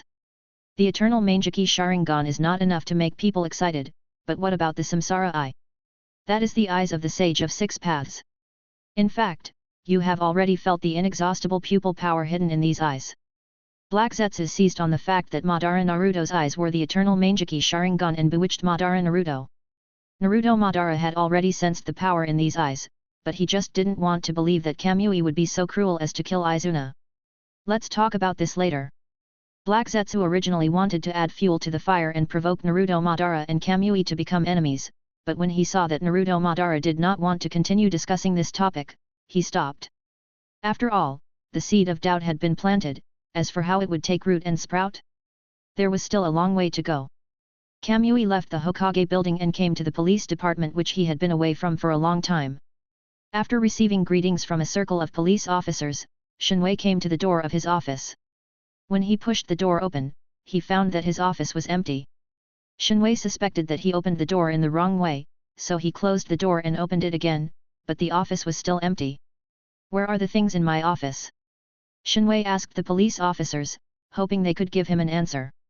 Minister, the things have been moved away by the Minister of Mission Department, Itama-sama. The police officer replied. So you just watched him move all his stuff away, and no one stopped him. Shinwei was still furious, pointing at the police officers and shouting at them. Minister, Itama-sama was acting as the Minister of Police at the time, so we couldn't stop him. The police officer replied. Forget it. Go to the mission department and move all the things in my office back to me. When you come back, each of you submit a 10,000-word self-criticism, and this matter will be over. Shinwei didn't intend to make a big deal out of it. It was better for everyone to solve the problem privately than to make it known to everyone. If it ended badly, it would be a small matter, but it would hurt the relationship between them. Minister, won't you come with us? The police officer asked boldly. Why should I go? The things were taken away right under your noses, so naturally you should go and move them back. Don't just stand there, go quickly. Shinwei was so angry when he saw these useless guys under his command. The police officers left in disgrace. Shinwei moved a chair and sat at the door of the police department, waiting for his men to come back with the things. The police officers were initially trembling with fear and did not dare to go to the mission department, but they had to go under the orders of Shinwei.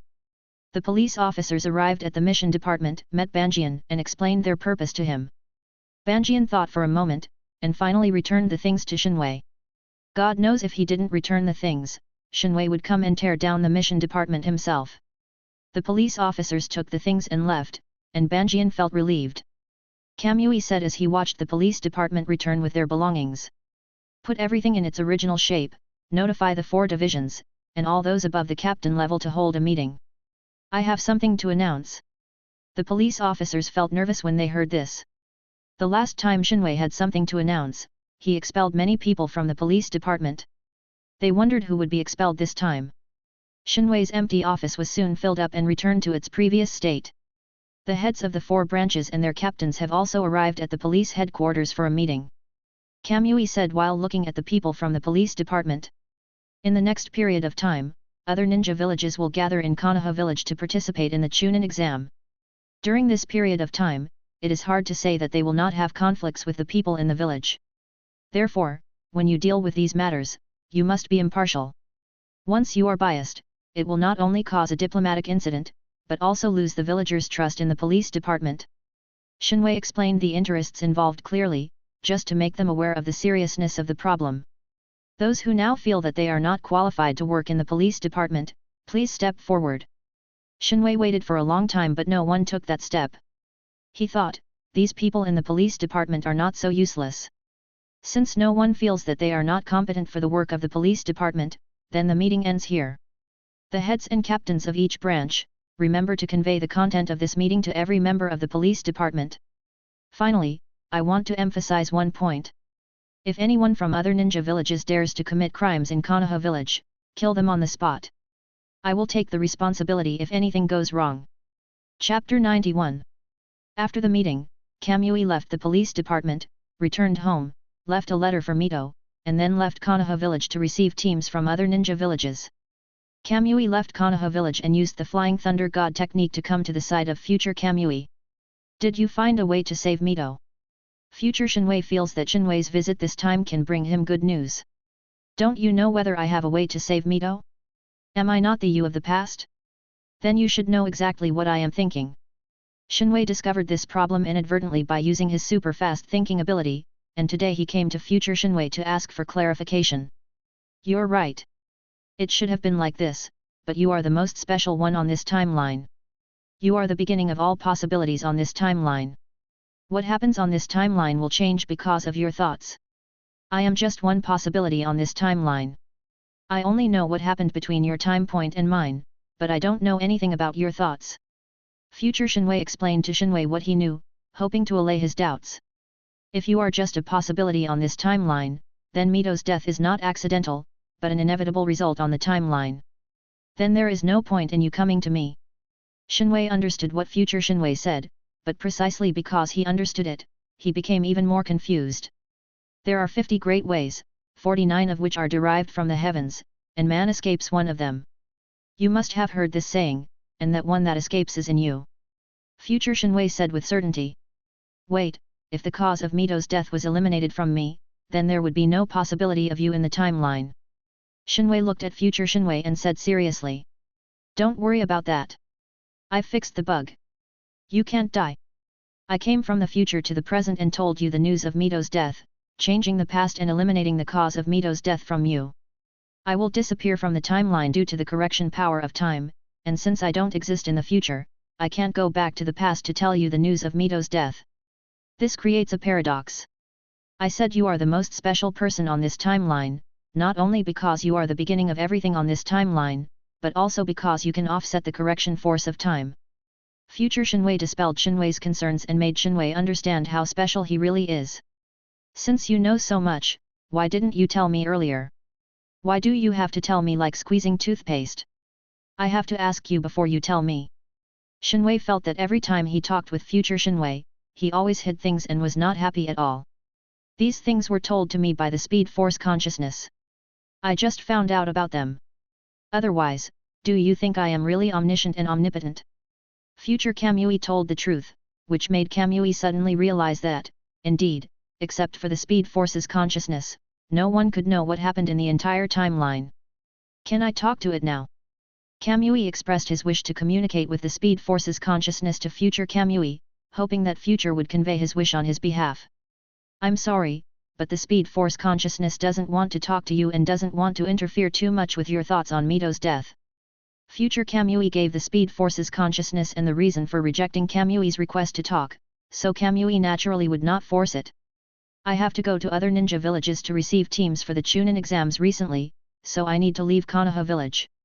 Please help look after Mito. I always feel that this mission is a bit strange. Although Shinwei couldn't tell what was strange about this mission, he always had an ominous premonition lingering in his mind. Don't worry, leave Mito's safety to me.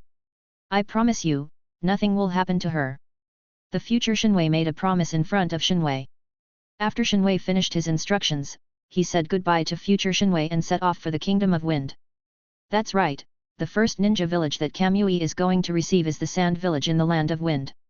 Kamui stepped into the Land of Wind, breathing the air filled with sand and dust, which reminded Kamui of the happy times he had with the one-tailed Shikaku. Kamui continued to move forward and arrived at the Sand Village. We, the Uchiha Kamui from Konoha village, have come to welcome the Sand Village team to take part in the Chunin exams. We would like to ask if we can have a face-to-face talk with the Kazekage. Kamui stood at the gate of the Sand Village and shouted loudly, meaning to let the people in the village know what he was here for and then report to their Lord Kazekage. The ninjas guarding the Sand Village heard Kamui claiming to be the person sent by Konoha village to receive the team taking the Chunin exam, so they naturally did not dare to neglect him and hurried to inform Lord Kazekage. Lord Kazekage, there is a man outside the village who claims to be sent by Konoha village to receive the Sand Village to participate in the Chunin exam. He specifically asked Lord Kazekage to talk to him. After the ninja from the Sand Village finished his report, the Kazekage put down his work, looked strange, and said, "Shouldn't we be receiving the team taking the Chunin exams within the Fire Country?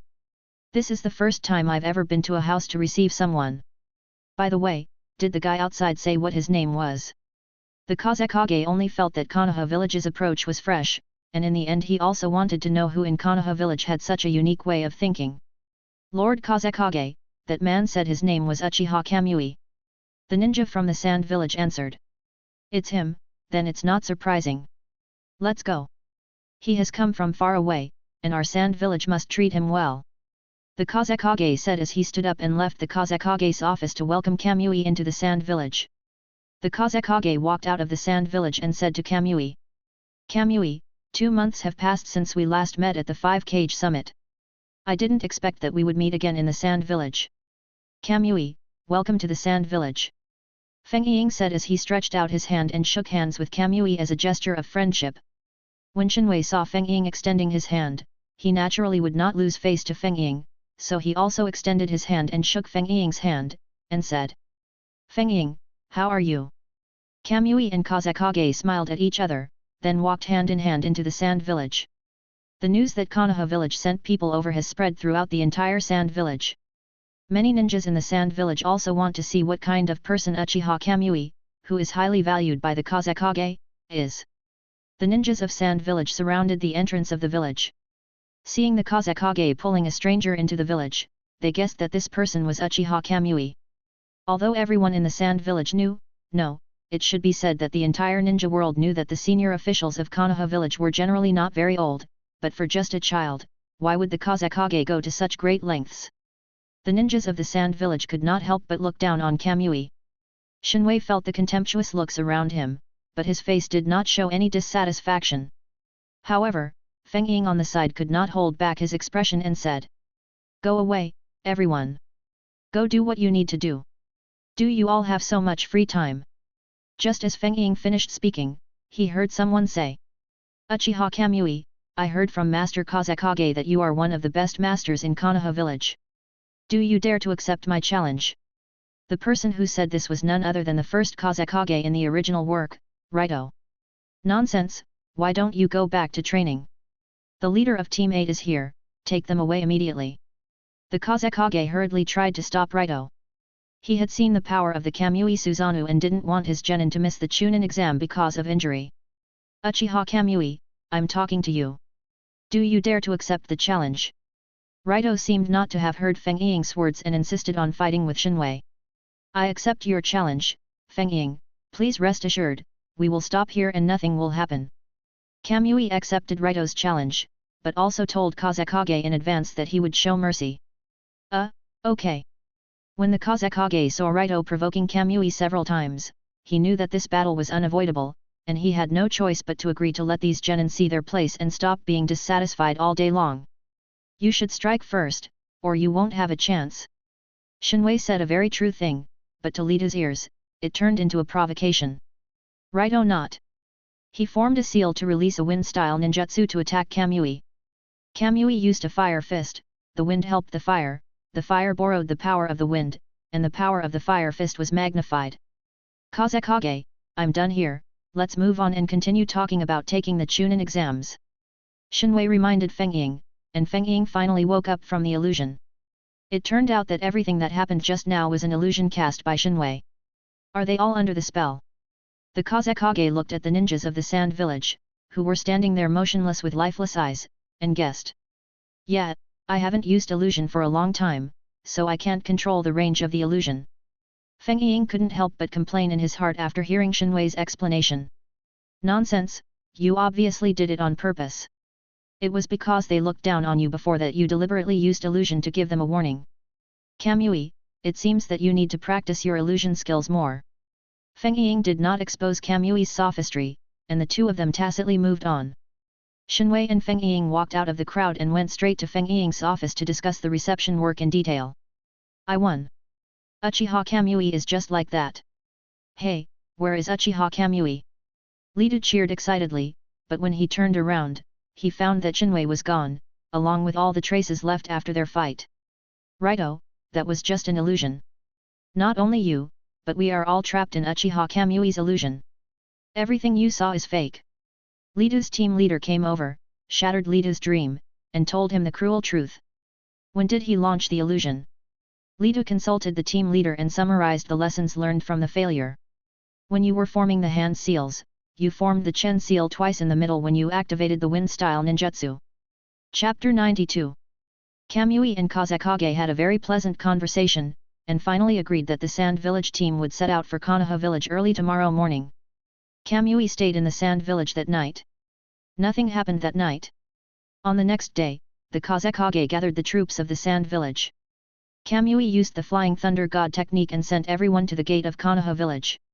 "Kazekage, since I have already received your Sand Village team at Konoha village, I should also go and greet the other ninja villages." "Excuse me." Kamui apologized, activated the Flying Thunder God technique once again, and set out on the journey to the Land of Thunder. The Kazekage and the Sand Village team have not yet recovered from their shock. If someone had told them before that I could get from the Sand Village to the Konoha village in 1 second, they would have thought that person was a liar. But today their three views were completely overturned. The Kazekage came to his senses and secretly became alert. Although the Sand Village and the Leaf Village coexist peacefully, if a war breaks out between the two villages, will Kamui use the Flying Thunder God technique to teleport to the Sand Village and destroy it? The Kazekage must take precautions before it happens. "Kazekage and everyone from the Sand Village, welcome to Konoha village." Naruto Madara received a report from the Anbu that Kamui had already taken the Sand Village team to Konoha village and they were now at the gate of Konoha village. Naruto Madara then set out to welcome them. "You're too polite, Hokage. We are the ones who are causing trouble for Konoha village." After a few polite words, the Hokage Madara and the Kazekage welcomed the Sand Village team into Konoha village and arranged accommodation for them. After settling everyone in the Sand Village, Hokage Madara returned to the Hokage's office. He looked out the window with a gloomy face, and no one knew what he was thinking.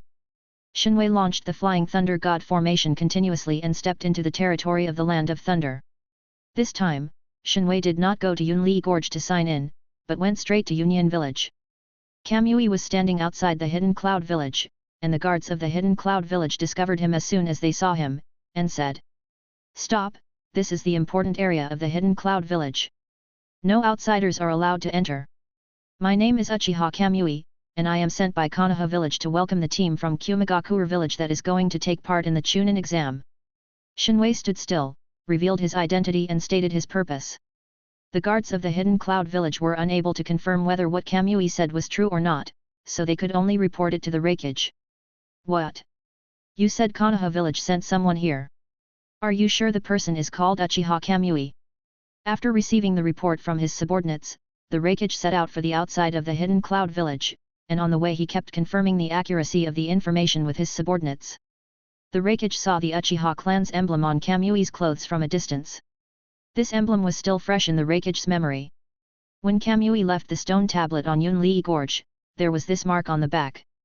Now the stone tablet is still in the Raikage's office. He sees it every day, so it would be strange if he was not familiar with it. "Kamui, did the Hokage send you here?" The Raikage is a straightforward person. He can't keep things to himself and just says whatever comes to his mind. "Yes, Raikage, it was the Hokage who sent me to meet the team from the Hidden Cloud Village." Kamui did not exchange polite words with the Raikage and directly stated the purpose of his visit to the Hidden Cloud Village. "I see. But you are a little late. The team from the Hidden Cloud Village has already set out. You should go meet the teams from other ninja villages. I will set out for Konoha village after I finish the work at hand." The Raikage had already arranged for the team from the Hidden Cloud Village to set off for the Konoha village, and he himself stayed in the Hidden Cloud Village waiting for the daimyo's order, and then acted as a guard to protect the daimyo on his way to Konoha village, but he did not say it directly. From this point, it can be seen that the Raikage is a rough but meticulous person. The team from the Hidden Cloud Village has already set off. In that case, I'll take my leave. Raikage, see you in Konoha village. When Kamui learned that the team from the Hidden Cloud Village had already set out, he bid farewell to the Raikage and activated the Flying Thunder God technique to head for the Water Kingdom. After Kamui left, the Raikage's guard asked, "Lord Raikage, why don't you tell him that the Hidden Cloud Village team is at the border of the Land of Lightning? Why tell him? When he passes, our genin will definitely challenge him. Do you want our genin to be deeply hurt and affect their performance in the Chunin exam?" The Raikage's worries are not unreasonable. He does not want his own genin to fail in the mission. "I'm sorry, Lord Raikage. I didn't think enough." The Raikage's guard admitted his mistake sincerely. "It's not your fault. This is all the Hokage's conspiracy. Uchiha Kamui's age and his powerful strength are too deceptive." The Hokage took advantage of this and deliberately sent Uchiha Kamui to welcome the teams from other ninja villages to participate in the Chunin exam. The purpose is to let Uchiha Kamui give the genin of other ninja villages a warning before the Chunin exam and severely undermine their self-confidence. The Raikage thought he had seen through Naruto's Madara's conspiracy and was very proud of himself, but he didn't know that Naruto's Madara arranged for Kamui to receive other ninja villages just to prevent himself from seeing or being annoyed. "I understand, Lord Raikage. You asked Uchiha Kamui to meet the teams from other ninja villages. Your purpose is the same as that of the Hokage. You intend to let Uchiha Kamui give the genin from other ninja villages a warning before the Chunin exam and severely undermine their self-confidence." The Raikage's guards drew inferences from his example. "That's right, this is my purpose. Since he, the Hokage, wants to intimidate others, I will take advantage of the situation and kill someone with a borrowed knife." Kamui enters the Land of Water and heads for the Hidden Mist Village. The Hidden Mist Village is shrouded in thick fog all year round. Hiding in the fog are countless water country assassination troops who are proficient in the art of hiding the mist. Kamui opened Kagura's mind eye to make sure he wouldn't get lost in the thick fog, and headed straight towards the Hidden Mist Village. As the Kamui continued to advance, the water country's assassination force also came knocking and took action without saying a word. Kamui dodged left and right, avoiding the attacks of the water country's assassination troops, and quickly revealed his purpose. I was sent by Konoha village to welcome the team from Kirigakure village to participate in the Chunin exams. Upon hearing this, the water country assassination team stopped attacking Kamui and sent someone to report the situation to the Mizukage, while the rest of the people stayed behind to surround Kamui. Mr. Mizukage, there is a man outside who claims to be sent by Konoha village to welcome the team from Kirigakure village to participate in the Chunin exam. What do you think we should do? The members of the water country's assassination force reported the situation of Kamui to the Mizukage. When the Mizukage heard that it was someone from Konoha village, he frowned and said, "Don't worry about him. Leave him alone for a while. By the way, did the person say his name?" The Mizukage was still furious about the loss of contact with the person he sent to the Fire Nation on a mission, and he took it out on the person sent by Konoha village to welcome him. The man didn't say his name, but there was the Uchiha clan emblem on his clothes. Someone from the water country's assassination team reported. Someone from the Uchiha clan? Could it be Uchiha Kamui? Ha ha ha, great, my chance for revenge has come. After our team from the Hidden Mist village leaves, I will tell him about this and let him wait foolishly outside the Hidden Mist village. The Mizukage guessed that the person sent by Konoha village was Kamui, and he wanted to make Kamui's trip in vain so that he could vent his anger. Kamui waited outside the Hidden Mist village for a long time but did not see the Mizukage, so he released Kagura's mind's eye to sense the Mizukage's chakra. Kamui discovered that the Mizukage was in the Hidden Mist village. He was organizing a group of people to leave the Hidden Mist village from another direction. Kamui guessed that this group of people should be the team from the Hidden Mist village taking part in the Chunin exam. Kamui knew that the Mizukage was deliberately avoiding him, wanting him to make a wasted trip. An unknown fire ignited in Kamui's heart. "You, the Mizukage, don't want to see me? Then you can't refuse to see me today. I will force you to see me." Kamui summoned Susanoo, and a fiery red Susanoo appeared. Kamui controlled Susanoo and wielded the Fang Tian Huaji.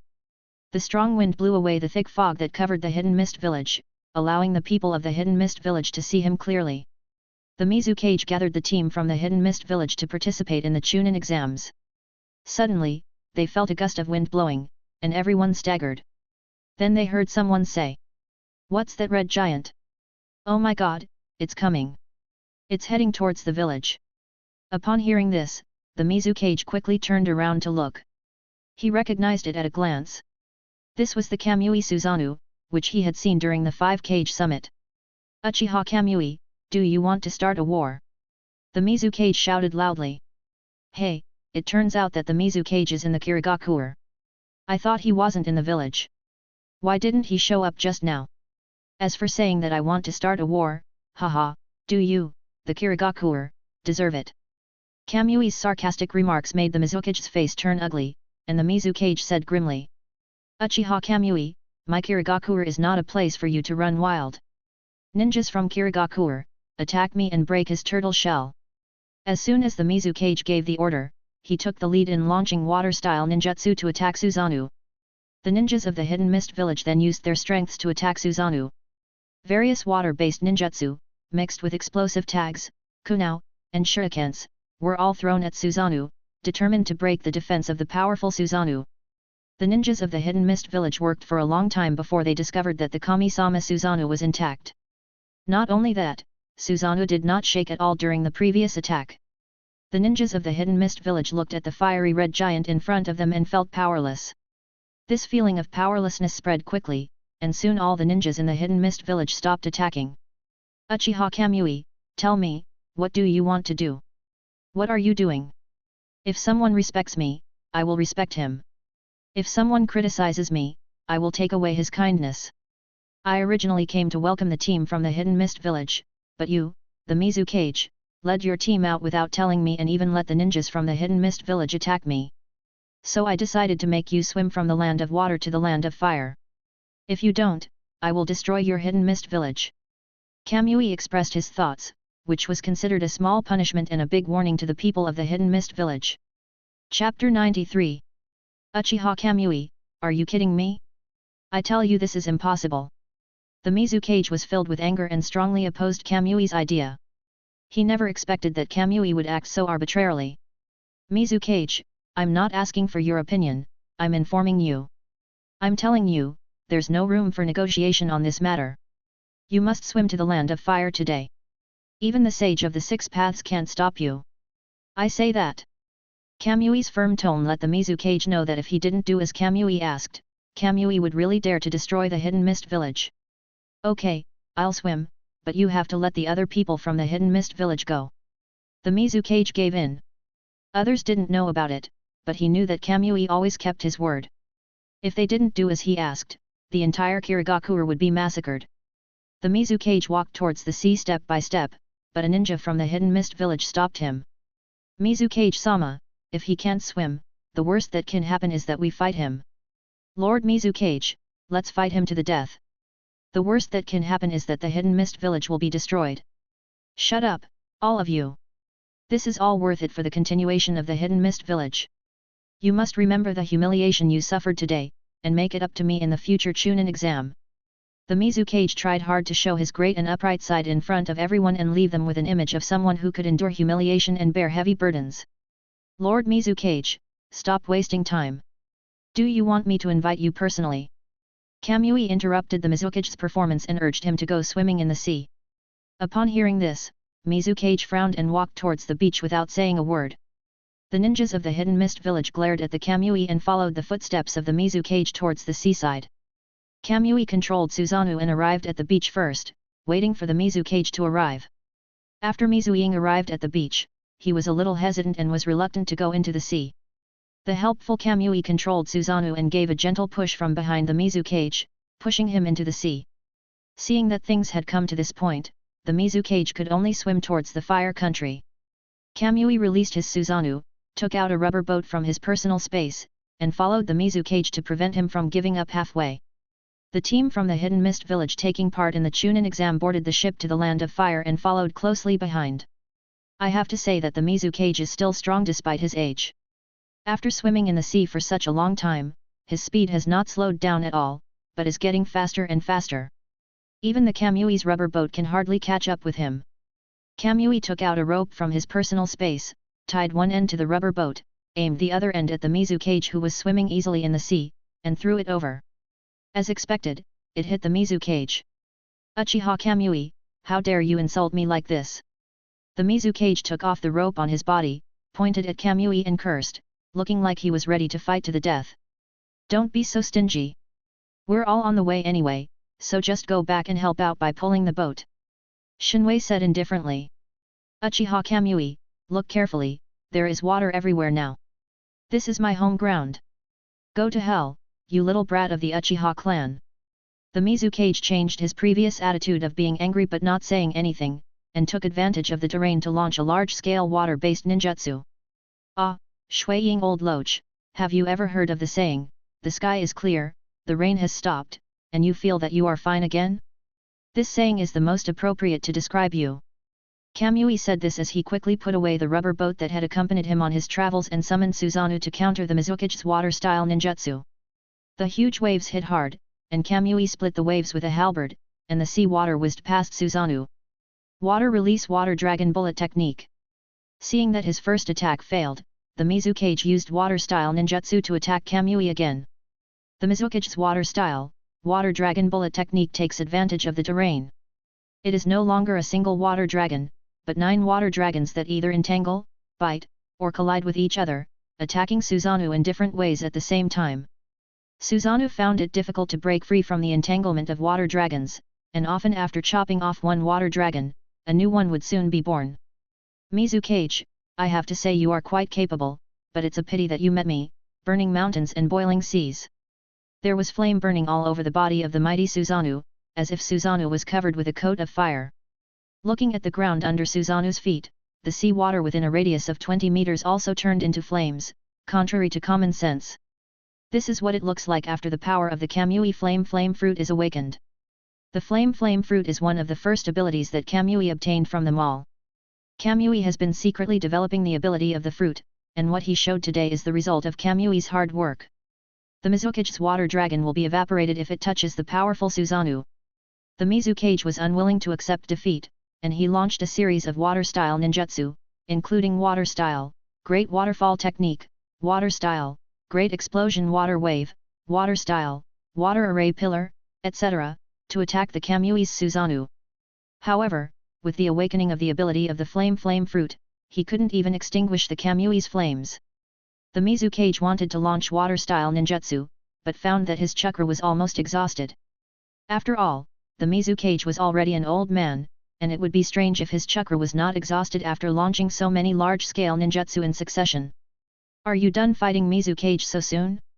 Now that you're done, it's my turn, Fire Fist. When Kamui saw that the Mizukage had stopped attacking, he controlled Susanoo and unleashed a Fire Fist. As for why he used the Fire Fist, it was because Kamui was afraid of other moves and killed the Mizukage in one go. He almost took the Mizukage away in one wave. Water Escape Water Formation Pillar. The Mizukage used his remaining chakra to release water-style ninjutsu to resist Kamui's Fire Fist. The water ball collided with the flame, and the flame evaporated the water ball directly, and then went straight to the water shadow. Everyone, worked together to use water-style, water array wall to protect the Mizukage-sama. The ninjas from the Hidden Mist village on the ship spontaneously organized a joint water-style ninjutsu to resist Kamui's Fire Fist attack. Countless water-style ninjutsu and water wall ninjutsu were combined to block the Mizukage and protect him from being burned by the flames. The Fire Fist dissipated and the ninjas of the Hidden Mist village breathed a sigh of relief. They successfully rescued Lord Mizukage from the hands of Kamui. Uchiha Kamui, I lose. You can kill me or chop me up as you wish. Seeing that his Fire Fist was neutralized, Kamui had no intention of continuing to attack. Instead, he walked in front of the Mizukage and looked down at him. Kamui walked towards the Mizukage, and the flames under his feet automatically paved a road formed by flames, as if welcoming their king. Mizukage, you and I originally had no grudges against each other. It's all your own fault that things have turned out like this. I'm going to spare your life today, and I hope you won't make the same mistake again in the future. Kamui originally didn't want the Mizukage's life. If the news that the Mizukage was killed by people from Konoha village came out at this time, the other 3 ninja villages would definitely join forces with the Hidden Mist village to attack Konoha village. At that time, endless wars would be launched. Who knows how many people would be killed and injured before peace could be restored in the ninja world. After teaching the Mizukage a lesson, Kamui used the Flying Thunder God technique and left. When Kamui appeared again, Susanoo had been released and the flames around him had disappeared. Kamui found that he seemed to have been banned. The improvement in combat power brought about by the awakening of fruit abilities is obvious to all. This kind of power that forcibly assimilates matter and violates the laws of nature is too powerful in itself, so it is inevitable that it has some side effects. Now Kamui's body is like a dead water. No, it is not appropriate to describe the situation inside Kamui's body as dead water. It should be said that Kamui has awakened the ability of the flame fruit, which broke the balance of the 5 elements in his body and caused organ failure. In fact, what Shinwei didn't know was that if he didn't know the Fire Dragon Slayer magic, it would not just be organ failure at this moment, but his life would be shortened directly. Shinwei ate a magic bean, but the condition in his body did not improve. At this moment, Kamui could not feel any trace of chakra in his body, which also meant that Kamui could not use ninjutsu, speed force, Kagura's mind's eye, etc., which required chakra to use. Fortunately, Kamui's infinite Mangeki Sharingan can still be used normally, and he can use the eye technique Kamui to ask future Kamui for help. Shinwei entered the Shinwei space and sensed other exits of the Shinwei space except his own. Shinwei thought that his Shinwei space and that of the future Shinwei must be common, so he could come to the future Shinwei through the Shinwei space. In Shinwei's perception, there are 2 other exits of Shinwei space besides his own. Just when Shinwei was wondering why there were 2 exits of Shinwei space, someone entered Shinwei space. Brother Shinwei, why are you in my Shinwei space? The doppelganger of Kamui looked at Kamui and asked in surprise. It's not that I'm in your divine power space, but our divine power spaces are shared. Kamui explained. I see. I'm still on a mission. See you later, brother Shinwei. After saying this, the Shinwei doppelganger hurriedly left the Shinwei space. Well, after eliminating one wrong option, the remaining exit is future Shinwei's. Shinwei followed another exit and activated the Shinwei pupil technique to transfer himself out of the Shinwei space. Future Kamui was secretly protecting Mito, when suddenly his left eye unconsciously opened the Mangeki Sharingan, and a vortex of space and time appeared out of thin air, and Kamui came in front of him from the vortex of space and time. You always appear so unexpectedly, and now you can even control my Sharingan. I guess you came to me this time to ask for my help again. Future Kamui has already figured out Kamui's behavior pattern. Haha, it's weird that he's a freeloader. However, he was very surprised that Kamui could control his Sharingan. I came here this time to ask you about the awakening of the fruit ability. Shinwei ignored the teasing of future Shinwei, and went straight to the point about the problems he was facing at the moment, hoping that future Shinwei could help solve them. You used the fruit power to awaken? Then you are in trouble. I remember that after I used the fruit power to awaken, I couldn't mobilize the chakra in my body for a whole year. Future Kamui looked at Kamui with glee and told him the side effects of using the fruit's awakening ability. Chapter 94. Compared to the results, I would like to know how to eliminate this side effect. Shinwei ignored the gloating look of future Shinwei and continued to ask for the answer he wanted. It's not difficult to eliminate this side effect. The light and shadow stone in the Armor Hero world, the God Pendant in the Xylan world, and the Infinity Stones in the Marvel world can all do it. Future Shinwei put away his giggling look and spoke seriously. But given your current situation, it's simply a pipe dream to want to get the Infinity Stones. I'm afraid you'll be beaten to death by the Ancient One or Odin before you even see the Infinity Stones. As for the Xylan world, I don't recommend you to go there either. Even if you haven't been banned, you can't beat the Godfall Guardian of Zhugongling. The power systems of the two worlds are different. Their training methods are the most orthodox training methods passed down from ancient times. On the other hand, the training methods in the Naruto world are like Muay Thai in the previous life. They are unconventional and will kill the goose that lays the golden eggs. Once you miss the golden age of a ninja, your level in all aspects will begin to decline, so it would be a waste of time for you to go there. The light and shadow stones in the Armor Hero world are all protected by ordinary people. With your current strength, you can take the light and shadow stones away with impunity. Once you take the light and shadow stones away, the armor heroes will have no weapons to fight against the mutants. So it's up to you to decide. Future Shinwei analyzed the pros and cons for Shinwei and gave the choice to Shinwei. I decided to go to the Armor Hero world and collect light and shadow stones. Shinwei goes to the Armor Hero world with his own ideas. Shinwei hopes to change the original plot through his own efforts and try to help them eliminate the forces of the Shadow World in advance. Okay then, I'll take you there now. Now only future Kamui knows the location of the Armor Hero world, and only he can use the Flying Thunder God technique to send Kamui there. Before you go, I have something to ask of you. During my absence, you have to pretend to be me and bring the team from Uegakure to Konoha village to participate in the Chunin exam. Also, please keep your distance from Mito and Myra during this time. Shinwei finished speaking all the instructions he wanted to give to the future Shinwei in one breath. Myra? What's going on with Myra? How dare you, boy, do that to Mito? When future Kamui heard Kamui talking about Myra, he was very surprised, and thought that Kamui was having an affair behind Mito's back, so he grabbed Kamui's collar and questioned him. You misunderstood. I didn't accept Myra at first because Mito found out that she liked me too, so I tried hard to bring them together. Kamui explained to future Kamui. Then why didn't you refuse? Future Shinwei asked as if he didn't know me yet. Mito said she wished she had a sister to keep her company. Shinwei's explanation stunned future Shinwei, and he let go of Shinwei's collar. I'm warning you. This won't happen again. There must never be a third one. This is just a friendly reminder from someone who's been through this. Future Shinwei spoke mysteriously, leaving Shinwei confused and at a loss as to what was going on. I remember. Shinwei also knew how pale and powerless his promise was at this moment, so he didn't waste too much time on making promises. Then let's set off. Future Kamui activated the Flying Thunder God technique and brought Kamui to the world of Armor Hero. After future Shinwei sent Shinwei there, he immediately stayed away from Shinwei, trying to avoid Shinwei as much as possible. Shinwei did not disappoint the future Shinwei and he lay on the ground vomiting. Shinwei's current physical condition is not as good as that of an ordinary person. After experiencing a long-distance time and space conversion, his body naturally had adverse reactions. He will be fine as long as he takes it easy. Since I've already sent you here, I'll go back first. See you in the Naruto world. After future Kamui finished speaking, he activated the Flying Thunder God technique and left. As Shinwei vomited a lot, the uncomfortable feeling was relieved a lot. He was unfamiliar with the place and walked aimlessly on the street. Shinwei looked up and saw a store called Happy Dumpling Restaurant. Shinwei walked straight in, intending to try the delicacies in the armor hero world. Today is a special day, celebrating the fact that Zinan, the summoner of the fire dragon armor, won first place in the city-wide piano competition. Little boy, I'm sorry, the dumpling restaurant is closed today, so please come back tomorrow. Hey, where are your parents? Aren't you here with them?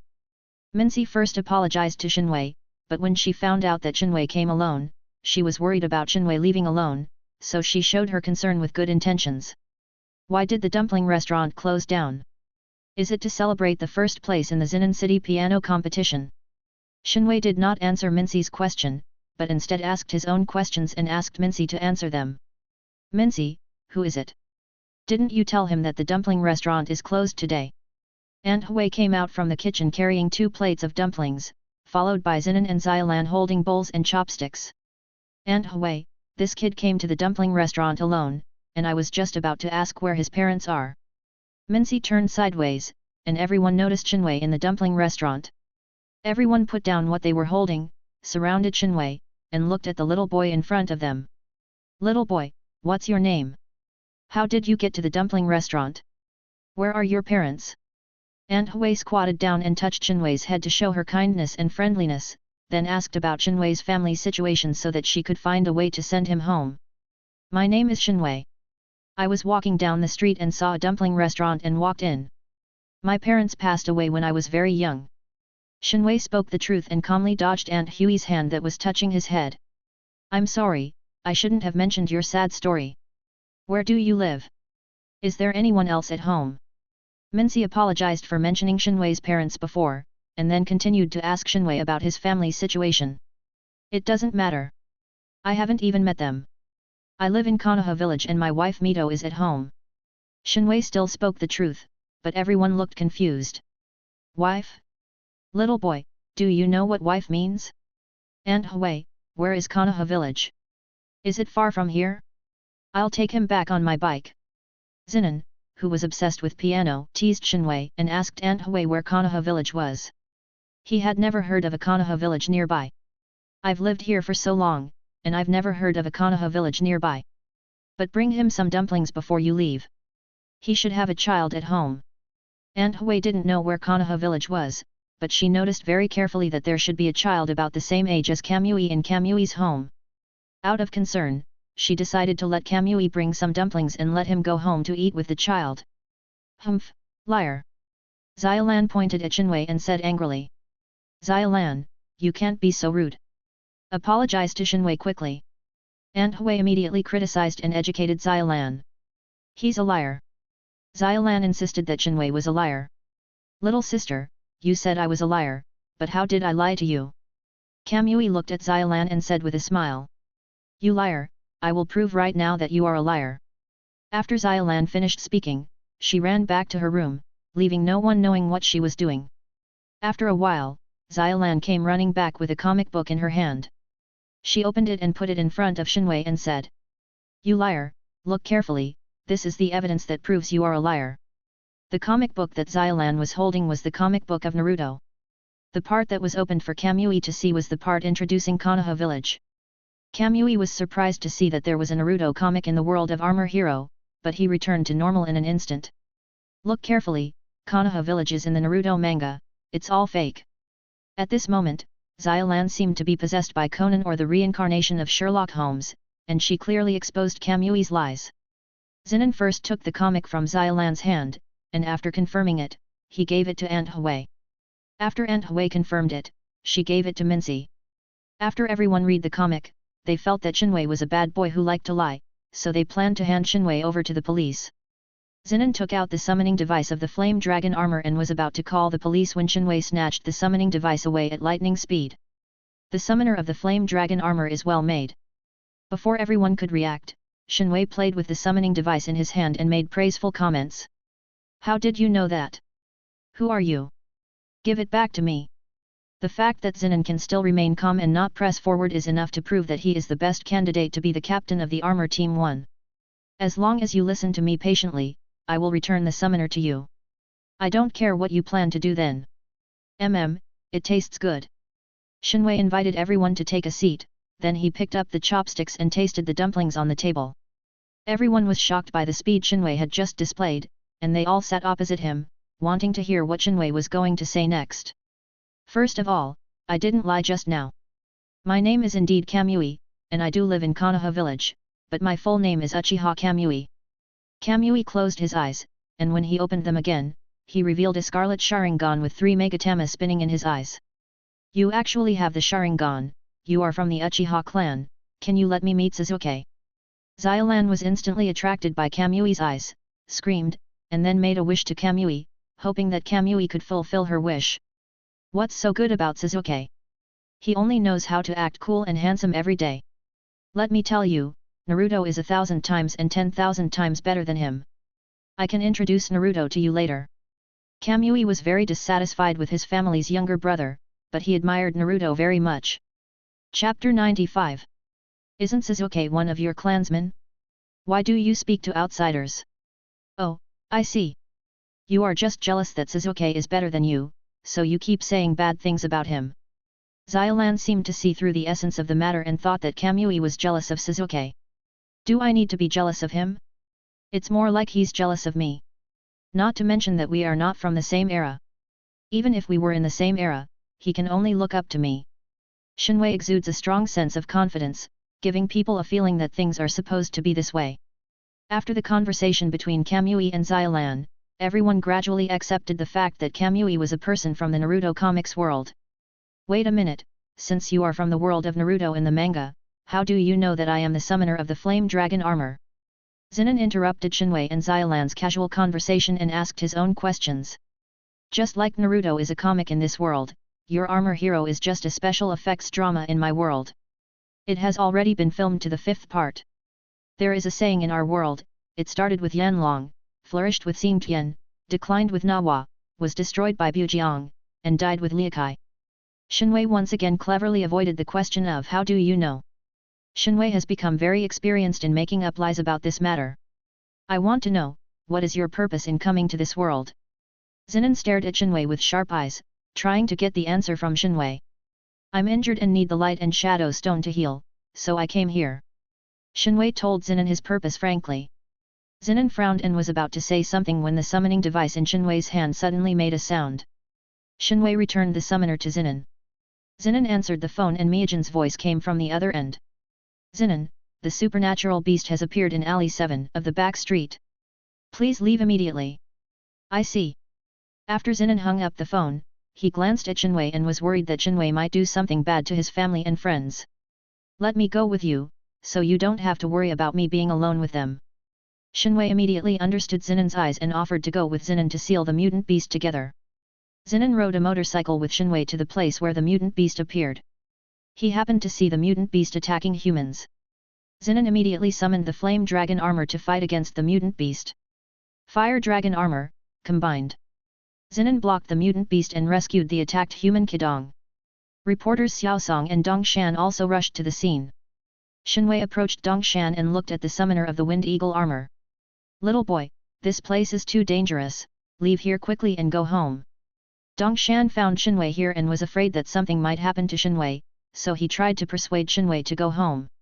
Isn't the armor hero protecting me? Do you think the armor hero can't defeat the mutant?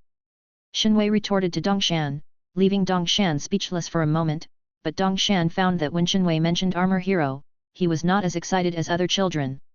There was only a kind of calmness in Shinwei that was not in line with his age. Reporter Xiaosong approached and took several photos in succession to be used as the front page headlines of the magazine. Zenin also successfully sealed the mutant beast and left. Dongshan took Kidong away from the battlefield, and Shinwei followed Dongshan all the way until Dongshan said goodbye to Kidong and planned to return to the ERP base, then Shinwei appeared and said, "Are you going back to the ERP base? Take me with you." Shinwei's sudden appearance scared Dongshan, but more importantly, it was because Shinwei knew about the ERP base. "Little boy, are you going home? Are you lost? Let me take you home." Dongshan changed the subject and planned to send him away and then go back to the ERP base to ask Miyajin to investigate Shinwei. "Dongshan, you have two choices now.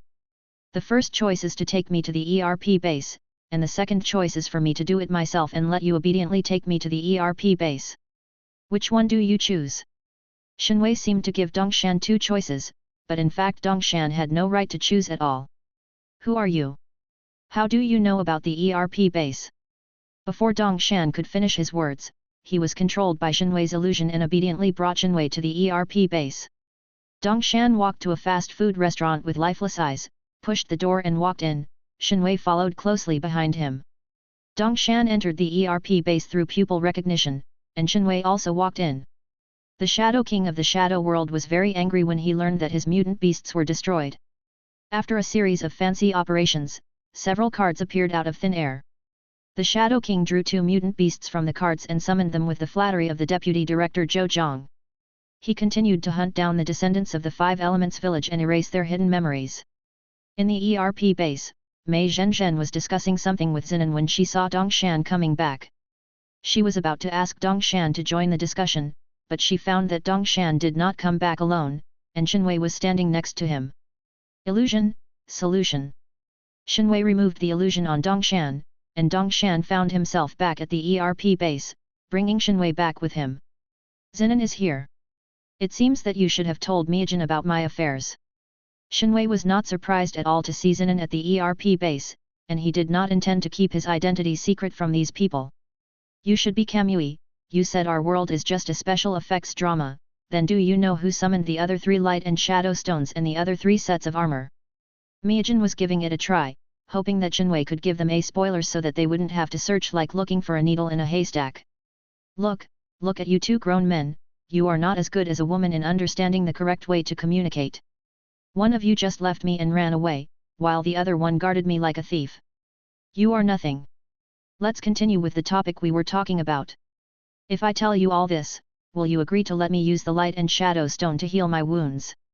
Shenwei first slandered Zinan and Dongshan for their distrust of him, and then went to bargain with Miajin. I can promise you, but you must ensure that the light and shadow stone is intact. Miajin agreed to Shenwei's request, and also asked Shenwei to return the light and shadow stone intact after he healed his wounds. I can't guarantee whether the light and shadow stone will be intact after I heal my wounds, but one thing I can assure you is that I will not use the light and shadow stone to heal my wounds before I destroy all the mutant beasts. Shenwei told the truth that he didn't want the world to be occupied by mutant beasts because of himself. Really? That would be great. Miajin said in surprise. 2 of the 5 armor summoners have already appeared. The others? 2? Isn't Xin Nan the only one confirmed as the armor summoner now? Who is the other one? Kamui began to speak when he was interrupted by Mima, who quickly asked who the other summoner was.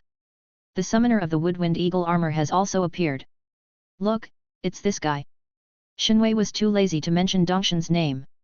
He pointed at Dongshan with his chin and said that he was the summoner of the Woodwind Eagle armor. I am the armor summoner. Dongshan said in disbelief. Yes, it's you. If you don't believe me, you can go and see the Woodlight and Shadow Stone, and you will be able to prove whether what I said is true or not. Shenwei tricked Dongshan into looking at the Light and Shadow Stone, because Shenwei remembered that in the original book, Dongshan fainted after looking at the Woodlight and Shadow Stone once, and later he was qualified to summon the Wind Eagle armor, and this fainting was awakening the hidden memories in his mind. Dongshan took a look at the Woodlight and Shadow Stone, and the Woodlight and Shadow Stone suddenly shone brightly, and then Dongshan fainted as expected. Dongshan, what's wrong with you? Dongshan, wake up! Shenwei, what happened to Dongshan? Miajin and Zinan saw Dongshan fainted and immediately went forward to check. Miajin didn't understand why Dongshan fainted, so she asked Dongshan to see the power of the Woodlight and Shadow Stone to find out the reason why Dongshan fainted. You don't have to worry about Dongshan. He will wake up soon. His fainting is just to awaken the hidden memories in his brain. Then he will have the qualifications to summon the Woodwind Eagle armor. His summoning device can be manufactured now.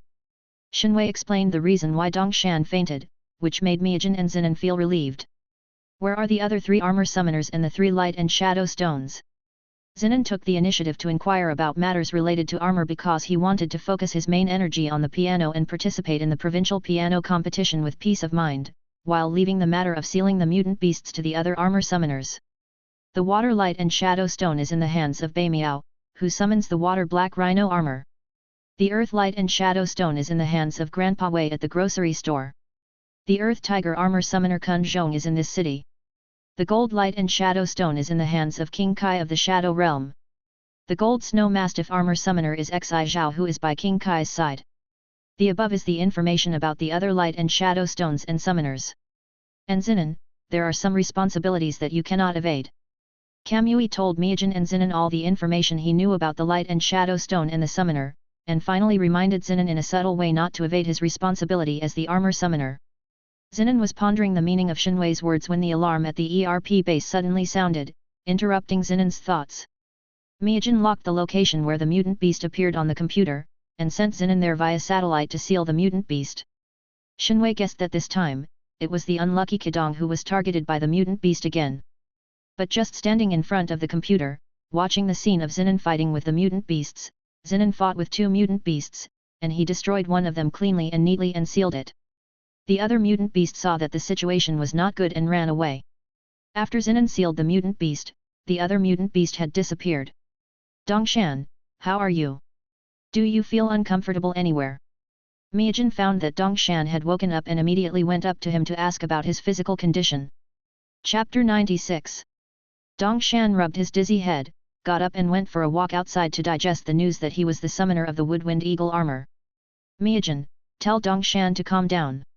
Let's go get the earth light and shadow stone now to avoid any more trouble. Miajin was very excited about Shinwei's proposal, but she was worried that the ERP base would be unable to do without people, so she was a little hesitant. Shinwei forcibly dragged Miajin out of the ERP base. Shinwei and Miajin came to Grandpa Wei's shop. After some persuasion, Grandpa Wei agreed to give the earth light and shadow stone to Miajin.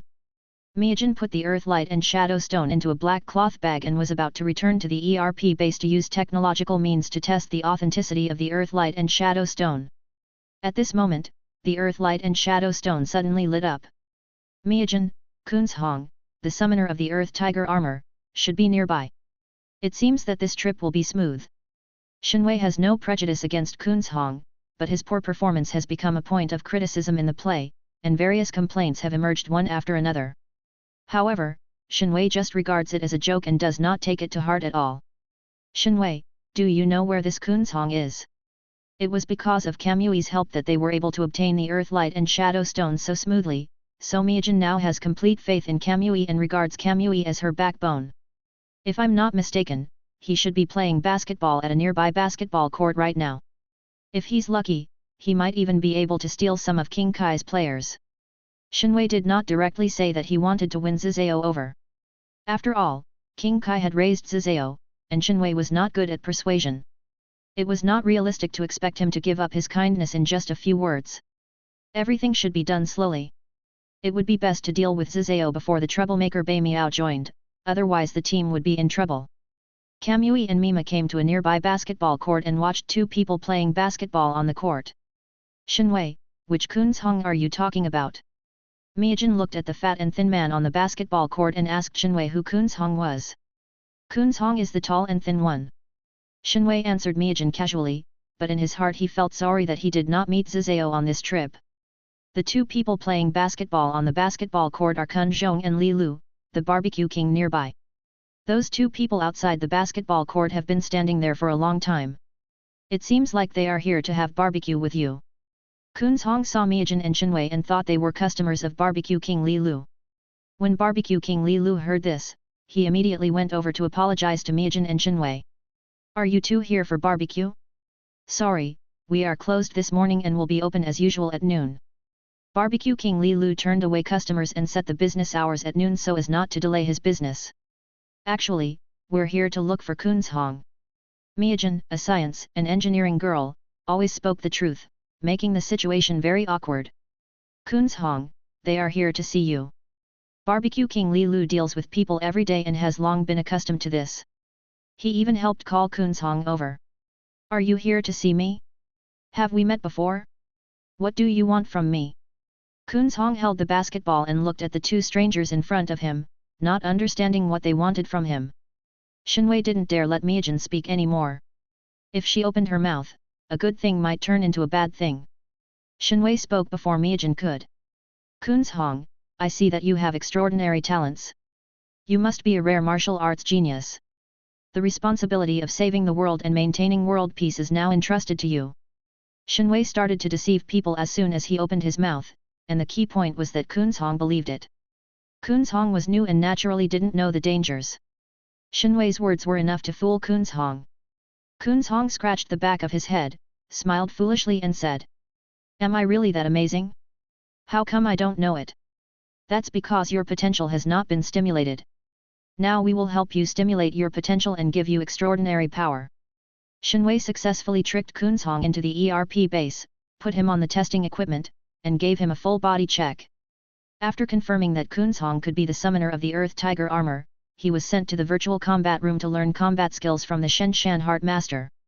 Miyajin, who is in the virtual battle room. Dongshan and Zinan came back from outside and found someone in the virtual battle room, so they asked curiously. "It's Kunzhong, the summoner of the Earth Tiger armor. And didn't you notice that the Earth Light and Shadow Stone has also returned to its place?" Miyajin couldn't wait to tell Dongshan and Zinan about what she gained from the trip, hoping that they would be happy after knowing it. "This is great. We now have one more force to fight against the Shadow World." Zinan considered the issue from the perspective of the overall situation and felt that with the addition of Kunzhong, their side would have a better chance of winning the battle between light and shadow. "Dongshan, your summoner has been delivered. You can fight alongside Zinan from now on." Miyajin put a paper bag in front of Dongshan. Dongshan hesitated for a moment, picked up the paper bag and left without saying a word.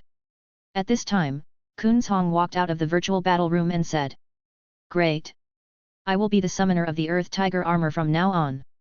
I am indeed a one-in-a-million martial arts prodigy. Hello, I'm Xin Nan, the summoner of the Fire Dragon armor. Nice to meet you." Zinan and Kunzhong took the initiative to shake hands and expressed their welcome to the new members joining the armor team. Kunzhong immediately stretched out his hand, held Zinan's hand tightly together, and then said, "You are the summoner of the Flame Dragon armor. You are my idol." Kunzhong looked at Zinan with admiration, and Zinan responded with a smile. "I want to ask, what do you mean by the words amazing and one in a million?" Zinan asked curiously. Kunzhong started by describing how he met Shenwei and Miyajin on the basketball court and went on to talk about how he entered the virtual battle room, telling Zinan a vivid story. After listening to this, Zinan looked at Shenwei with a strange look. "Ahem, Kunzhong, first of all I want to apologize to you. What I told you about the martial arts prodigy with amazing bones was all a lie. We have to believe in science." Shenwei sincerely apologized to Kunzhong. "But, I really became the summoner of the Earth Tiger armor, and you found me among the vast crowd, isn't it because I am a martial arts prodigy with amazing bones and one in a million?" Kunzhong's understanding made Shenwei unable to think of any reason to refute it for a while. "Well, you're right, but if someone tells you this in the future, or asks you to go with him or asks you for money, you must beat him up, because he's a liar." Although Shenwei did not explain it clearly to Kunzhong, it indirectly enhanced Kunzhong's anti-fraud awareness and prevented Kunzhong from being deceived. Although Kunzhong didn't understand why Shenwei asked him to do this, he nodded in agreement. "Kunzhong, when you go to play basketball in the future, keep an eye out for a man named Zizao and the cold woman next to him. If you see them, remember to help me arrange a meeting with them and tell them that I want to talk to them about what happened in the orphanage." Shenwei plans to win over Zizao through Kunzhong, and let him leave King Kai and join the armor hero camp. As for Bai Miao, he is now abroad, and will come to him after he returns to China. "Okay, if I meet Zizao, I will definitely let you meet." After Kunzhong gave Shenwei his assurance, he left the ERP base. After Kunzhong left, the smile on Zinan's face never faded, and it remained until he entered the virtual combat room.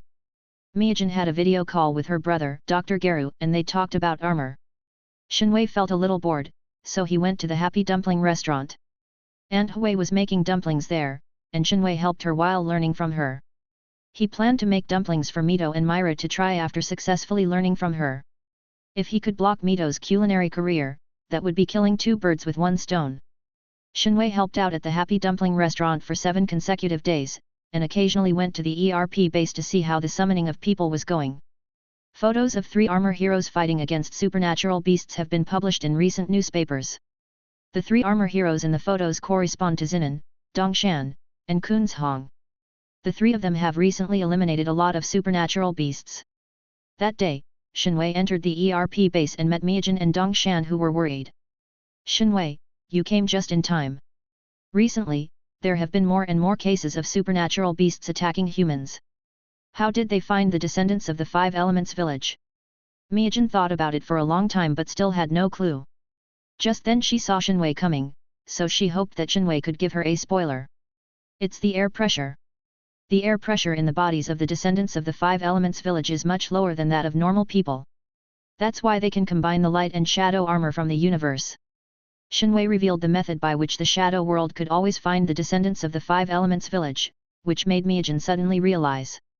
At this time, the alarm sounded at the ERP base, and the armor warriors rushed out to seal the mutant beasts.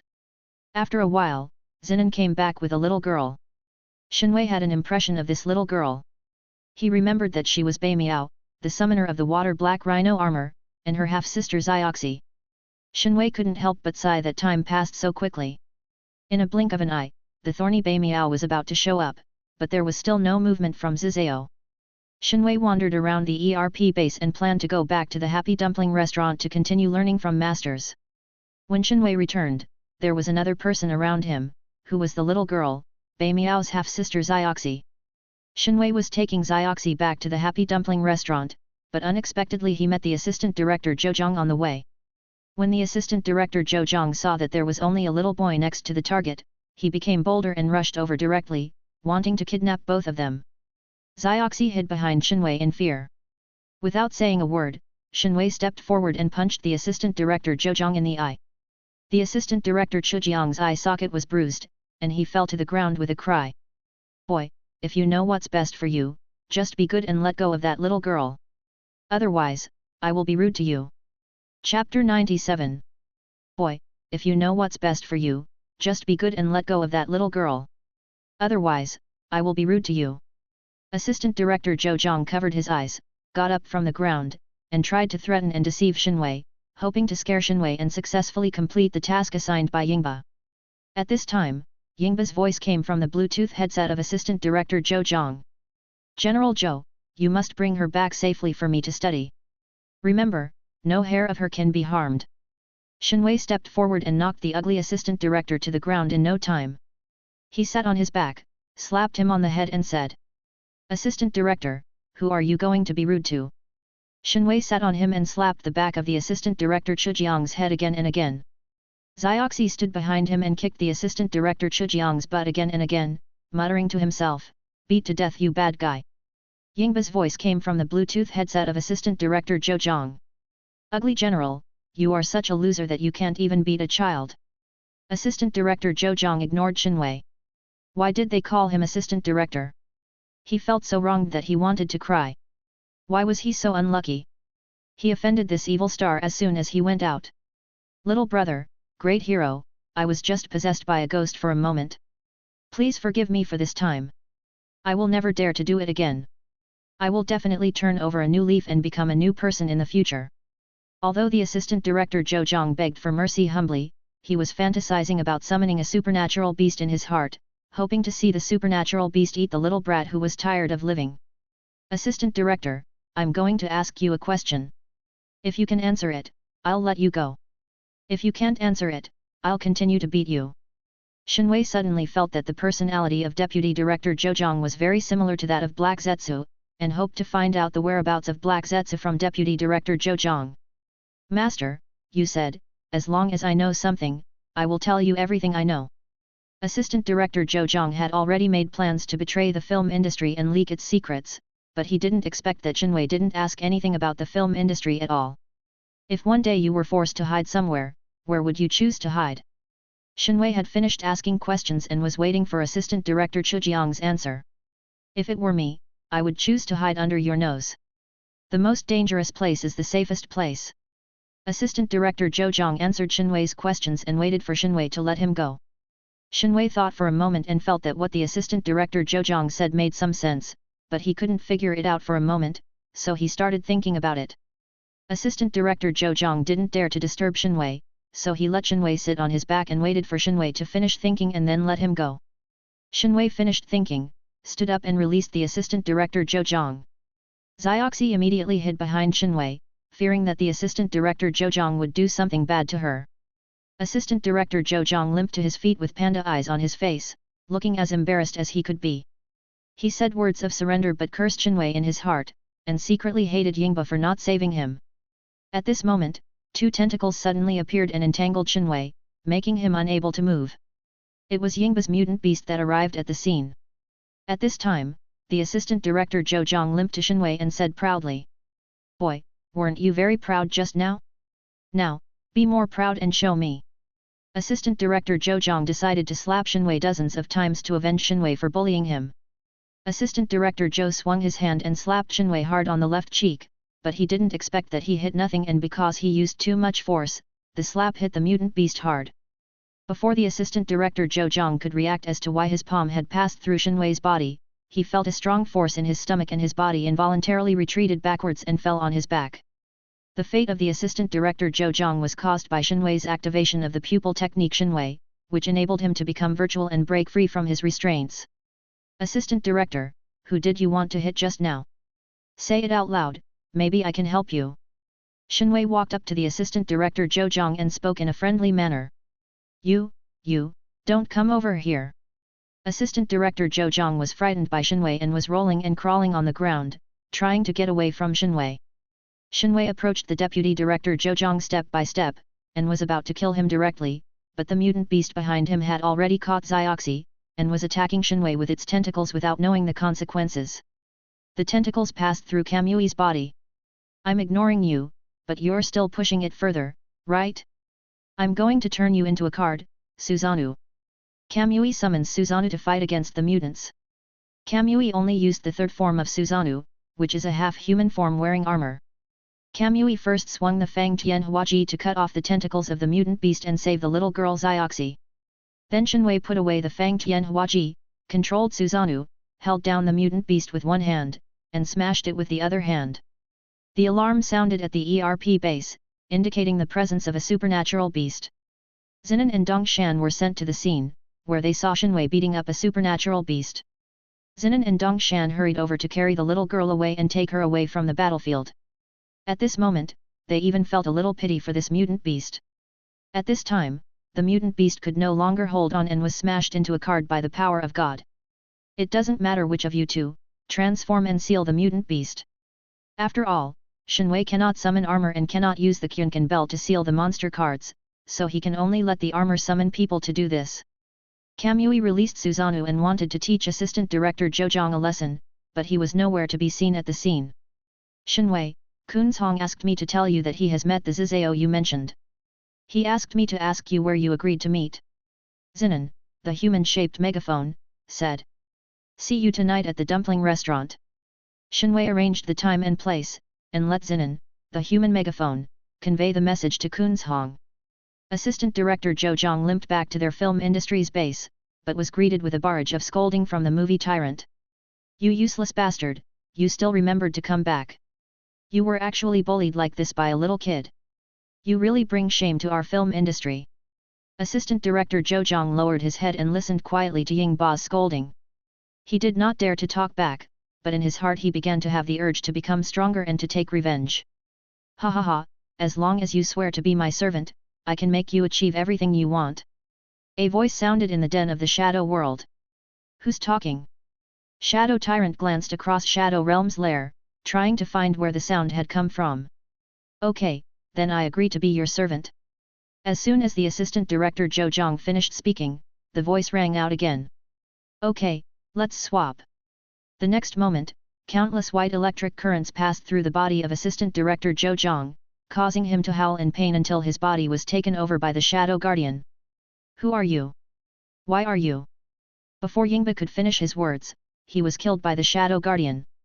The Shadow Guardian also took Yingba's monster card and summoned it together, and then said, "Come out, my little darlings, and destroy those damn armors for me."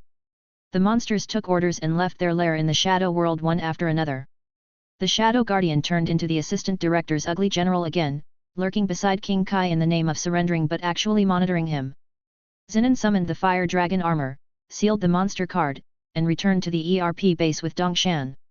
Shenwei took Zioxy and continued to walk towards the Happy Dumpling restaurant. Shenwei returned to the Happy Dumpling restaurant and happened to see Xiang Yang, the summoner of the Emperor Armor, eating dumplings. Aunt Hui and Mincy were just about to call Xianjiang's welfare home, hoping that the welfare home would send someone to pick him up. Don't call. Shenwei took 2 steps at a time, almost at the speed of teleportation, and stopped Aunt Hui and Mincy from talking on the phone. Shenwei, Xiang Yang has lost his way from the orphanage. The orphanage must be very worried. Let's send Xiang Yang back quickly. That's right, Shenwei. We called the welfare home because we didn't want them to find a needle in a haystack. We wanted to let them know that we were safe. Why did you stop us? Mincy and Aunt Hui do not understand Shenwei's behavior, and do not know how much role Xiang Yang, the summoner of the Emperor Armor, will play in the battle between light and shadow. Aunt Hui, call Zinan immediately and ask him to inform Mijin and the others to gather at the dumpling restaurant. Shenwei did not tell Aunt Hui and Mincy about Xianjiang's identity. He planned to tell everyone the news after everyone arrived. Aunt Hui saw Shenwei's serious expression and knew that this must be a serious matter, so she quickly called Zinan and asked him to gather everyone at the dumpling restaurant. In the evening, in the dumpling restaurant, Xiaolan and Xioxi were playing the game of patting each other. Xiang Yang was sitting on a chair in a daze, Shenwei was looking at Xiang Yang in a daze, and Aunt Hui and Mincy were making dumplings in the kitchen. The door of the dumpling restaurant was pushed open, and Zinan, Dongshan and Mijin walked into the dumpling restaurant together. Mijin walked up to Shenwei anxiously and asked. Shenwei, you called us all to the dumpling restaurant. Did you find something important? No hurry, wait until everyone is here. Shenwei sat in the chair very steadily, as if he was deliberately keeping people in suspense. Excuse me, is this the Happy Dumpling restaurant? A strong young man dressed in black walked into the dumpling restaurant. Elder brother. Xioxi, who was playing games with Xiaolan, suddenly threw herself into the arms of this strong young man. You must be Bai Miao, right? If you are not in a hurry to leave, you can sit down and listen to me tell you what happened in the orphanage back then. Shenwei used what happened in the orphanage that year to attract Bai Miao's interest and encourage him to stay in the dumpling restaurant. How did you know this? Bai Miao has always kept his mouth shut about what happened in the orphanage. He didn't even tell his adoptive parents. Shenwei, are we not late? At this time, Kunzhong took Zizao and Bing'er into the dumpling restaurant. Chapter 98. Kunzhong, you came at the right time. Shenwei raised his hand and invited everyone to take a seat. Aunt Hui took Mincy, Xiaolan, Xioxi and Xiang Yang away, leaving the lobby of the dumpling restaurant to them. First, let me introduce everyone here so that everyone can get familiar with each other. Let's start with Kunzhong, the summoner of the Earth Tiger armor, and then Zizao, the summoner of the Gold Snow Mastiff armor. That cold woman is now called Bing'er. Many years ago, she was called Xioxiu. When Shenwei revealed the identity of Kunzhong's summoner, Zizao and Bing'er found that the people present were not surprised, which made them subconsciously think that this was a trap. Shenwei then revealed their identities. Although the two of them did not run away directly, they secretly became more vigilant. Zinan and the others had heard Shenwei introduce the armor summoning thing, so they were not surprised and behaved calmly. The only person who was uneasy at the scene was Bai Miao. As soon as he heard Shenwei say that Bing'er was Xioxiu, he couldn't take his eyes off Bing'er. Look again and I'll dig your eyes out. Bing'er couldn't stand Bai Miao's gaze and warned him. Bing'er, this person is called Bai Miao. I wonder if you still remember him. Shenwei revealed Bai Miao's identity to Bing'er in the hope that in the future Bai Miao would lead a team to fight the Shadow Guardian and the situation where the armor team was completely wiped out would no longer happen again. Of course Bing'er still remembered Bai Miao, and her cold eyes softened a lot. Let me continue to introduce Bai Miao. He is the summoner of the Water Black Rhino armor, Xin Nan, the summoner of the Fire Flame Dragon armor, Dong Shan, the summoner of the Woodwind Eagle armor, and Mei Zhen. Well, she is not important. Now the summoners of the 5 sets of armor are all here. After Shenwei's introduction, except for Mijin who was looking at Shenwei with anger, everyone else had a simple understanding of everyone present. After all this talk, who are you? Shouldn't you introduce yourself to everyone? Bai Miao, this troublemaker, pointed his gun at Shenwei and started to retort. Since you want to know, it's okay to tell you, but I'm afraid you don't believe it. My name is Uchiha Kamui, and I'm from Konoha village in the Naruto manga. Are you satisfied with this self-introduction? Although Shenwei did not lie to Bai Miao, his tone was full of provocation. Shenwei was deliberately trying to anger Bai Miao. Are you kidding me? Bai Miao slapped the table, stood up, and pointed at Shenwei's nose and said.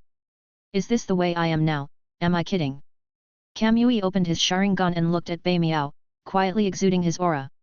At this moment, Bai Miao felt as if he was being stared at by a ferocious beast. Cold sweat broke out all over his body, his legs went weak, and he dared not even breathe. Not until Shenwei withdrew his aura did Bai Miao feel relieved. He fell into his chair with an expression of disbelief on his face. I guess some people are eager to know what happened in the orphanage back then, so I'll start telling you now. Many years ago, there was an orphanage in this city. There lived a pair of half-sisters and brothers in the orphanage. The brother promised his sister that he would protect her. But one day, a monster attacked the orphanage. The brother pulled his sister to escape, but the sister fell down on the way and couldn't run anymore. The brother left alone, and this incident became a knot in the brother's heart. After the brother left, the monster was about to hurt his sister. At this time, a brave little boy stood up and threw stones at the monster, trying to drive it away and save his sister. However, he was captured by Frankenstein, and the sister was captured along with the boy. Shenwei narrated what happened in the orphanage that year in a vivid and emotional way, making everyone present immersed in it. That's pretty much what happened in the orphanage. Zizao, Binger, you should leave the realm of the king. The shadow realm is not the place for you. Go to the light. I know you all yearn for the light in your hearts. At least we don't use electric shock therapy here. Shenwei wants to persuade Zizao and Binger to leave the shadow world, complete the integration of the 5 armors as soon as possible, combine them into the Emperor armor to shatter the darkness, and he can also use the light and shadow stone to heal his wounds one day earlier and return to the Naruto world. Zizao smiled faintly upon hearing this and said. I'm sorry, King Kai has the grace to raise me. I'm leaving now. After Zizao finished speaking, he stood up and left the dumpling restaurant. Binger looked at Zizao, then at Bai Miao, and finally she decided to leave the dumpling restaurant with Zizao. Binger. Bai Miao called Binger's name, hoping that she could stay, but Binger just paused, then followed Zizao away without hesitation. Good things take time, and there is a long way to go in the future. Zinan tried to comfort Bai Miao, but Bai Miao didn't appreciate it and even spoke rudely to him. You must be the captain of the armored team, Xin Nan. I think you should spend more time sealing the monsters instead of focusing all your energy on playing the piano. If you can't be a good captain, I can take your place.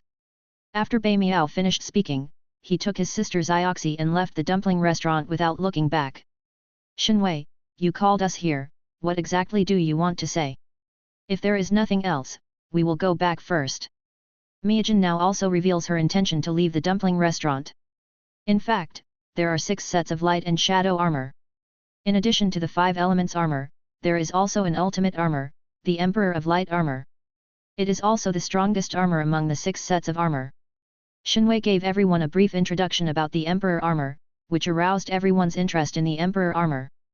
Shenwei, then you must know who summoned the Emperor armor? Tell us quickly. Miyajin was impatiently asking about the whereabouts of the Emperor armor summoner, and she didn't have the slightest intention of returning to the ERP base. And Hui, you guys should also listen to what happens next. I think you should also learn a little bit about armor. Shenwei did not answer Miyajin directly, but called out Aunt Hui and the others.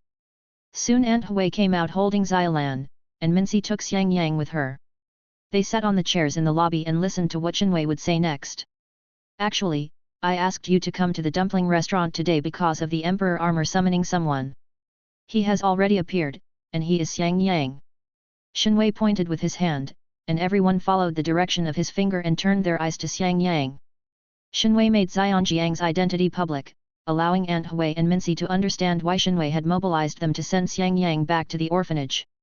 Xiang Yang has the blood of the descendants of the 5 elements villages flowing in his body, which is why he can summon the Emperor armor. However, the power of the Emperor armor is too strong, and Xiang Yang is too young to control it. So now we must protect Xiang Yang to prevent him from falling into the hands of the Shadow Realm. The first step is to adopt Xiang Yang from the orphanage through normal procedures. Shenwei hopes that Miyajin can use her connections at the ERP base to quietly complete Xianjiang's adoption procedures to prevent being targeted by the film industry. Leave Xianjiang's adoption paperwork to me. I'll ask my brother to get it done when we get back. Miyajin made a confident promise in front of Shenwei. I have said everything I wanted to say. Let's eat dumplings together. I made the dumplings today. Let's all come and taste my cooking skills. Shenwei has been learning from Aunt Hui for a long time, and today he finally put his knowledge into practice and let everyone taste it. He will make dumplings for Mito and Myra when he returns. The film industry's home. After Yingba's death, King Kai occupied Yingjia's old nest as his base, and he is now scolding Zizao and Binger. Where were you two going so late at night? King Kai sat upright, while Assistant Director Zhou Zhang served him carefully beside him. Xi Zhao and Binger stood with their hands hanging down and their heads down, keeping silent. Hey, I'm asking you a question, do you think it's over if you don't say anything? King Kai stood up and walked in front of Zizao and Binger, watching their every move with hawk-like eyes. At this moment, Binger was thinking about her reunion with Bai Miao, and she was inevitably distracted, and was caught by King Kai. How dare you be distracted while I'm talking? Are you tired of living? King Kai's mechanical arm grabbed Binger's neck, and electric current was released from the cold mechanical arm, causing Binger to suffer unbearable pain. I wasn't distracted. I wasn't, no. Binger struggled to defend herself while resisting the electric current. Xi Zhao secretly clenched his fists, his worry evident on his face. If I say you have it, you have it. Fast for 3 days. King Kai threw Binger aside and walked out. When he passed by Zizao, he decided on the punishment for Binger, and wanted Zizao to supervise its execution. King Kai left, and Assistant Director Zhou Zhang also left, leaving only Xi Zhao and Binger. Are you okay? Zizao helped Binger, who had fallen to the ground, and said with concern. Not dead yet. Binger replied with an expression that said keep away from strangers. I'll get you something to eat later. Not only did Xi Zhao fail to supervise Binger and carry out the 3-day fasting punishment set by King Ji, he also secretly provided Binger with food and fodder. Aren't you afraid that I will report you to King Kai? Binger deliberately frightened Zizao. For so many years, you have always used this to scare me, but when have you ever really reported me? Can't you try something different? Xi Zhao said with a smile. Actually, you should stay. I mean stay in the dumpling restaurant and turn to the light. Binger gently persuaded Zizao, hoping he could change his mind. Let's wait until they have sorted out their own troubles. Xi Zhao saw the internal discord among the armor team and did not want to join them at this time. That's good. It saves me the chance to shock you later. What are you still standing there for? Go get some food. Binger used the excuse to drive Zizao away because she wanted to be alone. How can you talk like that? Zizao patted his butt and stood up, then went outside to get some food for Binger. The next day. ERP base. By Miao, I have prepared the entire set of summoning devices for you. Remember, if the summoning device is taken away when the armor is combined, the armor will lose its power forever. Miajin handed the summoning device to Bai Miao and told him some precautions. Chapter 99. So what? Bai Miao asked. You must remove the armor yourself, otherwise the armor will lose its power and will never be able to be combined again. Miajin replied. I see. After saying this, Bai Miao picked up the summoner and left. Eat. Zizao handed the steamed bun in his hand to Binger. Binger happily took the steamed bun from Zizao's hand, walked to a secluded place, and started eating. When Binger came back after eating, she found that King Kai was assigning tasks. General Ugly, how are the arrangements going over there? Lord Kai, everything has been deployed over there. Everything is ready. We just need the east wind. We are just waiting for the fish to take the bait. Well, if we succeed, we can catch the turtle in the jar, ha ha ha ha. Xi Zhao and Binger looked at each other, full of confusion. They didn't know when King Kai had deployed the plan. Not only did he appoint Deputy Director Zhou Zhang to carry it out, but he also kept it secret from the two of them without letting anyone know. Xi Zhao, Binger, the operation will begin soon. You two will follow General Zhou to carry out the plan. Everything must be arranged by General Zhou. Go ahead. After giving the instructions, King Kai sent Xi Zhao and Binger away, and he operated the electrostatic ion ball in front of him. 3 days later. ERP base. The alarm sounds. There are 5 supernatural beasts, moving quickly towards the same center point. Miajin summarized what was displayed on the computer. That center point is most likely the lair of the mutant beast. Dongshan analyzed while standing behind Miajin. They have gathered, and the gathering place is, at the dock. Miyajin reports the location where the monsters gather. We have found the lair of the mutant beasts. Let's go take a look. If it is really the lair of the mutant beasts, we can kill them. Bai Miao's voice suddenly came from behind Dong Shan. No, that would be too rash. I need to investigate first. Miyajin opposed Bai Miao's reckless behavior and wanted to make sure that everything was foolproof before taking action. We're going there anyway, so there's nothing to be afraid of. How about this? Dongshan, Kunzhong, and I will go together. If it really is the enemy's lair, we can catch them all in one fell swoop. Bai Miao's eyes were filled with fighting spirit as he tried to convince Miyajin to allow him to take action. He deliberately ignored Zinan, who spent most of his time practicing the piano. No, if it is really the enemy's lair, you four should go together. To be on the safe side, Miyajin insisted on having 4 people go together. The 4 people Miyajin mentioned naturally included Zinan, who was deliberately ignored by Bai Miao. 4 people? Are you talking about the piano prince? He only practices piano every day. Will he go? Why do we always have to wait? We don't have any initiative at all. Anyway, I can't wait. Bai Miao sneered at Xin Nan, then decided to act alone. Bai Miao, Bai Miao. Miyajin called out twice but failed to call back Bai Miao, who insisted on acting alone. Miyajin, I'll go take a look. Dongshan followed Bai Miao all the way out of the ERP base and stopped him before Bai Miao got into the car. Bai Miao, do you want to go alone? You should listen to Miyajin's arrangements. She has more experience. Dongshan wants to persuade Bai Miao to give up the plan of acting alone. Don't interfere with me. I listen to my own ideas and don't need other people's arrangements. After saying this, Bai Miao got into his car and prepared to rush to the dock. If you must go, I'll go with you. Dongshan was worried that Bai Miao was alone and could not handle the 5 mutant beasts, so he agreed to go to the dock with him. Kunzhong was walking on the street when he suddenly received a call from Dongshan, who said on the phone. Kunzhong, you must rush to the dock immediately. That is most likely the lair of the supernatural beasts. I am in Bai Miao's car now and will be able to reach the dock soon. Why don't you let Miyajin teleport us there? Kunzhong didn't understand why Dongshan and Bai Miao didn't use the easier method and instead drove there themselves. In fact, this action was not approved by Miyajin at all. We acted on our own initiative without Miyajin's knowledge. Dongshan did not hide anything from Kunzhong, but told him everything and let Kunzhong make a choice. That's not good. Kunzhong said timidly. There's nothing wrong with that.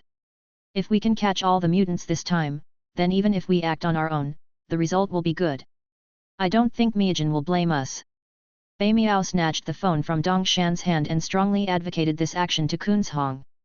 I know, I'll be there right away. Kunzhong was successfully persuaded by Bai Miao, and after agreeing, he set off for the dock. Not far behind Kunzhong, reporter Xiaosong followed Kunzhong all the way and also arrived at the dock. On the other side, Dongshan and Bai Miao also drove to the dock. After meeting up with Kunzhong, they searched for the whereabouts of the mutant beast together. The film industry's home. King Kai watched the armored heroes' every move through the static ion ball. Okay, come in, come a little further in, come a little further in, General Ugly, go and lead them in. King Kai gave orders to the assistant director, Ugly General, at the dock from a distance. You are so brave to come here. Do you know where this place is? Let me tell you, this is your grave, ha ha ha ha. Assistant Director Ugly will obey King Kai's orders and take the initiative to expose himself to the armored heroes, provoking them with words to attract their attention. I don't know whose grave it is yet. As Kunzhong said this, he wanted to go over and teach the Assistant Director Zhou a lesson and tell him not to be so arrogant, but Dongshan grabbed him and said. Don't be impulsive, be careful of the other party's trap. What are you afraid of? He's just a small fry. Bai Miao took the lead and entered the opponent's ambush. Dongshan and Kunzhong knew that they could not stop Bai Miao, so they had to follow Bai Miao into the opponent's ambush. Bai Miao and the other 2 walked forward a little further when 5 mutant beasts suddenly appeared and surrounded them. Bai Miao and the other 2 were not in a hurry. They summoned their armor and prepared for battle, but they didn't know that their actions were exactly what King Kai wanted. At this moment, King Kai is using a calculation simulator to figure out the common source of energy of Bai Miao and the other 2 who are using satellites to summon their armor, and to obtain the coordinates of their satellites. Bei Miao and the other two summoned armor, and Mei Zhen at the ERP base got the news immediately. I didn't expect that they would go anyway. Mijin muttered to herself, but still completed her work conscientiously and responsibly. Zinan is currently participating in the provincial piano competition. Shenwei, Aunt Hui, Mincy, and Xiaolan are all there to cheer for Zinan. Brother Nan, why haven't you come out yet? Xiaolan waited for a long time but didn't see Zinan come on stage, so she became a little anxious. Zinan was the last one to appear. Kamui answered Xiaolan's question casually, and his Sharingan under his sunglasses stared at the finger movements of the contestants on the stage and copied them. Next, please welcome contestant number 10, Zhang Jian. The host announced the show and the audience applauded loudly, welcoming Zhang Jian. Finally waiting for you. Shenwei muttered to himself, staring intently at Zhang Jian who walked onto the stage, his eyes boiling with fighting spirit. Zhang Jian came on stage, saluted to the judges and audience, glanced at Shenwei intentionally or unintentionally, and then began his performance. Speaking of Zhang Jian, there is one thing we cannot fail to mention, Zhang Jian in Kai 1 and Amos in Kai 2 are both played by the same actor. When Zhang Jian came to the dumpling restaurant and challenged Zinan, Shenwei mistook Zhang Jian for Amasu and kept pestering him, asking him about the whereabouts of the Shura armor and the Genki Vajra. If Zinan had not explained it in time, Shenwei would have used Tsukuyomi to force a confession. However, the misunderstanding was resolved afterwards, but Zhang Jian's arrogant attitude so angered Shenwei that he wanted to summon Susanoo to beat him to death. In the end, the two made a bet and decided to play the piano to decide the winner a month later. The loser had to call the other master 3 times. This is also the reason why the two don't get along. At the end of the song, there was warm applause from the audience. Shenwei was not stingy with his applause. Zhang Jian saluted and left the stage amid the applause, and made brief eye contact with Shenwei, as if to say, I'm waiting for you. Next, please welcome contestant number 11, Li Zinan. The host announced the show and the applause from the audience was a little weak. Zinan looked straight ahead, bowed, and began his performance. Bei Miao and the other two are still fighting hard with the mutant beast. King Kai has already obtained the coordinates of the satellite and is gathering the surrounding electricity to simulate the energy of the light and shadow stone and transmit it to the satellite. He will then be able to control the satellite and forcibly remove the armor, leaving Bei Miao and the others at the mercy of others. When Kai took action, Dongshan, Bei Miao, and Kunzhong were forced to remove their armors. Power failure occurred in the whole city, including the ERP base and the piano competition venue. However, Zinan was not affected by the power outage, just in the darkness. Continue playing. The ERP base started the backup power supply. Mijin discovered that there was a password error in her satellite and she is now contacting her brother Dr. Geru. Brother, the satellite code has failed and the armor transmission system has stopped operating. What should we do now? Mijin briefly summarized the difficulties she encountered and hoped that her brother Dr. Geru could help her. Strange, how could this happen? Wait a moment, I'll check it out. Dr. Geru worked quickly to troubleshoot the satellite. Hurry up, Dongshan, Bei Miao and Kunzhong are all here. Mijin urged Dr. Geru to speed up. Oh no, someone in the Shadow Realm has changed the secret. It's too late to crack the new secret. Hurry up and notify Xi and Nan. Have him rush to the scene immediately, and then you take the Hokage stone to meet him. Dr. Geru provided a solution for Mijin and began to work on deciphering the satellite code. Mijin dialed Zinan's summoner. Zinan, the enemy has taken control of the satellite. Dongshan and the others are still at the dock. Their armors have been forced to be lifted. The situation is critical now. By the way, remember to bring Kamui with you.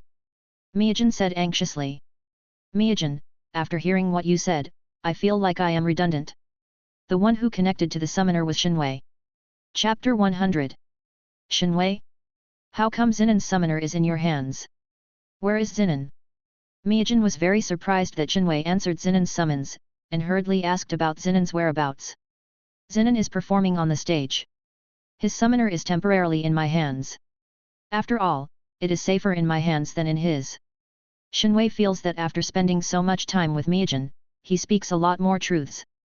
While Kamui and Mijin were chatting, the judges of the competition had already announced the champion. Now I announce that the champion of our provincial piano audition is, contestant number 11, Li Zinan. The host announced the champion and Zinan went on stage to receive the award. He held the certificate in one hand and the trophy in the other, and the audience applauded warmly. Shinwei was holding a summoning device in the audience and waved it at Zinnen on the stage, indicating that he had something to discuss. Zinnen on the stage motioned Shinwei to go backstage where there were fewer people and it was quieter. Shinwei took Hui and the others to the backstage to wait for Zinnen. Zinnen finally got rid of the enthusiastic fans and came to the backstage. Shinwei returned the summoning device to Zinnen and said, "Zinnen, something happened. Miyajin just called and said that Kunzhong and his men are in danger at the dock, and asked us to go and provide support as soon as possible." "Okay, I'll be there right away." Zinnen agreed, handed the trophy and certificate to Hui, and left the competition venue with Shinwei.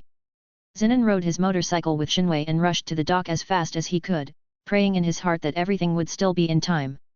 Dongshan, Bai Miao and Kunzhong were dodging left and right under the attack of 5 mutant beasts and were in a precarious situation. King Kai of the Shadow World looked at the cat and mouse game, nodded with satisfaction, and then instructed Assistant Director Ugly General. "General Ugly, the night will only last a long time before there are more troubles. Send more people immediately to summon all these armors." "Yes, Lord Kaio." Assistant Director Zhou Zhang immediately took action, and a group of miscellaneous soldiers from the film world surrounded Dongshan and his men, blocking their retreat and making it impossible for them to use the terrain advantage to avoid a head-on battle with the mutant beasts. Miyajin brought the Hokage stone out of the ERP base and sneaked into the dock, waiting for Zinnen and Shinwei to come to the rescue, and all this was photographed by reporter Xiao Song. Miyajin took out the Hokage stone from her backpack, held it in her hand, and anxiously looked at the armor summoner who was retreating step by step in the field. The Hokage stone suddenly shone brightly, and at the same time, Kamui appeared in front of her and said, "Miyajin, we are here, don't worry." Dongshan and his companions were about to die at the hands of the mutant beasts. At the critical moment, Zinnen summoned the flame dragon armor and held the flame bow to repel the mutant beasts and save Dongshan, Bai Miao and Kunzhong. Zinnen stood in front of Dongshan and the others. Dongshan and the others knew they could not help much, so they stayed away from the battlefield and focused on eliminating the miscellaneous soldiers in the Shadow Realm. "General Ugly, immediately have Zizao and Binger join the battle. I want to destroy these annoying armors in one go." King Kai of the Shadow World discovered the variable of Zinnen and was worried that his plan would fail, so he came up with the most reliable solution as soon as possible. Assistant Director Zhou Zhang followed King Kai's orders and immediately asked Xi Zhao and Binger to join the battle. During this time, Zinnen has successfully sealed 3 mutant beasts. When he was about to seal the 4th mutant beast, Zizao summoned the Snow Mastiff armor to block Zinnen. Sparks flew when the flaming sword collided with the thundering axe. After several rounds, Zinnen gradually fell into a disadvantage. On the other side, Binger brought a group of soldiers from the Shadow World to surround Dongshan, Bai Miao and Kunzhong, vowing to annihilate the armor summoners in one fell swoop. Binger went straight to Bai Miao and spoke in a voice that only the two of them could hear. "You can't summon armor anymore, so catch me and use me to threaten them." Bai Miao acted decisively, held Binger hostage, and spoke loudly. Stop it right now, or I will be rude to her." Although Bai Miao felt that using a woman to threaten the other party was a very dishonorable act, he still did it without hesitation for the safety of the other members of the armor team. Seeing Binger being held hostage by Bai Miao, Zizao slowly put down the thunder axe and took 2 steps back. Zinnen also got a chance to catch his breath. Just when everyone thought that the matter was over, the assistant director Zhou Zhang suddenly appeared and attacked Mima, who was holding the Hokage stone. The sneak attack, which he thought was a sure thing, was easily blocked by Kamui at the side. "Hey, assistant director, long time no see. How have you been lately?" Shinwei blocked the sneak attack from assistant director Zhou Zhang with one hand, while greeting him like an old friend. "Humph, little brat, I am no longer the same person I used to be. Come out, my little cuties." Deputy Director Zhou Zhang revealed his true identity as the Shadow Guardian and summoned the mutant beast he had previously taken from Shadow Tyrant. He not only wanted to destroy all the armor summoners present, but also wanted to avenge his previous humiliation. There were 6 new mutant beasts, including the original 2, a total of 8 mutant beasts attacking Zinnen and Zizao respectively. "General Zhou, what do you want to do? Zizao is our man, stop it now." King Kai, who was in the film industry's lair, found that things were out of his control and angrily questioned the assistant director, Ugly General. "Tisk, I call you the king of the realm, do you really think you are the king of the realm? Don't forget who gave you all this now. The Shadow Guardian waved his hand lightly, and the electric current from King Kai's mechanical arm and the electric current from the electrostatic ion ball in front of him bombarded King Kai, which served as a small punishment for him. Now, everyone, listen to my orders and destroy these annoying armors for me. The Shadow Guardian summoned his own weapon and attacked Shinwei in an attempt to avenge his previous defeat. You're not even close yet.